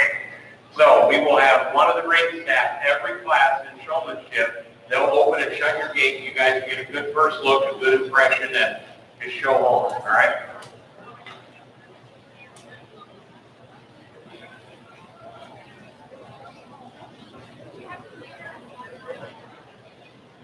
Wait, like, oh, oh.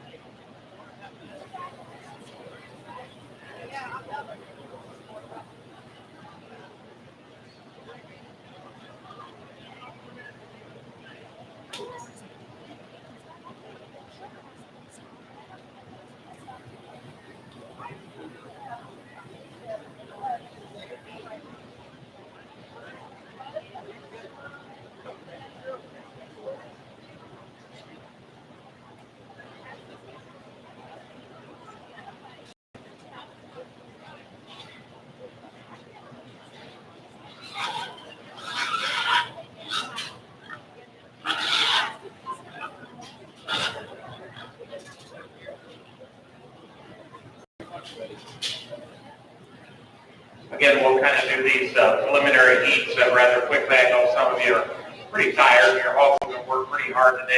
We're going to keep two out of this first heat that come back in no particular order. Our young lady right here with the flowered up shirt will get to come back. And the young lady farthest from me right now will get to come back with that calico thing. So these two young ladies will get to come back. Young gentlemen, you do a nice job showing good eye contact. Young lady here, same as you. Really good, really steady, really easy. I just have a little more intensity in the other two exhibitors, and we'll get to see them here in a little bit. Congratulations.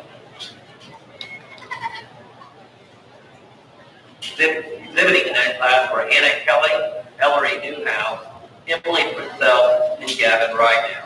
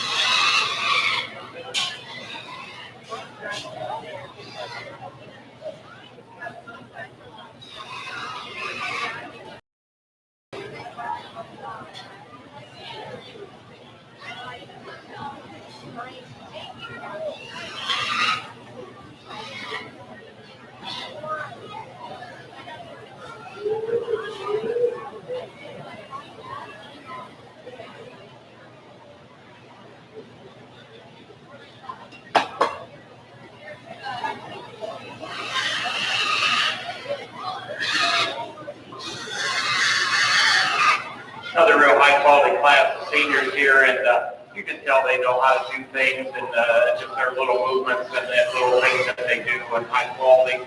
I'm going to keep 3 back this time in no particular order out this heat. They'll come back for the championship drive. The young lady with the blue pig coming right up through here. She's going to get to come back. The young gentleman with the red pig right over here. He's going to get to come back. And the young lady with the red pig over here to my right. Those 3 stood out as far as high quality showman that got a good first look and kind of kept the drive up. Some of the others, pigs are letting you down. Young lady's pig here just maybe not one. A bunch of pigs today has done a good job. Young lady there going. Young gentleman here, pig wanted to race around on him, but he got that pig calmed down. He's a real hard worker. He's showing a bunch of good pigs here today. I really appreciate him as well. Congratulations. Exhibiting in that second class senior showmanship were Cole Armstrong, Cora Bartram, Danielle Dunn, Hunter Poland, Brayton Hensley, Eliza Byram, and Audrey Wyrick.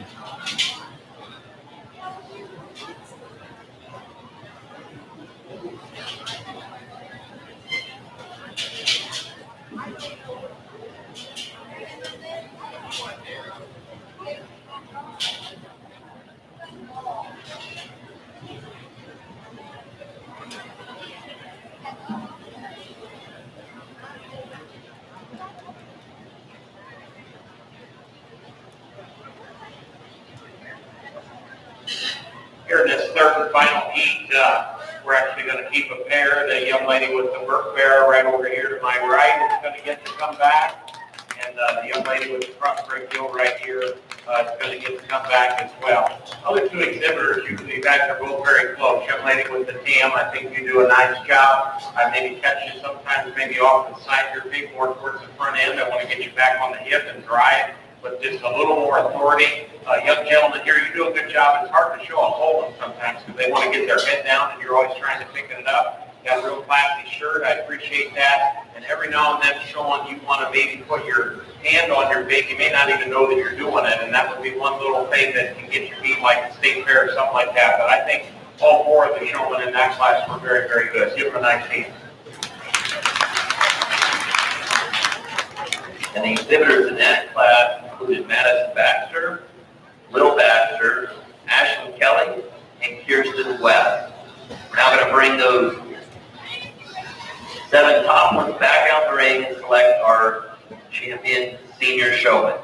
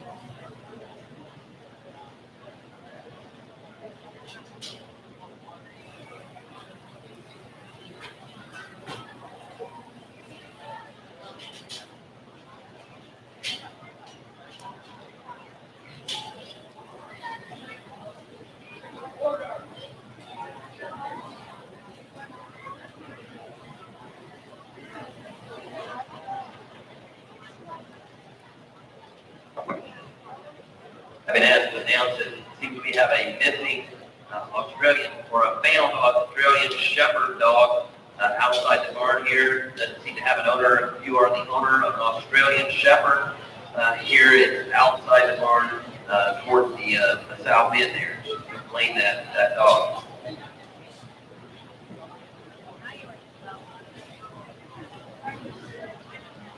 No, not Isabel's or yours. No.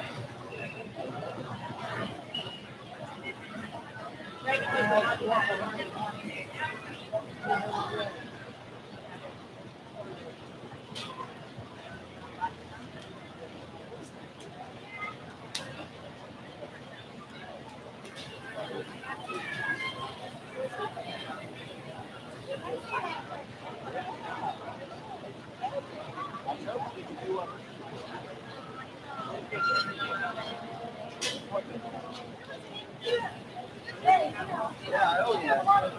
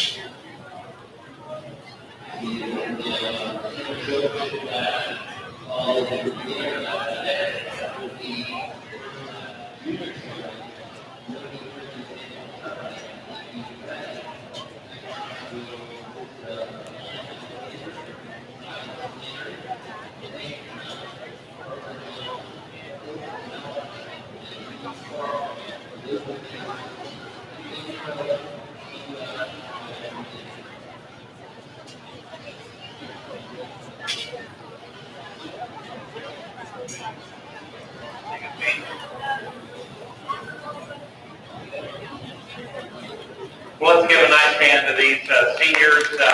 Been very impressed with them and really have worked hard. And obviously with your show being earlier today, you know, many of them have kind of caught my attention as they come through the gate as well. A lot of good showmen.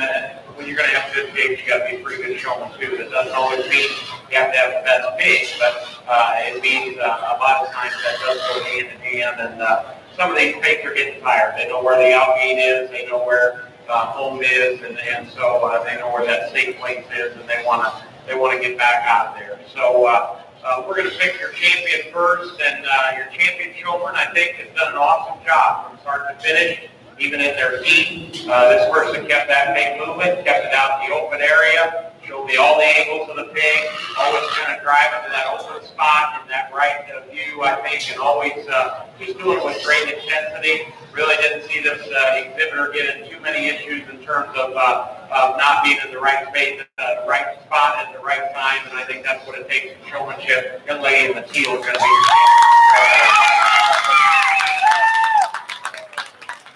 I think pushed very hard by our reserve champion. Another showman has done an awesome job in terms of keeping that pig moving, showing me all the angles, keeping that pig driving, doing an outstanding job. The young lady in the flower field is going to be reserved. Give her a nice hand. Good job.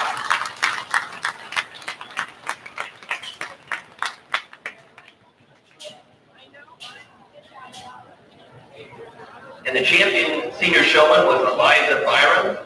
Reserve champion was Anna Kelly. In that final drive also included Ellery Newhouse, Cora Bartram, Hunter Poland, Madison Baxter, and Ashley Kelly.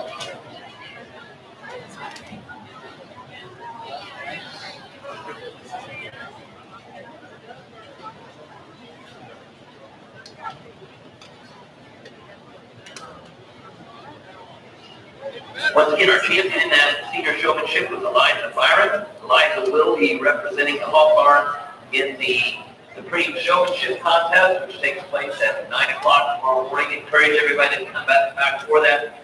Eliza, along with the other 5 competitors, will be showing not only hogs, but she will be showing sheep, beef, horses, and goats. So it's a round robin with all 5 species. And so that's an exciting event. To encourage you to come back here tomorrow morning to watch that Supreme Showmanship Contest, one of the highlights of the fair.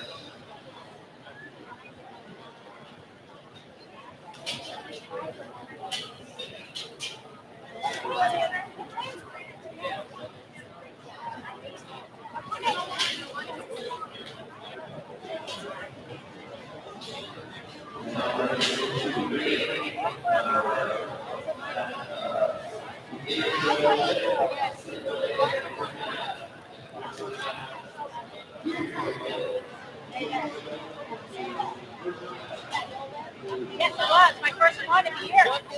We shared it. It was good.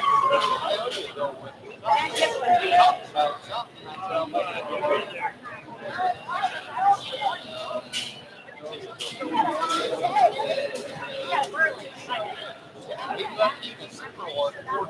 Hey, Lex. Good job, babe. Great. Yeah, it was a long day. Everything went well, though. Yeah. Oh, definitely. Top of the class all the time, yeah. I mean, every time. Fun day, fun day.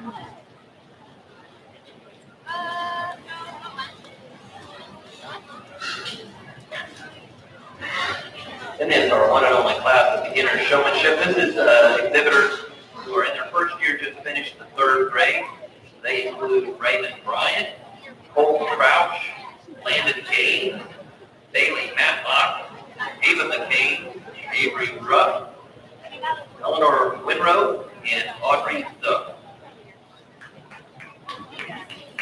Yeah, let's give them a hand.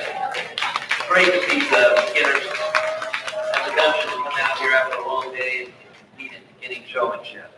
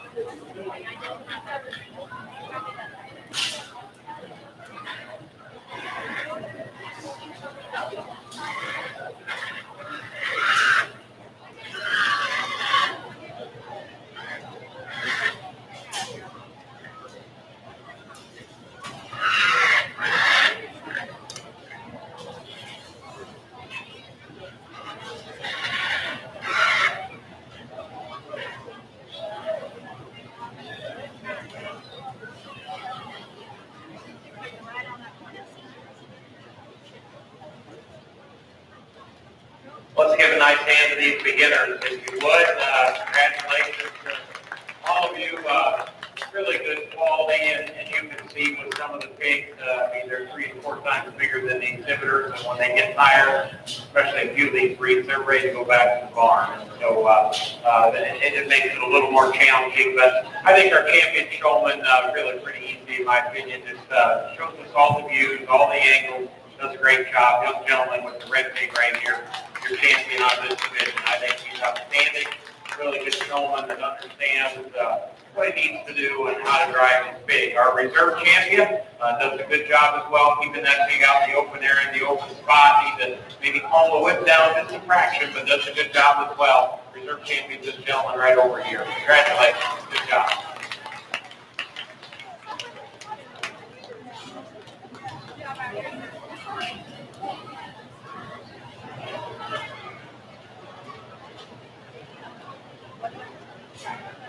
And our champion beginner showman was Colton Crouch.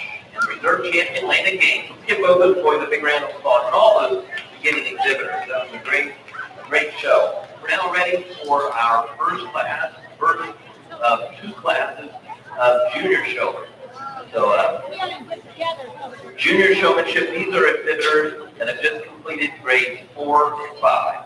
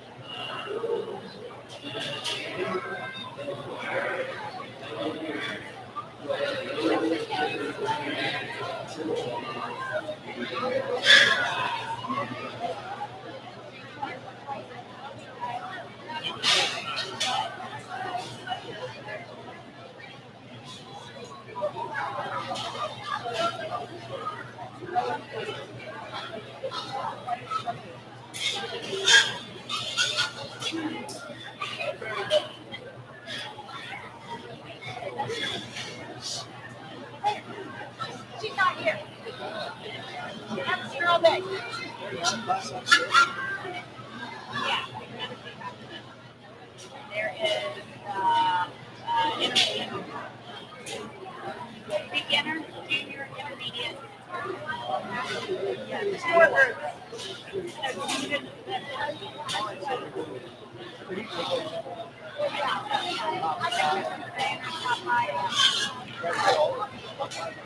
No, I think I don't think there's a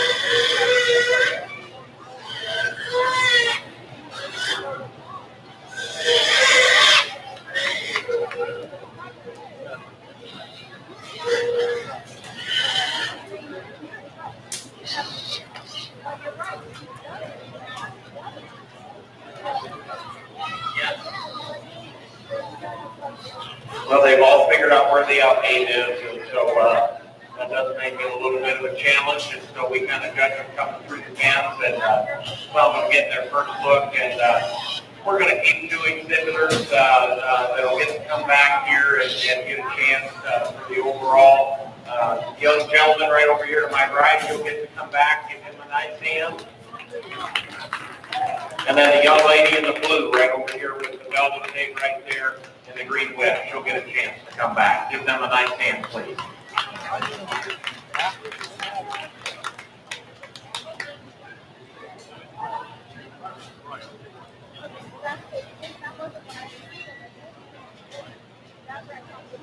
In that class of junior showmen, we had Alana Alexander, Silas Flannery, Peyton Hunt, Parker Johnson, Colton Melton, and Reed Sparling. Now ready for class 2 of our junior showmanship.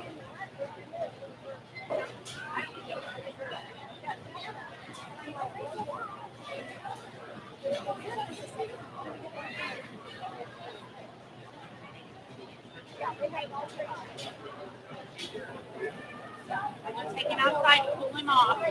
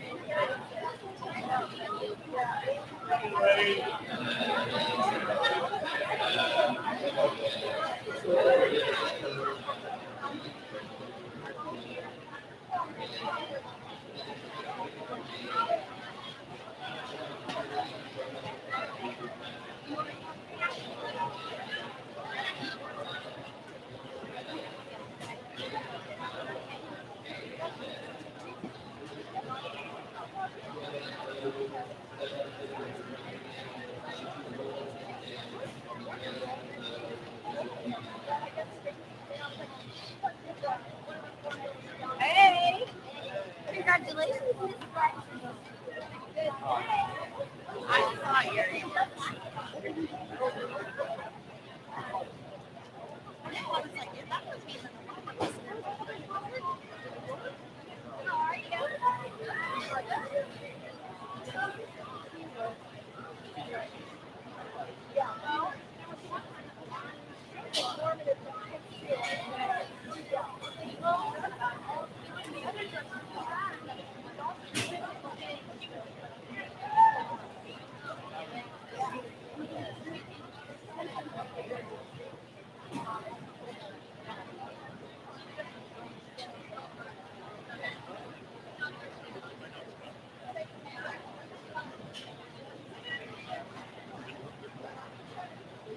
Give a nice hand to this group out here. They're working hard and doing a great job. Very impressed how home and things are. You can tell they probably worked with them at home and put forth the extra effort. We're going to ask 2 of them to come back. The young lady with the Hereford, number 473, she'll get a chance to come back. And the young gentleman here in the green and gray and black, he's going to get a chance to come back. Congratulations.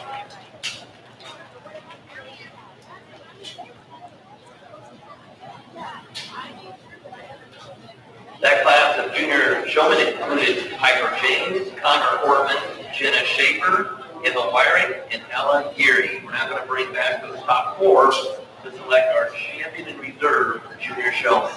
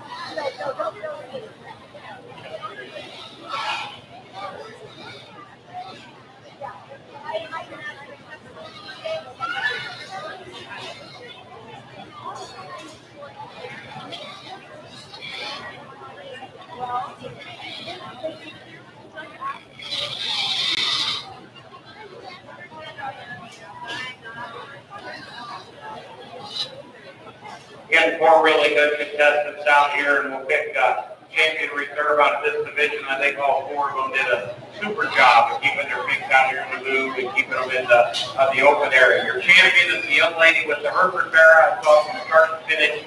She did the best job, and the reserve champion is the young gentleman right here with the blue one. Congratulations to you guys. Good job.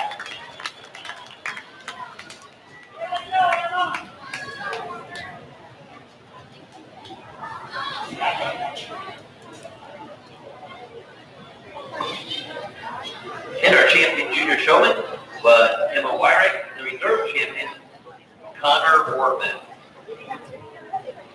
Our other honored exhibitors were Silas Flannery and Alana Alexander. We're now ready for our last two classes, which are the intermediate showmanship classes.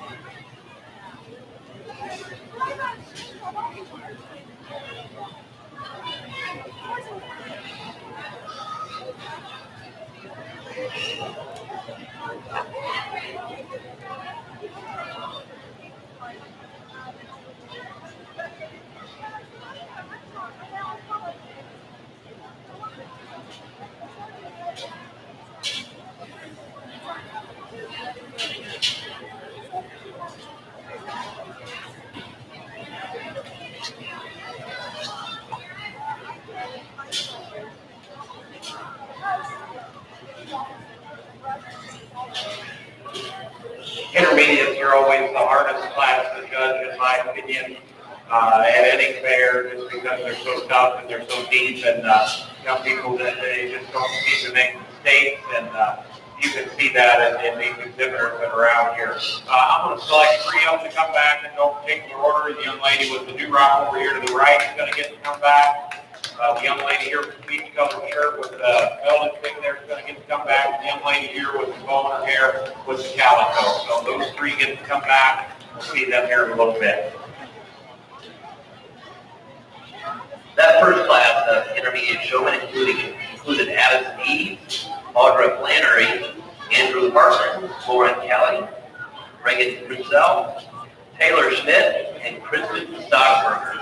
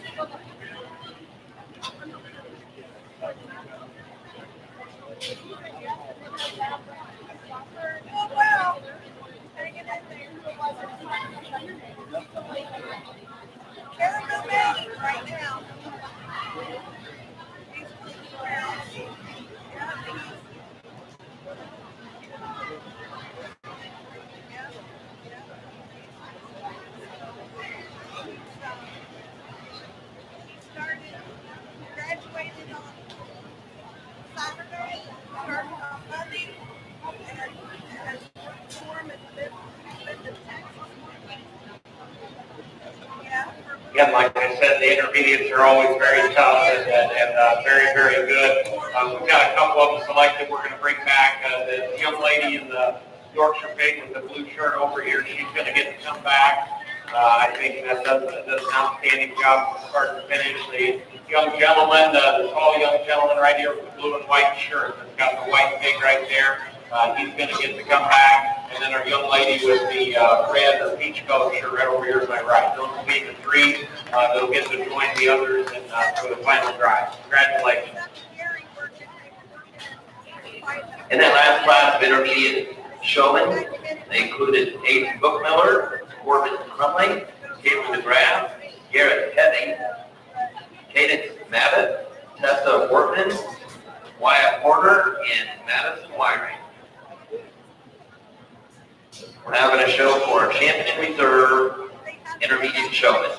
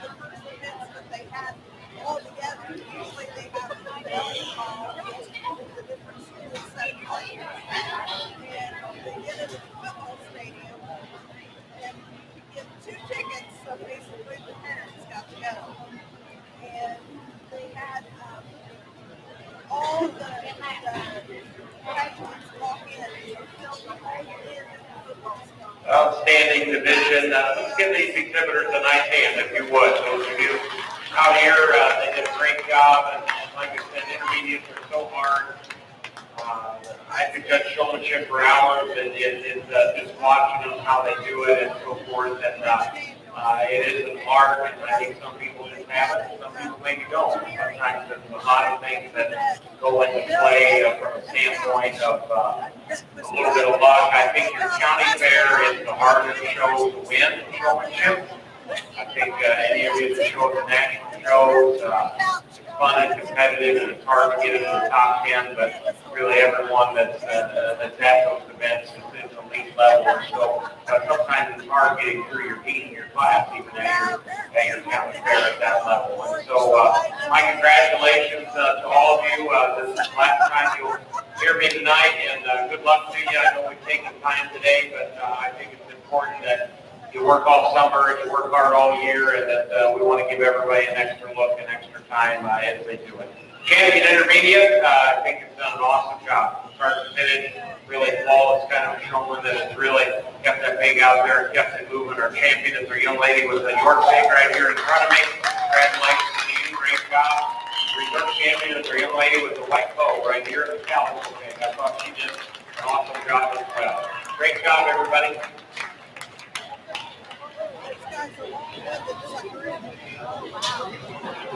And the champion intermediate showman was Tessa Portman. Reserve champion was Adam Eads. Others in the honor group included Audra Flannery, Taylor Schmidt, Paige Bookmiller, and Caitlin DeGraff. Well, this completes our 2021 Swine show. It's been a great evening. I want to really give a big thanks to Kevin Wint and wish him safe travels on his way back to Dublin, Ohio. And let's give Kevin a big hand. I think he's done a fantastic job with this show today.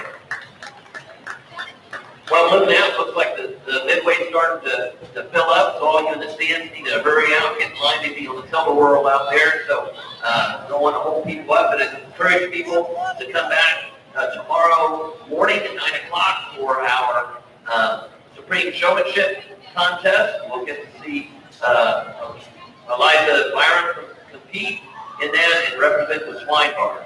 So once again, it's a good evening. Enjoy having you out here at the fair and have a good time.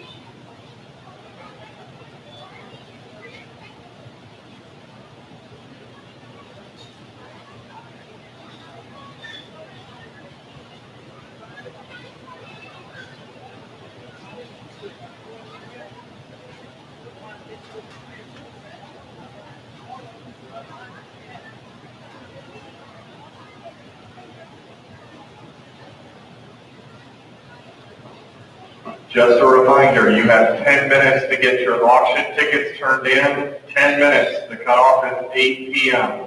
You have 10 minutes to get your auction tickets in. Thank you.